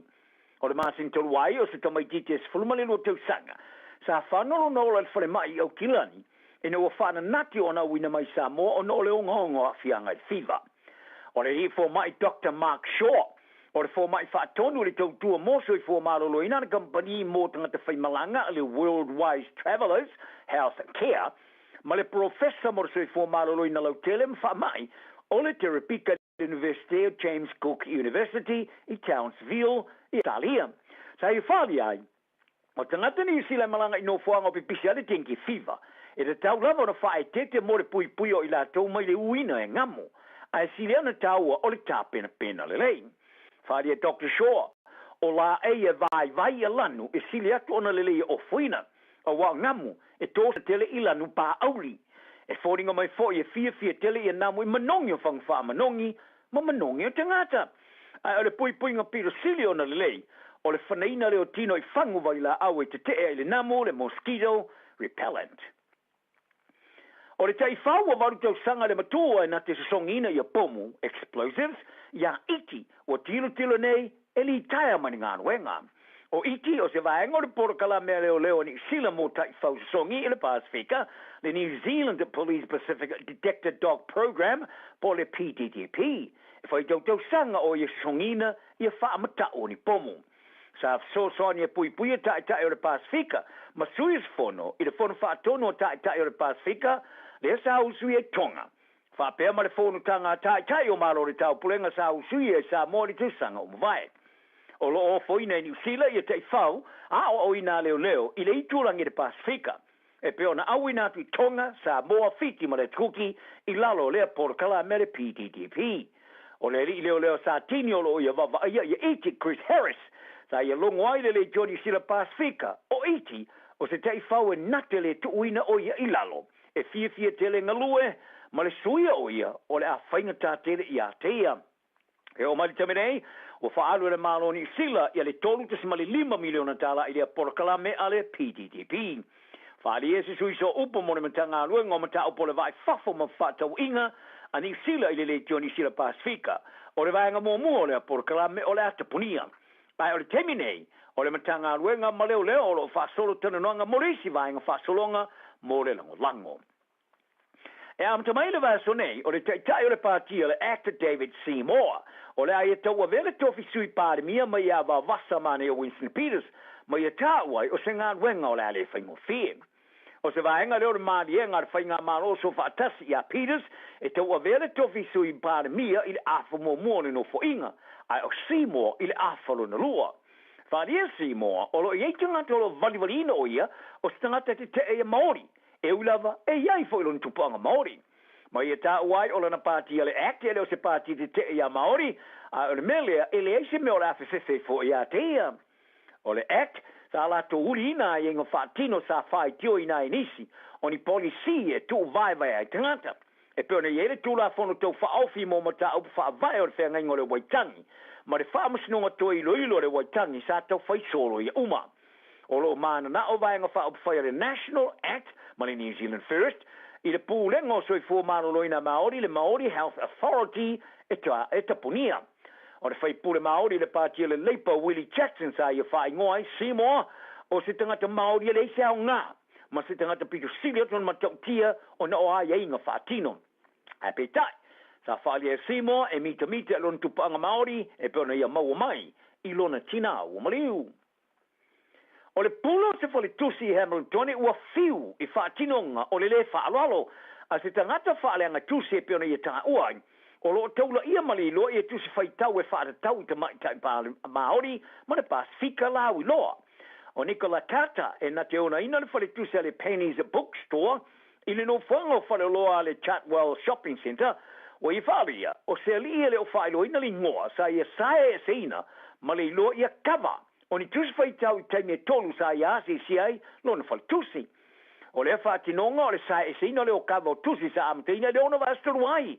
Ina ua mua sia e le ari i whale tusi e peona nga i sa ola vai le vaianga o iei tusi whaitau i ta alonga. Muriane, mai tau astanga te whai ngā ruenga o whare tusi, i re kopi o le tusi whai tau o iloi o le straight up. Le tusi whai tau e winga le te alora ka pila o loa rupi tui. O sae e seina le kava, ma toe tui le whata, ma whaapitoa, ma whaapito i luma i a tua o le tusi.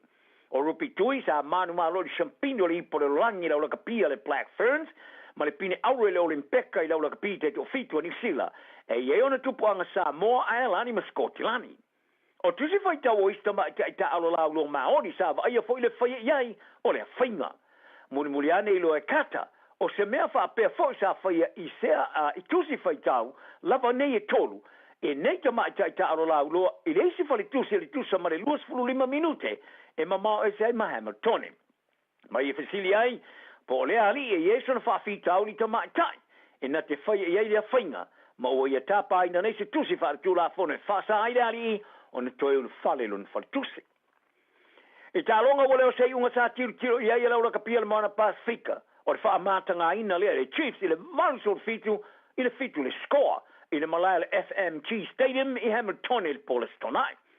O le mautonu, I le awala sa whaamatala ina ia le whaia onga whaurulu, whaalongo tana umanga, I le valus for minuto le taua sa iela na au le whaasalonga sumalilimo le taamanisanga o le Supalakapi Pasifika. Sa whaari ai le kapteni a Arisavea o se tui o lato wisu. O se tālonga sa mo mia ele awa North Harbour, e mano malo ai, ina ia tama wailo hatu wawa noi awe ono e pito ilunga. Ebe tai, sa avea ma se tālonga sa whailone malosi, sa o whaatinonga ma le sa wao le ta alo le au, ane moa whanua. Leo woso sa o ilava i le tūlanga mua mua le whaasalonga o le taamanisanga, ma toe te tae na ile la tūlama matatia. E se fulu tolu skoa sa ma wale Chiefs, i le tasi o le mana Pasifika, ma whaatui nai se matatia e se manu maro pito mao ai atu lea o le teloni ai, e le ngate le teloni skoa, ai whaapena ma ai le tala anga o lea au lakapi. Sa whaadi ai whaalongo leo whaili poti, sa whaamao nia le au sa tani maro ia i la tau i alo la tau le leito e sao le leili ta alo sa iai, e unoa le mani tu uina ila na au sina I nisi, a o tau mwhaeta di talia. Ai ui lea whai ina, o lo iai la valisi a vanoa le moana Pasifika, e se e ilunga I ono I au e ono pito ilunga. Whaadi e savea e manao ia na tamata alo e tilu le unga o le ta'alonga malatu whaarongo ina le tinga.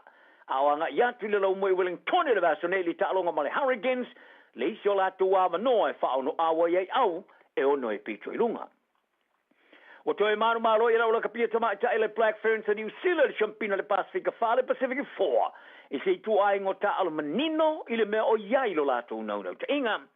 Sa lato mo mia le fato I lorino le awa Amerika le loifo ma le luas fruli ma ai manu malo ai de champina bitai. Sa fasa ono le lato ta'alo ma Albany Stadium I North Shore I Auckland. I le fase fultasio na lato Colossia o le lena squad a eto I Fitzmariva I se fulman foul score. O score fitu sa maua de tamai ta'alo wingi sa to I tali umai le Litaya, Portia Woodman Wycliffe. Le o ia fatu I nai se matatia I score silia. Fast le mo on score li tala anga o le kapi ale Black Ferns. Wa fa mauni esa ni Bill Williams o se atunga lunga o no le e se vai nga ia. Mo le faio siaki a Paul Gallen pe na titango fia ni foala au fasaina. Ma ia tawai o le misio se vai nga mari koni kalate mo le la fusu anga ia iu lai ma le tamata alo I longa mo le ta amana sanga liki le NRL Australia. Ma ia follow for ia Williams e manao I le feo le la fusu anga. O Williams ta alo umai ta alo faitolia mo le kapili ki al Kiwi ali sila male All Blacks ile la kapi to so ta mo sanga lua manu malo le ipo le rangi out ta alo All Blacks. Sa ia fa ma ni ile lo minga le Star Times I sini Australia. E le si va nga si le fe nga ngole fuswanga. E du sai masia ke fia le ta fio tango fia o fola fa saina. O le vasto waisa fa mo tu ina ile fuswanga fia la fuono you lai sini. Mai le telo te sanga fetong ia I whaupunga le vāne ia li longolongo ai talonga mua. Tala nao ne yaso, tausi whau ta I mani whau whani. Manu ia le so. 24 hours a day, 7 days a week, Radio Samoa streaming live on www.radiosamoa.co.nz.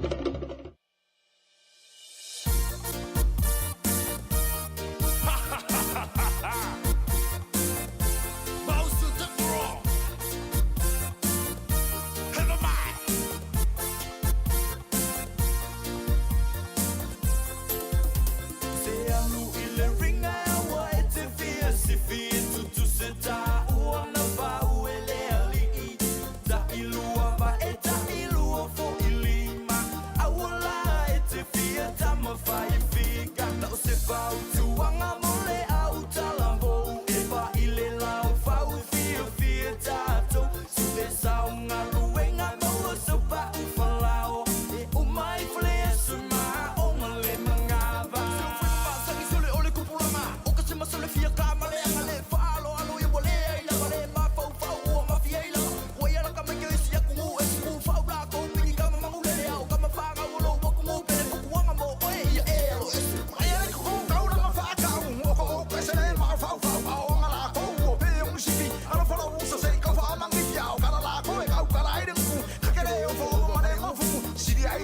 e se ai lava e va me ma se e va ko ba se alu i le ringa wa e te fia si fia tu se ta ona fa u ele ali ta ilua va e ta ilua fo ilima awala e te fia ta ma fai figa no se fa tu anga mole au talambo e va ile la fa u fia tato su de saunga luenga mo so pa u falao e o mai fle su ma o male mangaba ai ai se yo ko ke le ba ai le sa u si ami me me le ki ka o ngai be o fa te ke ba u le ko ka si ri o le ko ke le anga fa anga ka o le nga ma lo si fo ye so ma u manga la fu mo mangi po u mangi ma wa ye so o di ka ku re do ma le fa ma o ka ku nga fa u so mo e ri ka fa so ri nga ma ku o si o la nga sa u si ka ni be o e ma pa o ma ku o si o na ma fu e ke ru e ke ko se se ano fu nge ro yo ma ku pele ka ku nga le o la fa ku ai ko ngi ma ngi mai le ku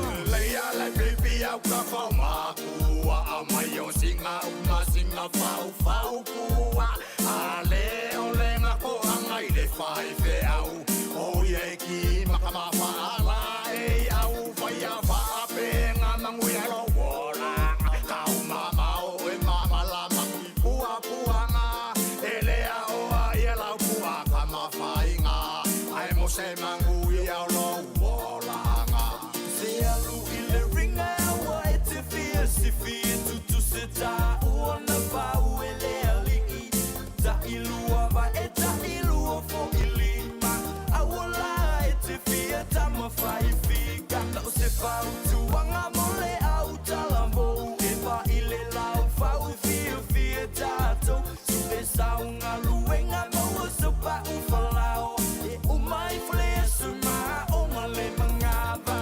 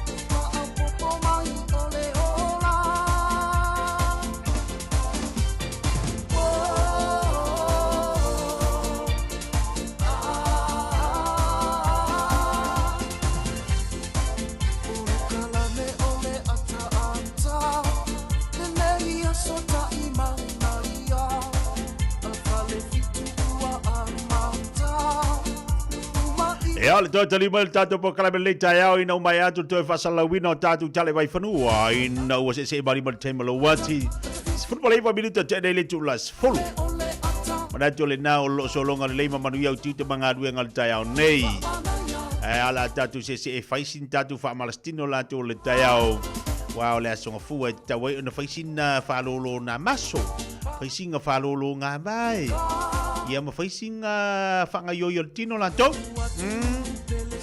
wa te taua na fai ma faisinga whaalo lantou o le tino ia wa alu fo i nafi o whali tau maftanga lantou o ana po ta oto le tino lantou ta oto i lalo moe ala mo le tai au pe u whaale la vaha le tai au o wa le tau maftanga o le tai au i le aso na nafi ia pile u whaatutunga tai wanga umalo le to ana ia nafi ta oto lo i lalo na umana ta oto i lalo moe loa Nga umang ka ko moelo. Pai mai le tino tale la vala. Wakale la va. Ol neli tai au fu ilia le amata na ta fai mai le tino o le fai mai mafo fo o nele ngalu nga fai mai le tino tale la va. Talu wai ua ovale ai. Ole ala le bia ka fai. Fai singa nga yoi, fai singa mingoi. Ai le fai mele kingo wale lava ki le inga fa ka oko. E fai mai e ka le lava. Ka au ngaka. Ya le la falta tu fa Marstino le tayau. La falta tu fa Marstino. Ya fe la bala te ba futa ba irunga tatu poklame. Ya maraya. Le la fai atu. Lunga ya le mangai la kulunga. Ai mo tatu ya sa fai. Ya tenga yo ya e te sa fai ya lalo ma fai malia ya lau. Fa Marstino tayau la tou. E pe ai sa fai. Wala te polita tu ya sa fai. Pa wala me ya pa wala me tau. O nga yo lo tino. O nga yo lo tino. O me tau wala na. Ai o te popole pe fa pe o nai te sa fai. Ai sa fai ya le si me o yai. Pa wala me tau ia fai sina falo fai sina falo de tino e ia nga fu nga fa ka o ko fa ko mo le lava ia manaya lunga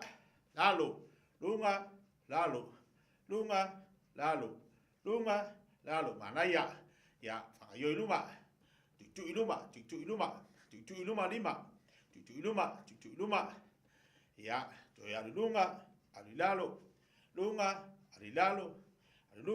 arilalo ya tu fa tafa ngoiluma manaya ngoiluma asa iluma lima ya fa pe lima manaya fa pe tas lua tolu fa lima ya tu tala ya tas lua tolu fa lima manaya ya ka falolo fa pe pi ia manaya falolo silima manaya ya falolo fa pe lunga lalo ia falio tafa pi ali fafo i fali tonu ya manaya ya ado lu fa pe tas lua tolu fa lima ono fitu walu iva sfuru ya atau alfa pe ka tas lua tolu pa lima ono fitu ya fa tua tas lua tolu pa lima ono fitu ya manaya lua tas lua tolu pa lima ono fitu ya falo tas lua tolu fa lima ono fitu valu ya lei au tava tas lua tolu fa lima ono fitu valu ya toya tas lua tolu fa lima ono fitu valu ya lei manaya ayo ya tava tas lua tolu fa lima alunga vale tas lua tolu fa lima ya to ya to tas ya tau filo tino mi bilo le manava tas lua tolu fa lima alunga vale tas lua tolu fa lima ya ta fa tu le titi le lalo ko fa mingo ila kiki lalo ale tas lua tolu fa lima ono fitu valu taufi afilalo yalu tas lua tolu fa lima ono fitu valu ya maaya ngayon chino ngayon fa ngayon ya fa dungal vai tas lua tolu fa lima ono fitu valu yalo lunga tas lua tolu fa lima ono fitu valu ya lei seki tau lima tau va tau wa lunga ya tas lua tolu fa lima ono fitu vale aliai tas lua tolu fa lima ono fitu nga fo ile le saulu ngol vai e ka ku le vai dunga ka ko mangava Kako mangavanga u amaka ngalwa kuna lo. Ya nilei mana ya. Mai le statu tanga la latu. Tas lunga. Lua. Tolu. Pa. Lima. Hono. Fit. Walu. Iva. Sor. Ya, mana ya. Ya vai ke sela ya lo pungonga. Ke sela ya mo tatu tatu matue. Ngai fa pe fo tatu lu lo fo a.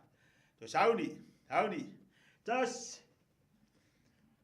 Lua. Tolu. Au fosia. Pa. Lima. Ono. Pitu.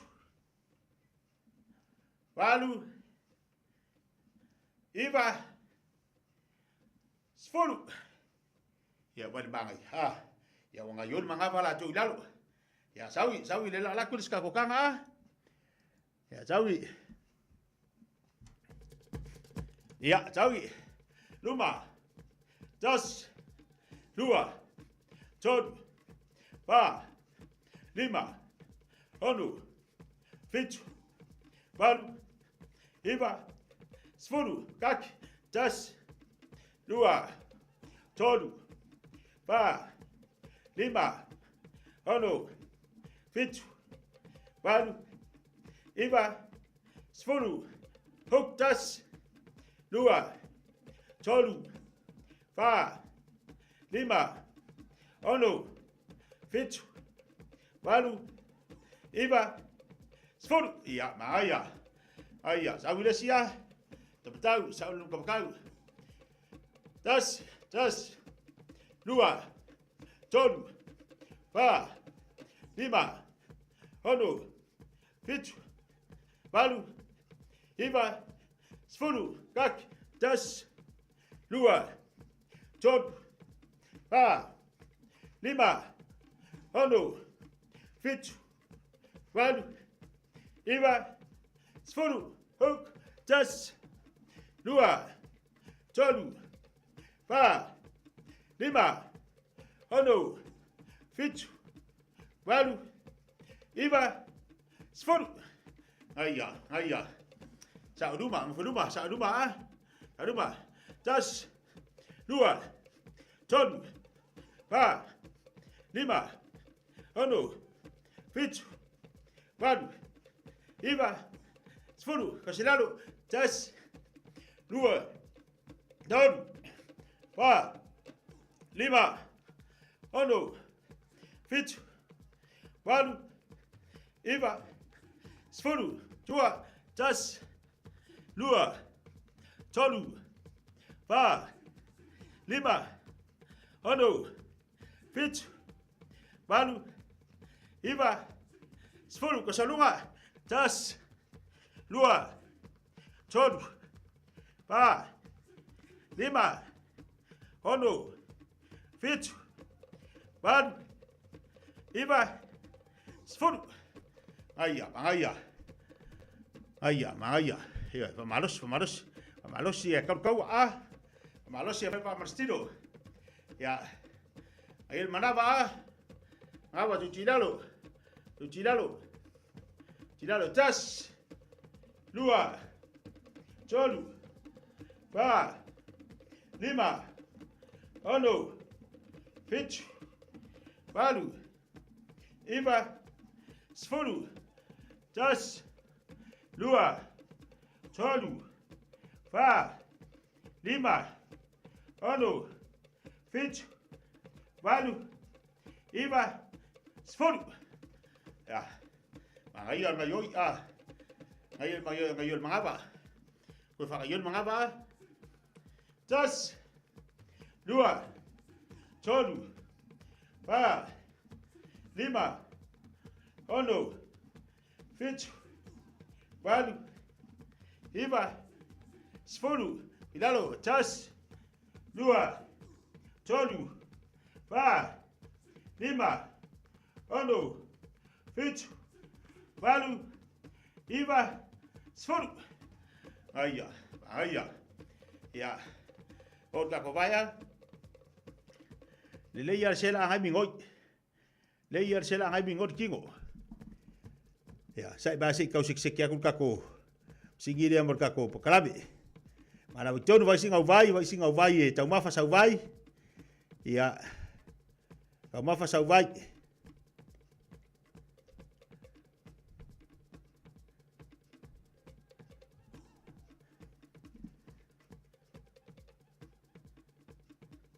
Ya bangaya.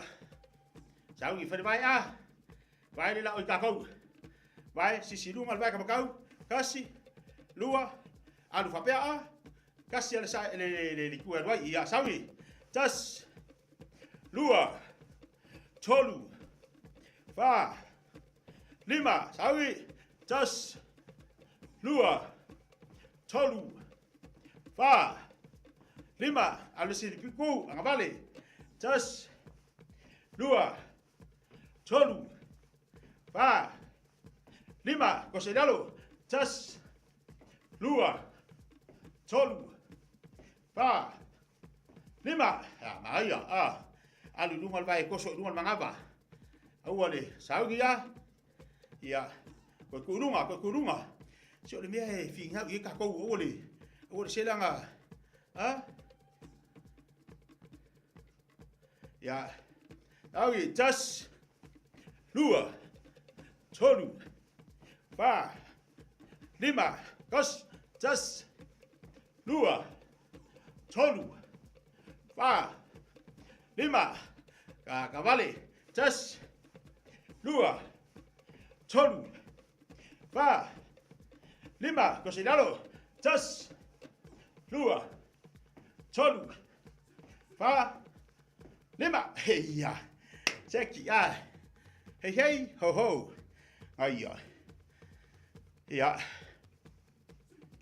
ori me fai mai kango e fai wa ali kango e fai ya fai mai le vai fo mai ya sao ya lalo ku vai to vai ku vai e mat ngaba vai ya gas lua tolu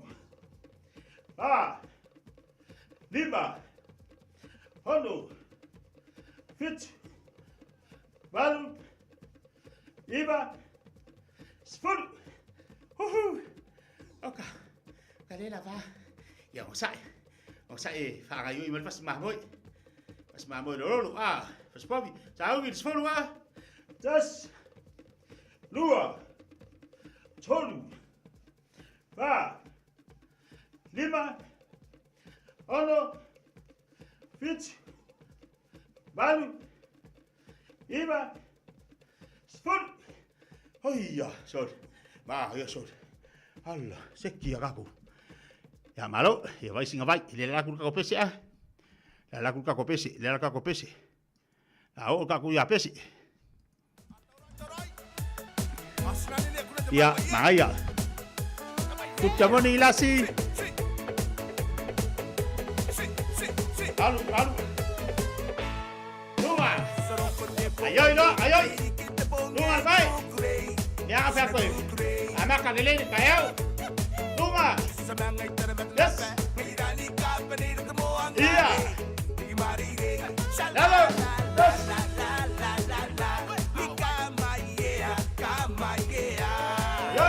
Ayoy. Luma. Sera ya la bigoy. Luma.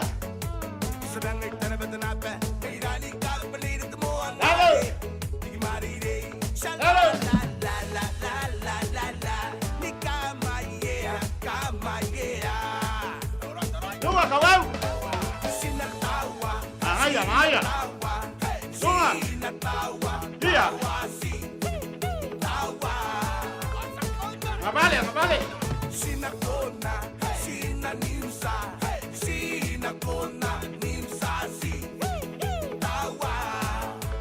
Aya.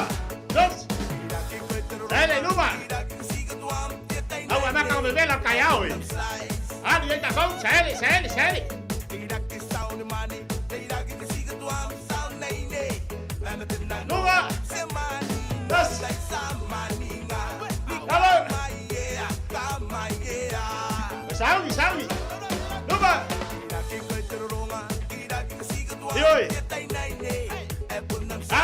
Mari ai. Das.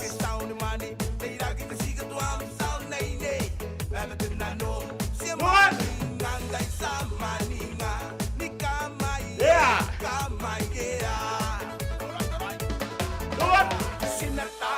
Ngayon. Awa na may bay. Ano. Lulu, kingaw. Das.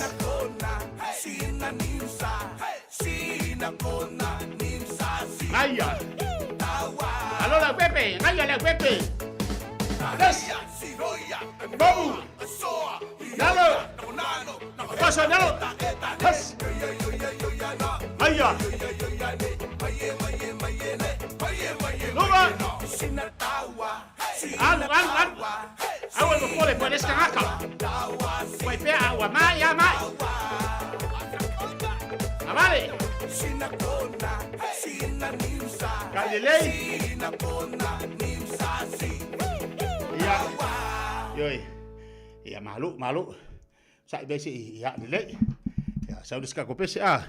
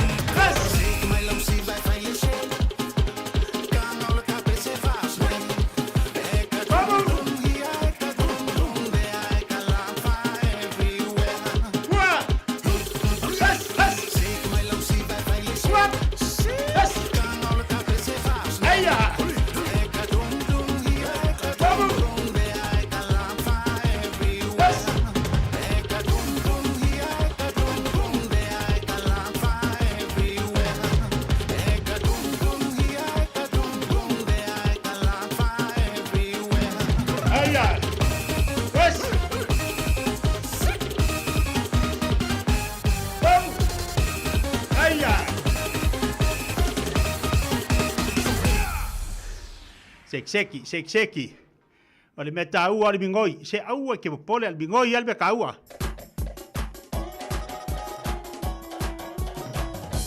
Si fua marea, patoi lata. Kalau foi a peia. Ko agai ai do kai anga supa. Yes. Ai.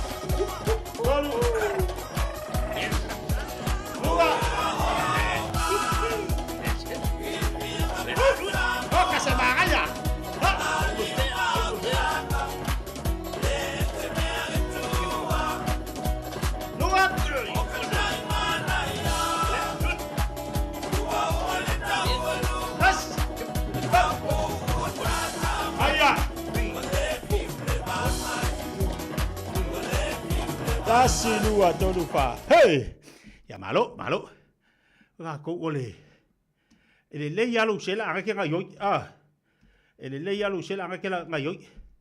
Alo sela le anga ke kakule boy. Ya. Ike ko sela ho. Ba ngayo sor. Ya se bai.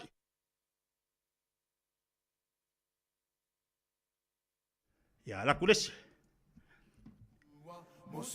Tako ya Mose ma veia. Mo veo mo veia ma Mose. Mose, Mose, Lotote, Lotote. Kami mai le dua Mose. Mose. Hop. Yes, dua, hop, yes, hop, hop, hop. Yes, dua. Hop. Yes. Yes. Fa alinga na ile Mose. Yes, dua. La auta talana. Aya.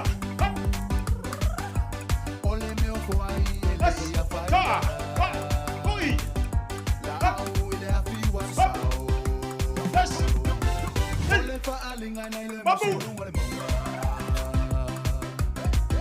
La auta. Ay ay. Yes, dua. Ole meu kwai ele ya fa. Yes. La au ile afi wasao. Aya. Hey.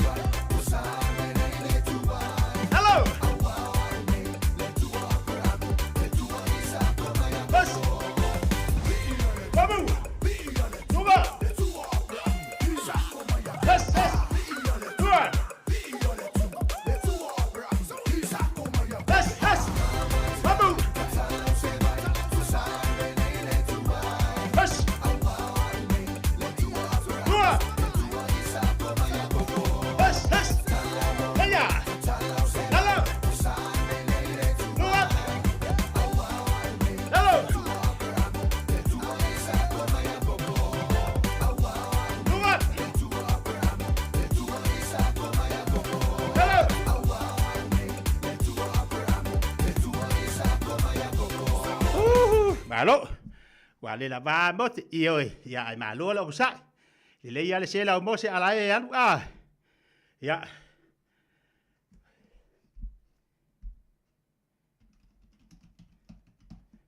Ya le mana ya. Tatu taibi ya. Tatu lo tatu pese le ai. Fa lo loi maso tatu tino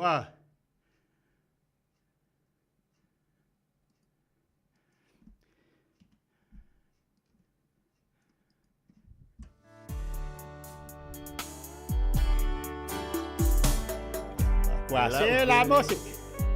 Et le Mario c'est là. On va c'est là ya. Fai c'est là la. Ya.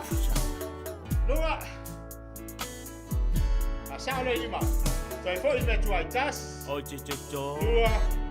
Tolu. Tatala. Seli sama-sama. Lua. Tolu. Hello. Tas. Fai le Lua. Tolu. Tas. Olha a luz. Lua. Tolu. Tas. Apai. Lua. Tolu. Tas. Lua. Tolu. Lua. Tas. Lua. Tolu. Tas. Lua. Tolu. Tas. Lua. Tolu. Ba. Lima. Ono. Tawau. Tas. Lua. Tolu. Lua. Tas. Tolu. Tau vai numa tas. Lua pasau vai ngavale palo numa ia la mona tina tua. Tas. Lua. Sol. Tas. Lua. Sol. Kapena pun vai ngavale fa numa pasau vai tau. Tas. Sol. Tapi on vai ngavale tua, tau tua pasau vai ngavale numa tas. Lua. Sol. Aya, maya. Alor vai tau ya tapa tas. Lua. Sol. Vai ya falo le masolo vai. Tas. Lua. Sol ia le falo nga va solo chino. Ina yo awane I fale tolu pe ato fa sis pa stilo pe savali. Tu fa tas eu ao. Ni bidu tas. Lua. Sol. Anaya, so ni bidu tas. Lua. Solo. Tau lo tau tas. Lua. Solo amelo. Tas. Lua tolu kuma tas. Lua tolu galo tas. Lua tolu tamilo. Vale.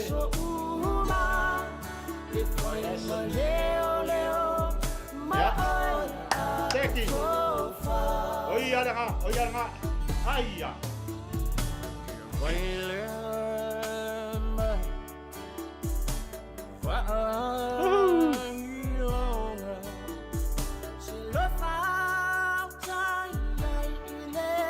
Ya, woba. Iya, vai dale manga ya. Isi le manga ya. Esa ori o nga di siko inga o ngal puru. Nga makwa o nga re ko ingor kimbo muore wa makwa fa ingwe le si nga wo ngal puru. Nga kau ole wo ko ingal puru fa mai oka. Se fa kwa ka fa longo le se leo fa pia. Ole manga ya yo le manga ya. Oi dale manga. Uja wori vai mariko inga le manga yo le puru mai oka. Wa ka fa longo le se leo fa pia. Ole manga ya yo le manga ya. Ya wala le manga yo le fa baliski ngor ngi kaya. Ya sa fa longo lo kingo. E suinga. Manga ya yo le manga ya. Manga yo le fa baliski ngo. Ya na lo fa tai. Pati mai tatu I waka for ngi kaya ese le manga. Ya. Aka fa longo wa wa ise swinga ya vi aleli. Au le meta u o le ngai yoi fa li fa malostino. E ese swinga o fa longo le taiau. Ya wa nga le ngai yoi ngi kaya o le a e fa ka fa ya fa se wa pa si piko. Fa ka fa mai ala le si piko. Ia e fa ka kule mo ku si piko. Au se swinga fo. Swinga fo we tau o na tatu wa va le taiau. Wa ile le manga ya kilo ngi kaya. Ya ma lo fa tai. Fa tai ati nei tamama nei tinale le taiau. Fa malu dua tu wa fai tu tatu fa marstino wa le awai mai sunga fa fengai. Ia ona o fa to dia o ile o le finga ruenga. O lo fa la finga ruenga sunga fa fengai. Ai le ngase. O le fa yena pa mai le sunga fa fengai fa wa tatu fa marstino nei taiau. Ia ai manatu sa suosania tu tatu fa marstino yanti. Oi. Ia ufuanga malau se exercise for the taiau la tu. Awe nga pati au tiu te mau ngā ruenga. Wha malo atua inisio tatu paanga. O lo mafuta mai tono whawhai ngā ruenga. O I lato fo ua avele sumpa ma me wa whawhangua I lato. Ia te outou na momoile nei tai au. E alu akul kako whaamariskingo wa ikei. Wa ikei da loko whaamariskingo whawhangu oe. Ia ngā whaile I oe. Ikere I o le paipai. Keni wari whenua I matpurumu. Ia ele se bao ia ma e alme. Ki pupuri fware ngā mea po me e whenau whaamarikingo. Ia whaamalo atua ia te outou. Tasi mai nei ta mama nei tina ufi alawa nei tu te mafuta malita au ilele. Tatu te mafuta fo ile aso to asfaleile. Faleile le tatu sumpa masani. Ia na tu e whaawau fo ile. Awane ngalo. Olo wha ile tatu sumpa masani. I tatu whare ie. Olo ile tatu sumpa fo ile. Na e whaina le tatu whare ie. Whai fo ile la whiawhena nei. Awa te misia. Awa te misia nei whaamarasino ia.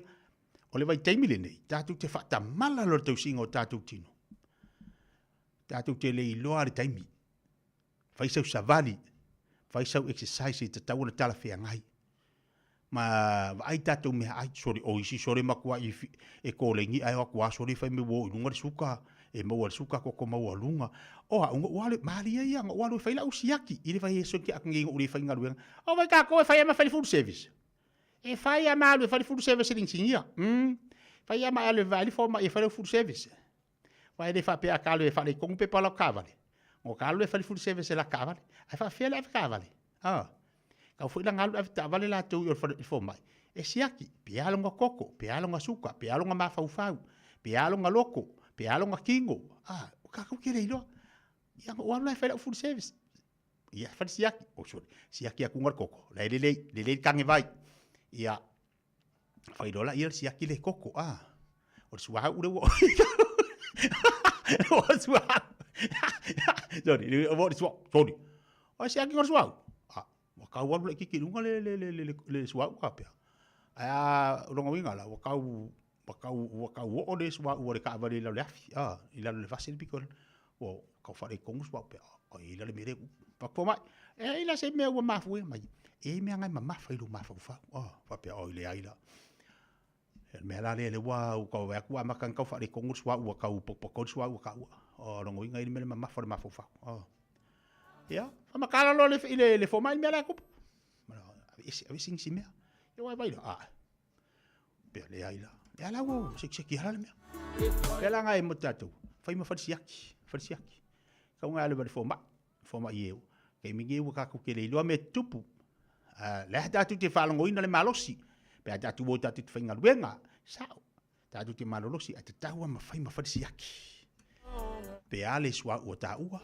Pe ale kange vai, pe ale vai.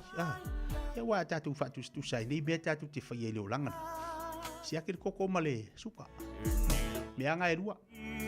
Ala ka vale ile ta ya vai le ta vale fa lola fa vai le afi male, vai swa u male kange vai po yese vai. Pe nga fu ile maka ko. Awa nga fa le ko ngor ka ko food service. Oi. Le ko fio ka ko ngolar. Ia ai fa malo fa tai. Ia o mea e so suangia tu mo tatou mar so ifuanga. Au foi te nau tele ngā ruenga ai le lava sau malolonga. Fai ma fai se malolonga. Au wani i fa pe wa fia le sa wolo ko kongi ka isfulu roi kulanga ki ova kai mi ai.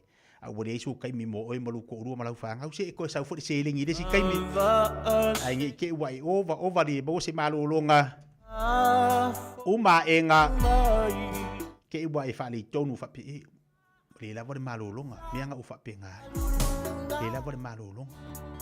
Le sosani el pokalame tau tuana ia mo fia tatu ainga ia ma fai se fa malstino lanto le vai te mo langa lo tatu ia tatu te fai lo ai ila so tuana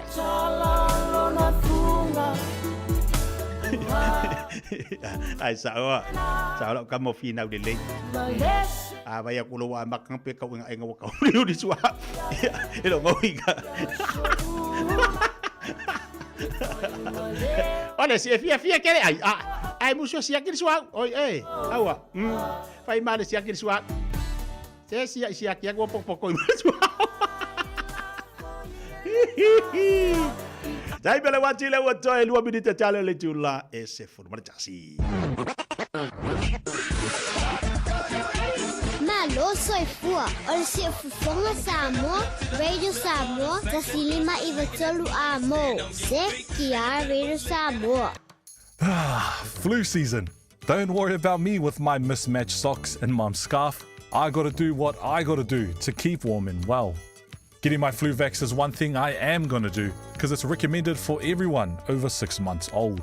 And it's free for Pacific peoples aged 65 and over, pregnant women and many more. So book now with your local doctor, nurse or pharmacy or visit info.health.nz/flu for more info.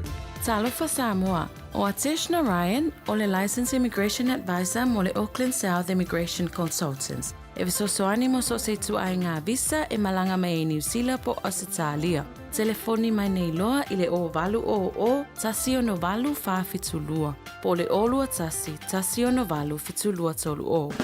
Sunga o whenga whakao e lo kawa le whau maunga Max Ila. Se nga uka amilo e au kilangi. Mo koe foi mai lava i o Tara i le Tire World and Auto Limited. Lea e mau aiso skoi ngā meg ma pa uka avar. A ole me piko sidi. E ngā le lua lima ka alalwa ia so le kokongi. Le Tire World and Auto Limited e te maua i ta avale ma pa utau ngō fia ia New Zealand antoa. Mo foi se ti mag wheels mo so se tu ai ngā ta avale ma le telo isi au unanga. Warren Fitness i le na ole se fulu tala pia i wha i loa i eina e wha afafonga le Radio Samoa i nei wha abitoa. Samoa. Talia wins quotes, cue cards, maisi. Wala le Tire World and Auto Limited i le lua fitu tasi tolu o mo pa uta avale. Po le lua fitu wha tolu lua o mo le fale inisinia.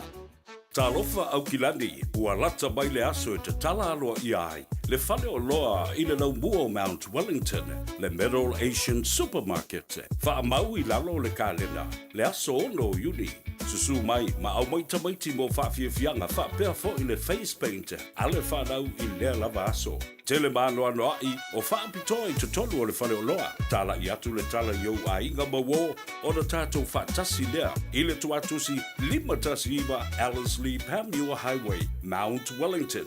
A mata le whaapmoe le se fulu le tai ao, le Middle Asian Supermarket. Ua na o le Radio Samoa se furulima iwa toru a mo e tautuaina o e ilaungangana fitu aso le vai aso.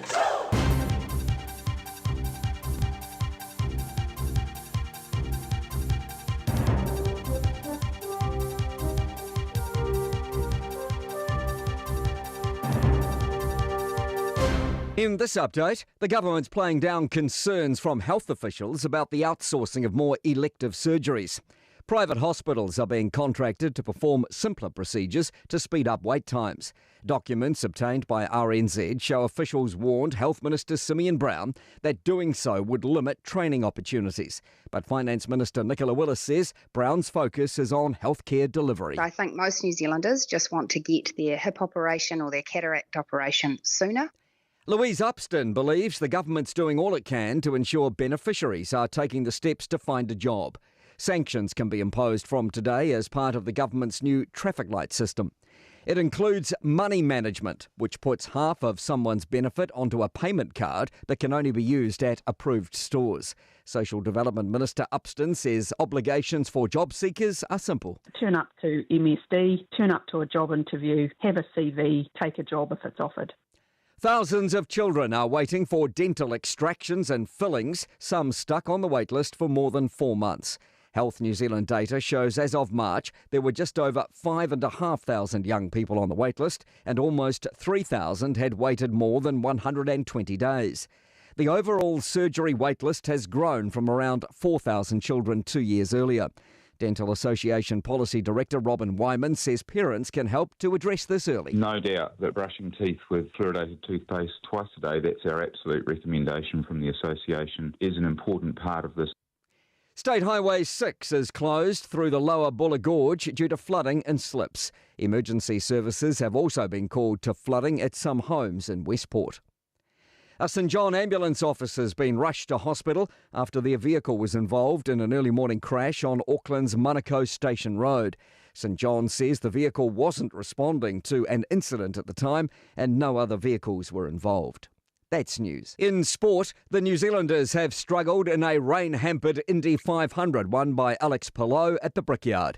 Marcus Armstrong was best placed in 21st. Scott McLaughlin crashed out in the warm-up and Scott Dixon finished at 23rd and last on track due to mechanical problems.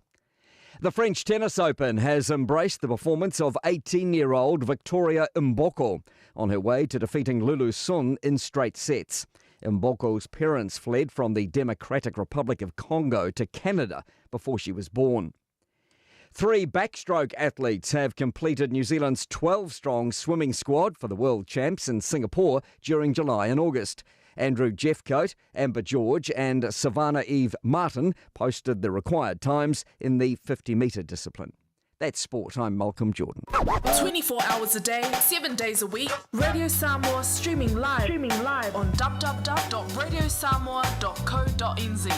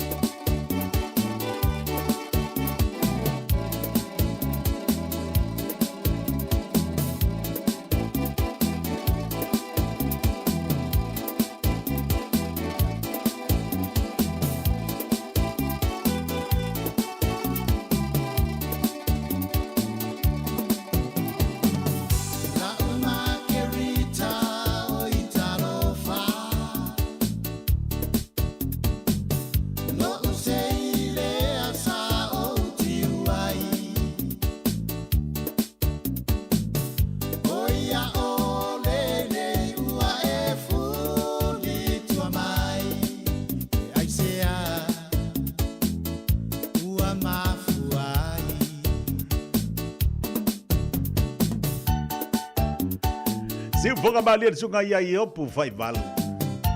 Au toi mafau fau farolong ni won pesele. E sele mana i o fatunga. E pe o se pese foi lea o lo momoli ai o se mafutanga sa fai au o motusia. Pe o se pese foi lea toi mo se pe toi mana tu natu iai. Pe o se fatunga foi lea sa feuai. Sa mafuta. Ai te ua le toi feua. Wai sa wari ngi vai kaimi e alo wa. Pe fia tau sanga alu rafa mai ele ko feua. Au fara ngolongo lai le mana i o fatu. Olo o fa ai lo ai la ngona le fatu pese. Ile taimi amata. Pe olo o talatalai ia o langa ka vale ngalu o longa kaimi ngalu o langa kupe ngalu. O mea umanga ya. Ia ako ngala ko mafala li ia lainga. Ia alu ko isia. E ke ngo fala o ma ia mai ma fau oi i le lua mafukanga ai ke ro le manga i le pese o ma fau ala ia lei mo tupua mo fio le kala ku si o te fu tupua o te ia wa olisi ia usa onga wa fai sianga kaukok ia a olai e ia yanga kopua pe whakakainga i sianga kaukonga whai mua ia wale ko whewai ia a la yanga ia le whiri rang kaukonga mua a leo sui le sianga kaukonga pe o ngai koe manga ko ngaku fu ilia ma koe pe koe kakai a le whiri ia lea a le whiri lea rika ia leo anga ngofu mamake uso a leo anga ngofu mamake a lenga a le whiri rika la whiri ai ale manga ia le pese pe o ngi ma fau nga fu ile to fafango i motanto pa ila meanga e fe makupo ya o ngi kai wa kaunga vesi a fa pe nga ke fili a rika a ole walu ngofo mamake wa ka kaunga ki e fili a rika a ma fili a make e ke fili ai a lo kausi o e make a nga e ke fili a sore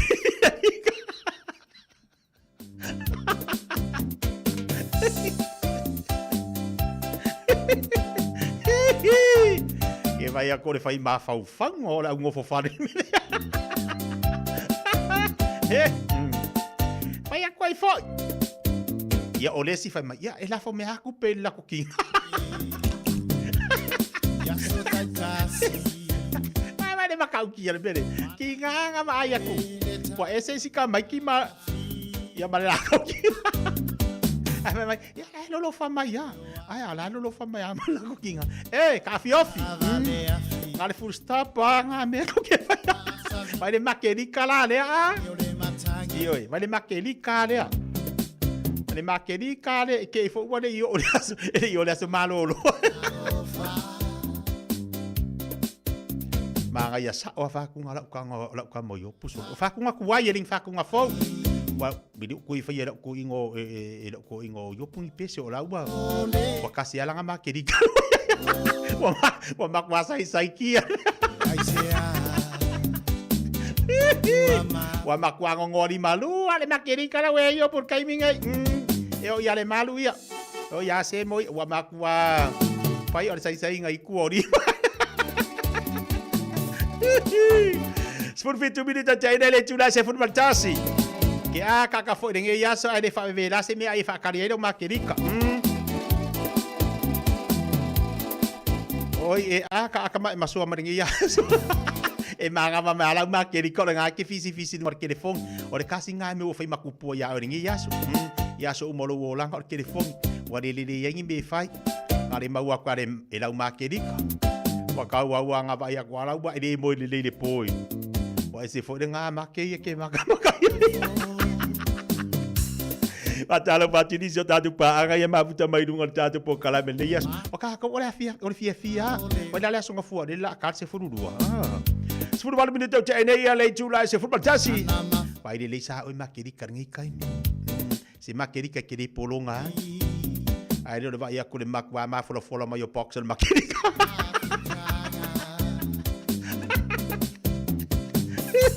oi ese kier va kai vengi de boxer la makerica e do se kier vengi me ala fa vole O le makerika e vaku ngā ai.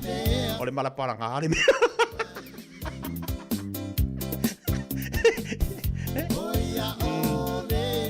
E le whapea vaku le mawholofola ma le paksa le makerika. Ia ngā ke, ia la, ia le. Ia o ia la le. Ai mare kau kau sanga va ku era fase ku pe maku ma misi ala lea le ai ma se ku pe la fo yo maku ole makerika nga manga o ia au ka fi ofi ko se me polonga ai va le se makerika i doe ya lo foi lo kinga ma lu kama e le fa ma o ia oi pe ke mai pe ke abi o fa mai ai fia ai ba fia ing fa fanga o le McDonald mai fa ing o le Sprite and McDonald Ao so mai masang yang kang fa afu oi. Ya me ser kau malulu. Ma kwa fa pulo o ilungo fa malu.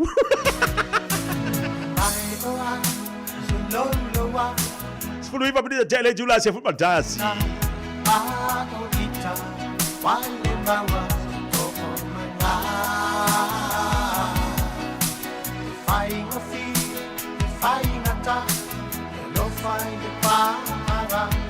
Atua sele motu mafuta solo mayan olanga ayando na lele kele tama pia avea boy find the say etawai alba ai down the faisa kumai yangu oaso Yange to my Kelimana atena papulonga Oye se tasi wena faiai Awale fefe fai mai sambanatu Ua e fuli tua mai au Tatu inatu ai e alu Te tamu tunga o mana ona Ule pea oi lo sauna tonga Wa e yo anu nei mafatia Ise ua fai no e matia Ole leto fa Italia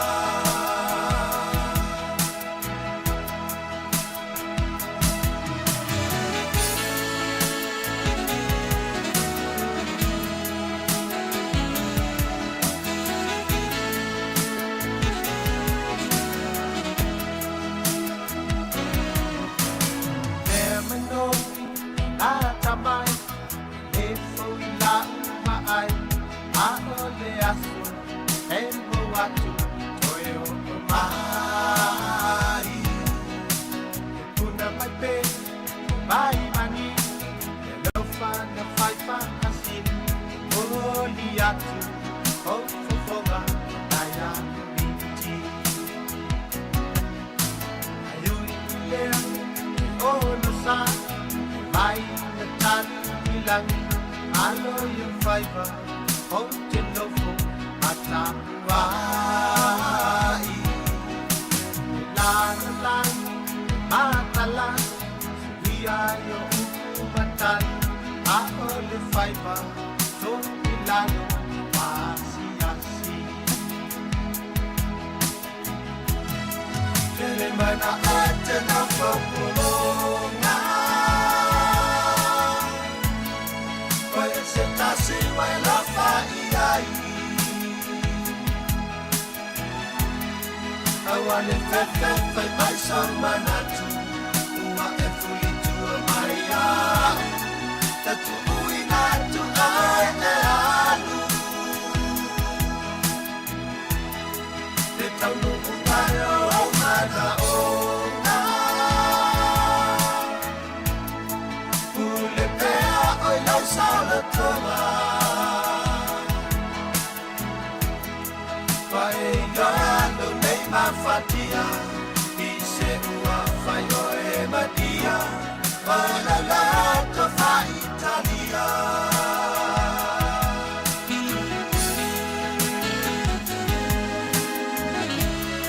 di seto fale moe. Awe cheno fo polonga. Luas full 12 minuto je nei jula se football tasi. Walo fatwa di so tatu abtabale lunga dal tele malola bal fa manolosi. Amalo tul to finiana lei. Alo fatu sista. Oi malai ngolo mafuta mai le nei fo male tayao. So fo ya to le pai. Alo brother. Tasi ya polonga le nei. Tai so to le pai. Malo so ya pesta. Ke lolo al polonga la pep.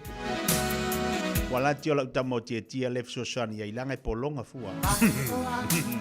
Dia ngai. Le fai mauti de tiro ya makerita. Le lai ni so tade banga ilunga le dato YouTube le nei banga taya. Balo tia mai manino lua manu malor se fua laude lei. Dei mane pusa fatalo fatu po kalambe. Diso la tolo mafuto mai nai America Samoa. Iresa mataya fatalo fatu. Matau fatalo fatu dei tei maleaso. Ya mai se foi inisio na yo tatu tomam tina matolo mafuta mai tiu te mangaluenga. Jo tunu fi. Sau bau fatalo fatu nei vai ngale jaya. La tu folo ngaluenga. I lunga la tele. La tolo ngaluenga imtanga lunga le malo. La security ona ile leo. Matalo fati ante auto. Mai se la tua no foto tasi nei vai taimi. Ya, e alanga ngo fo kasi o mai le vala o leli. Ya ele fa pe o malangar kamapi malangar kinganga fa pe ale kingo ngai kingo fo kasi. O ele ai. Lai malanga ono niso fo fuanga a na te do to lua. Au wa fia ngo fo kasi.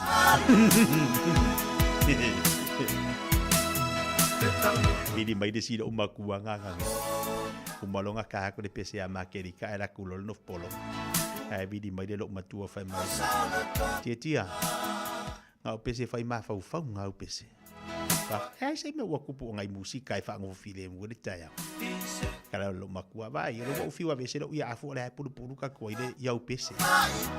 Ko lo makua le nganga le musika. Makua fa ka ai lo palanke ke la ko. Fa ma fanai oi. Fa a fer ko inga. Kalau makua wole vangalu ko inga ka wa maliu. Fa ia vai dale nga ka PC nga bak. Fa ma fangai oi wa wole sisi ke ma fangai. Ayo. Vai la vai wole kasi do makua. Kasi do makua walau kai dua lang kupua. Ya, ya la aku dari PC dah biasa do ya. Iya ai dua-dua mai. Bai wole sisi bo fa wa lu ko inga ka wa bo fa ilangin fo la. Oi. Ang PC aku ya oi fa ma fangai. Wole sisi ke ma fangai. Luas 10 menit tele jula simatasi.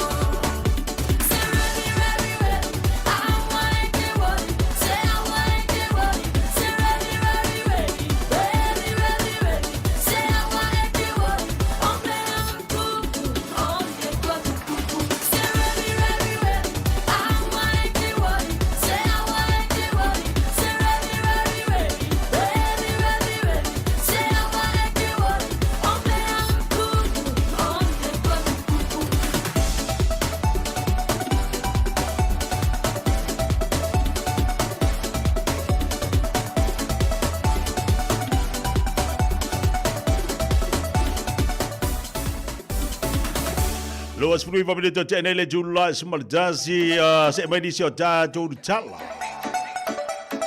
O melo tu butelo tato wa tinu la mfana fa tawe ilungo penga tfai langi le Samoa. Ile so. Disi la ni o tato chala la mfai ona fala tele ia ilo sila fia. Mai fa tawe ilungo penga tfai langi le Samoa. Fa tu peni sila ia le tawe 3 miliona le tari ngalu ala fi anga la uli. 3 miliona. Patu pele malo ni sila. Oh, mana ia. Ave ese le whamasinonga sili ai inga o le saini le ofisa o leo ma tau fia le tu ua Samoa e le tai o le fast. O le utala ave ese e le whamasinonga sili ai inga o le saini i le ofisa o leo ma tau fia le tu ua Samoa e le tai o le fast.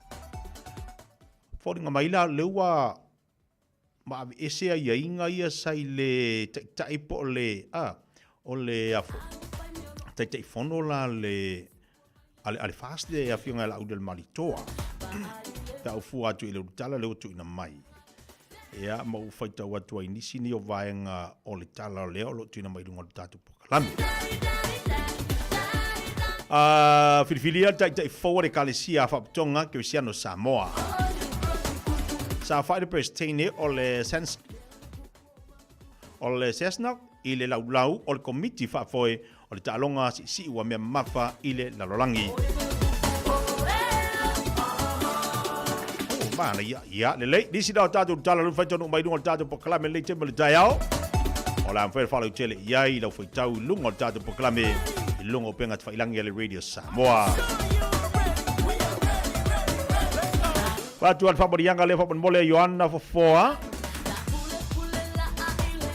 E famuni atu le asofanau o mafalu fono ti i hemitone i alo fangia le atua fo inisi tausanga si tele au fianga i lava matiute mangaluenga ia ai maise o le vala awina i ngaluenga le atua alo faanga ma famunianga e batu i londo a inga i te wa mutu manu i tele i atiute le so.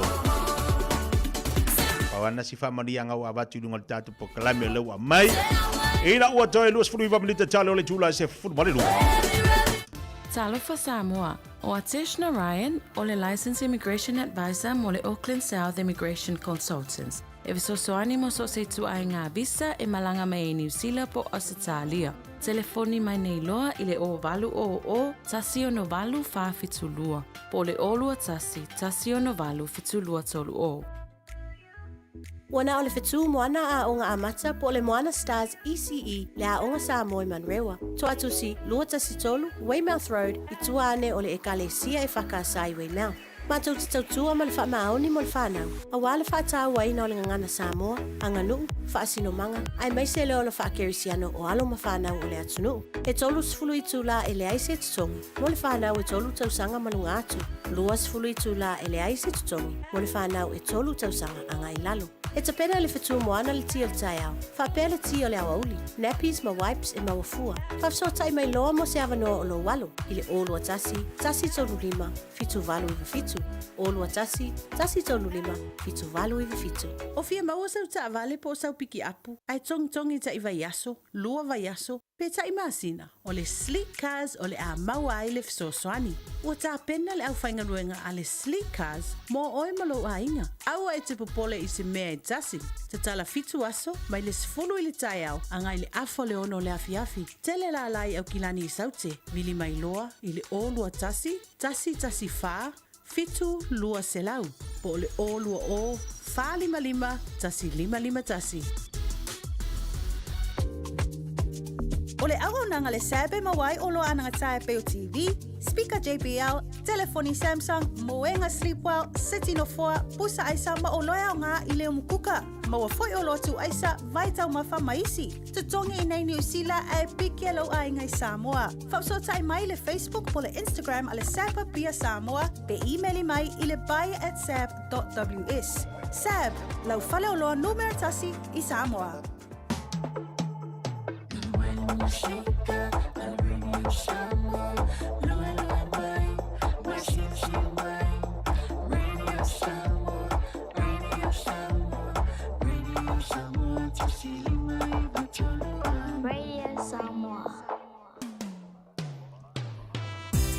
So e lua se futbol e ono mini tanda tale o le chula se futbol e lua. Mai al fa fianga mai le ni foloa na se atu le vatu po kala me le mo e.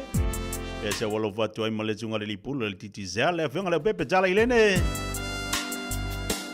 Ya no foto ta se malanga fa de tua ya si Italia brother.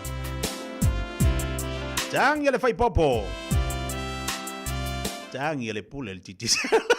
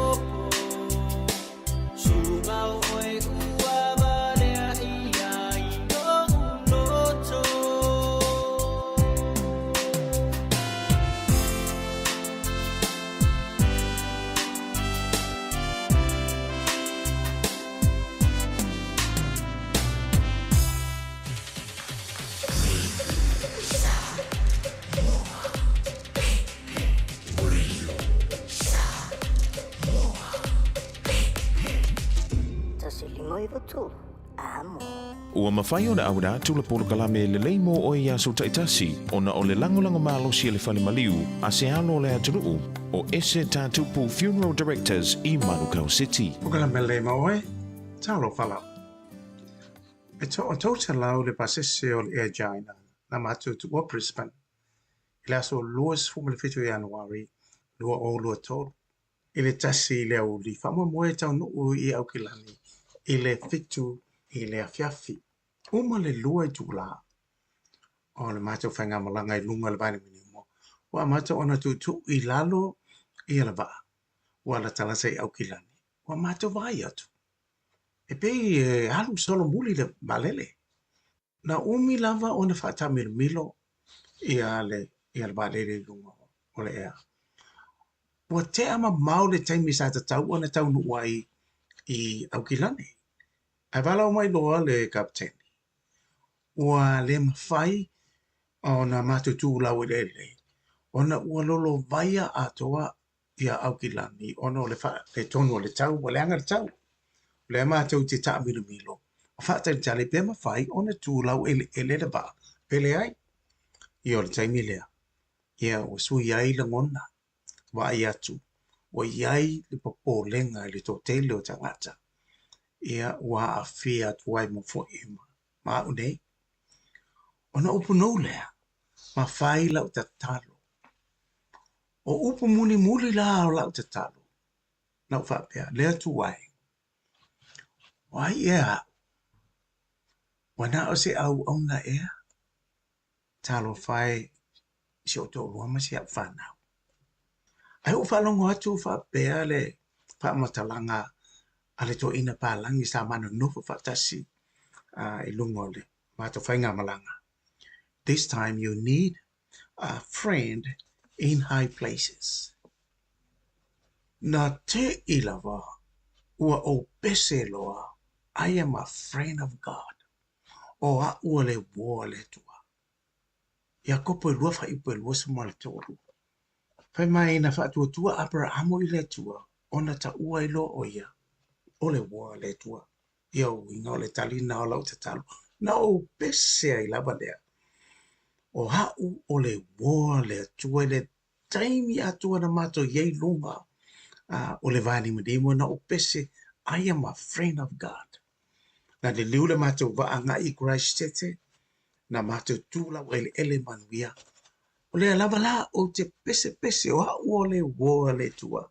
Ia pese roa. O oio le woa le tua. Ma mani tua. Ele lei mo oi.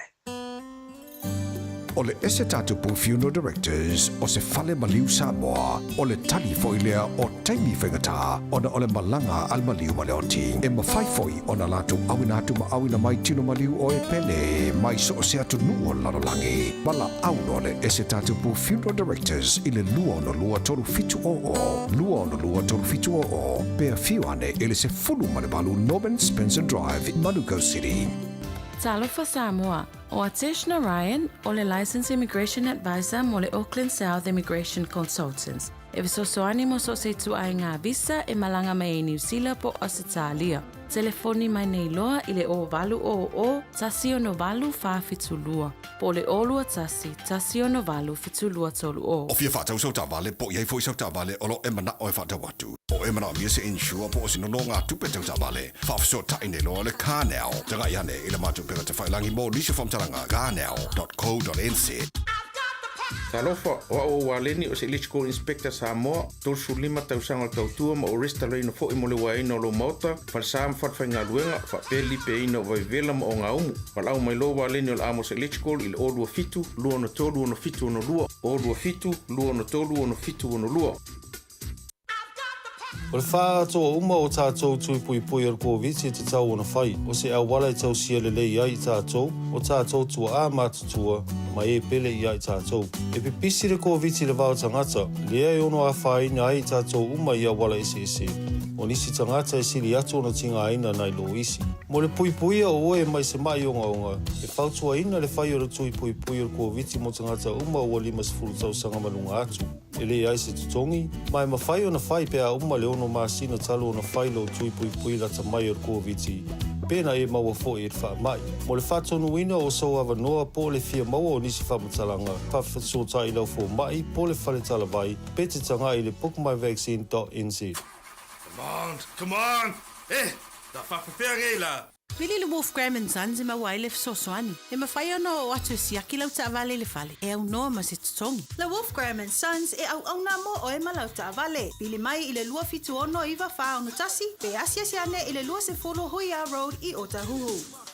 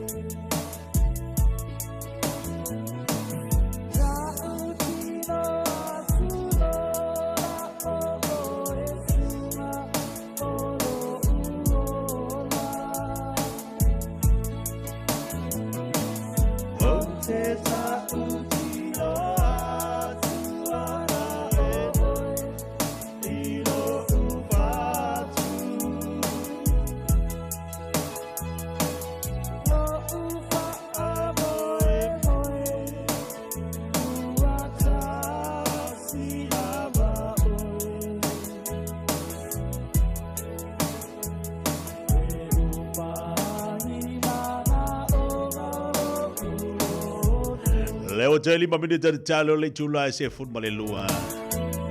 Si ufonga mari le foi pesele vai. Tai to loina oe maha umatato umala le dei aso le na sunga fu le nei. Mamoli atu ai oe le tale tula se futma le lua le udo le so. Le toe fa sala wino tatu tala mai Samoa.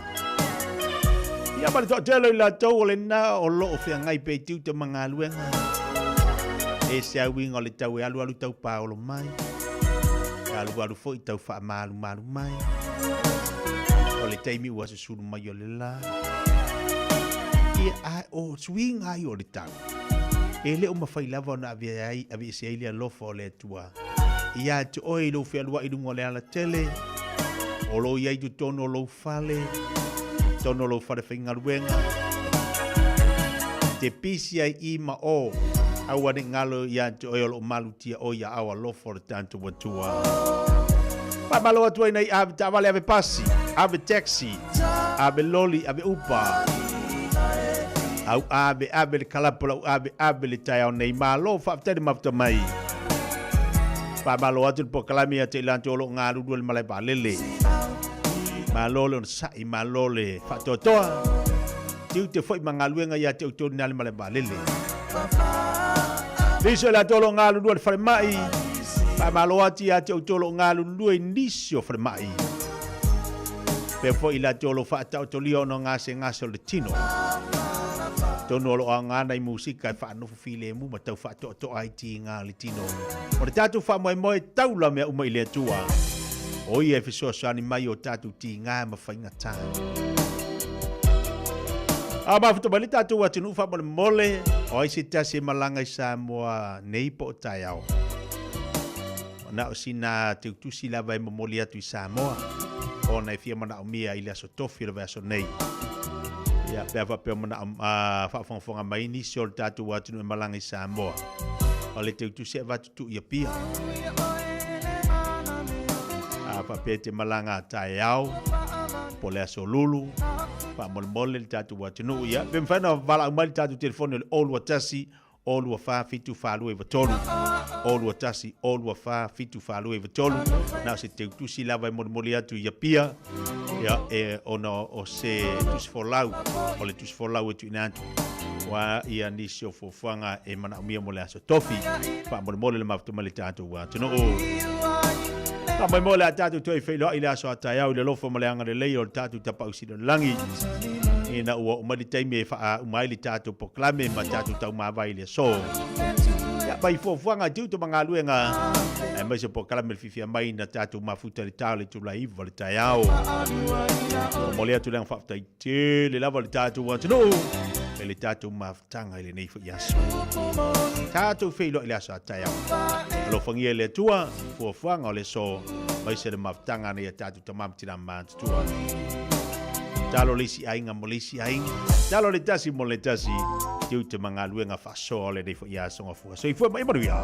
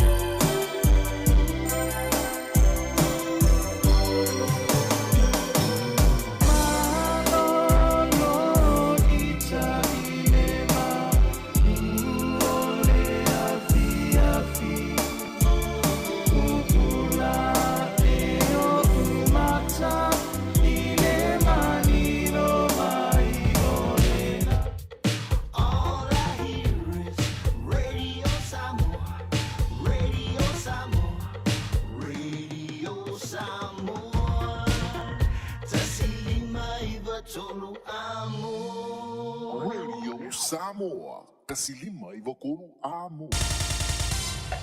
Usi mai alau whaafafonga. Telefon mai Samoa ia sa taitasi. Ua au mai amo oe ona o le langolango mai a le talofa voucher. O te whātalofa ilo tātou o tunu ia usi mai le whaafonga tautua a mata le nei vāiaso. O le maloni usila ua whaamawina nei tala whaasalo pito le fio anga o laulii. I te tonu o le tu malo o le vai maunga ua fesoa soani e whaatupe. I le tau e tolu miliona tolu se lau limas furu afe tā la. Le ngā luenga o le tali ngalu o lea fio anga. O se ngā luenga e le whaingo fie o na sa idi ai se fesoa soani e le tātou malo. E peo na whairoa e le fionga i a le niu vai niu teo. O ia o le sa o le nuu. Ina ua ia folosia le tala o le ngā luenga mai le amatanga. O le nei mta whanga le limas futau sanga taruai. Sa avea mamalaya kapia al nei no. Te loe limas fulu mita le vaenga o sami rewa tanu mia o na si o le taima le matulanga o waiele si tanga o le sami nei on po. Patino ina la i o nei ngā ruenga i le tolus futau sanga taruai le tan ngā mua sa whaia. Ia o lewa tau awa i atua le ise mea. Ia al newa te whina ngalo nu. Tau sanga ina ia fuafuanga nei wale toe whale i ole tangan nei. Ona e manu fo i le tar whātai nei o nofo ai nei nu. Mai mora sira fia. O tele ia vaenga o maota malawa e meise ia tu noa te tu lo whātase ma tunga mau o tua a nei nu ua whalanga ina o na malosi o sami. O lewa atoa nei le sifuru tausanga sa mātou sa valia ai le ofisa o Minista Taruai. Tausanga i nai mo le toi whausia ino le mātou tanga. Ona haele sto whainga maro Taruai le fionga ia tula epa mare whainga. O le a whataunu ina le ngā ruenga. Ia, leo tātou lo tulangon tupu o le tula i mai whainga sa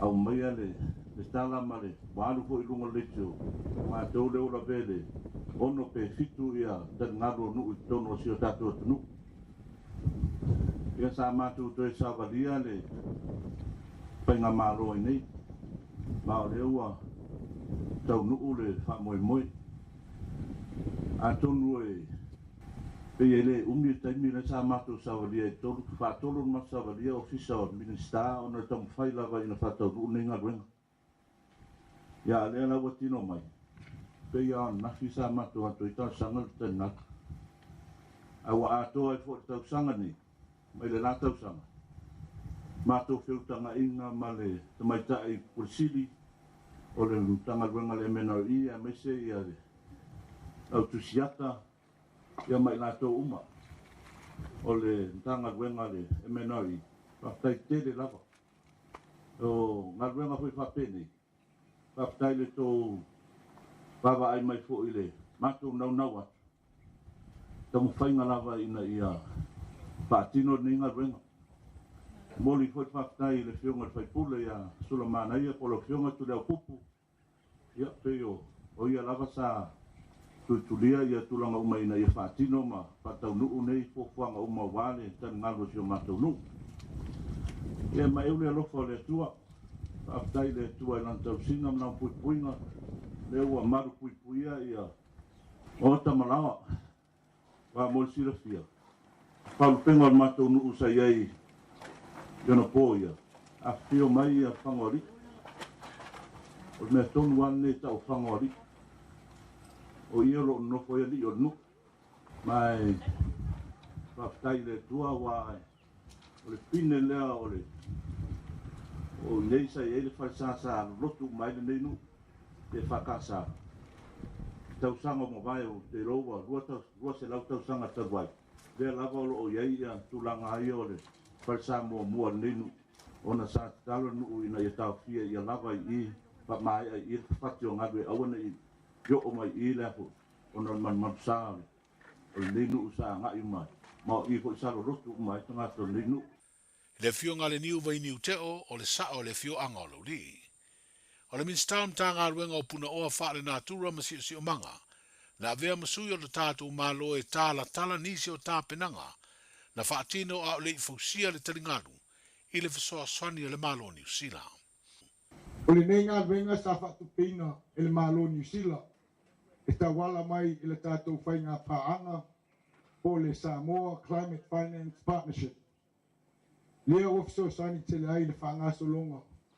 O kalami ale malo, mo le puipuia o ngā tai whale o nuku, ma anga mai a fianga o swing o le tau. O le tau a whae o le nei ngā ruenga, e 3 miliona, 3 selau 5 hafe o le tuputa a. O le company Lucky Construction Limited, lea sa whamanu e ina i le tau fonga, mo le whatino ina o le nei ngā ruenga tāua. O le ata, o le taringa. Sa tusia e kompania Iskuki Punivalu and Associates.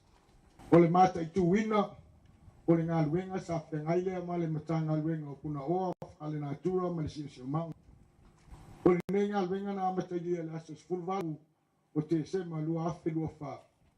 Ma wha maea i le aso lua tolu, o me lua afe lua lima. Ai o le aso tolu sfulu, o me lua afe lua lima na fuafua. E mai ai le konkarati, ma isa tātou pati i le ngā luenga a Lucky Construction. O ma whai o na wawe wha mai ein, o le tele lava o tātou ngā luenga. Ia, e umai fo ua. Whapopo temi ia o ma naia nei tau whainga i a tonu lava ole. Wha mua ne se tasi o alole tātou whionga nei. Le whionga toi sulusulu Cedric Schuster o le Minstown tanga luenga o puna oa whaale nā tura ma sio manga. I le masino i Anuari o le tausanga nei, na talia ai e le whaamsinonga whaitu malo le tāro sa ngā tua leo. I ai ai ngai te tala i tua le sui whaipule o ngā ngai whamaunga tolu, le sunga la audi le ua te apola te Valfosi Smith, o le ua mātala tala nisi o ai ai ngā, ina ua talia ai e le whaamsinonga māua lunga le tāro sa ngā la auli mrana lo ia, na lu i ai e ala i se apiri i ai ai ngā, po le bail conditions. O le tau fia le malanga ese mo le tātu o sanu o lea sui a whaipule, o ia foi o le teitai o le vanga wha upu whai o le whaatua tua i lea tua sa mo umatasi, ua ave esea. O whapena foi na ave esea lea i einga, o le seini lea i le ofisio leo i vaya sa uma. Sa ono sa ia pea, ia matari malu pea le whaiunga na mai. Ono tūlanga o tūla whono, e ma me umolo whawhoi whaiunga ali i matamaitai whamsinonga. Ia mari i o le whamsinonga, matamaitai o le whamsinonga. Peitai, ua mai tau, ia ua whai asi whainga tā tele mo a ula vaia. Tūlanga o whatinonga o tiute, whale ainga, tiute whale malo, tiute whale tu malo. Ia ua lema whai o na whatino nisi o fufuanga. Mai se foi le tele o whale velave, o mori mau maisi o ainga o maliu, o mea se samasani o na sao loto ai, ia ma whatulanga ai lau whaalua e whatino o tiute, tausi le ainga, tausi le kālesia, ia mo tiute whale malo, peitai. Sai tia laulo tau manu ta vae ono nei fufuanga umma. Salo pe o batu le se fulu mon tupu, malanga sa tau ono waluai. Ia ua ono sai lava, ona ua tawai male anganga uipui le tūlafono. Ina ia tausi per tūlafono. Ia lela sa ono sa ia nei 5 masina. Saini asfarele uma, ia maanga ia ia ta fiel fe malanga. Uio lea, pi ia le tua, whaftai lo na lofa mlo nanga lelei. A po inga sa poam sa mali toa, malu whantoru e meise. Ta po inga o te mawhale anganga ma le tato i tu malo. O wainga, o lo mangafa, tato au lango umal fatu tu ele tu sa mo tasi de la lo langi atoa. I'm free again. Fai no latu tato feloa I ma fai tonu vatasi. Ya ma vai tu langa umal le ma fai ena fatino nga luenga ma tiute. Le sunga la uli le watea polata I Valfosi Smith. Le amatanga le nei va yaso, e amataita urumanga al whaamsinonga whaitu malo. Inisi o morianga lo tua ia i leo la uli, whapea isi tangata e to 5, He au fia i le tasi o sui fai pule o le pāle mene, le fionga fi pulea i fai matasua, o le sunga ia li o whaatau malama au awa, o Lisa Marie Schmidt, ma le urunga li, o Samuelu Masivai fau ena. O lo whaatulanga o le vai aso a tōre nei, su enai mōri maua leo leo, whaapea mōri maua i la tau o lo o mōria. O leo ta apeu sunga fono o le fono tele lona se lau 5 ale kalesia whaapripatonga kerisiano Samoa na usuia, i le lau mua le kalesia i malua i le lua vai aso umawai.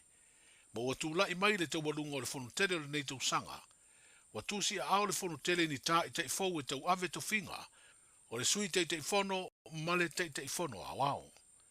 O le sunga le whaiwhi auto ina o le aulotu e whakasai sama le ulu i le sunga pa le mia tau iri reupena, watusi a ao i ai le fono tele le palota, e se e atu e tau ave le tofi sui te fono.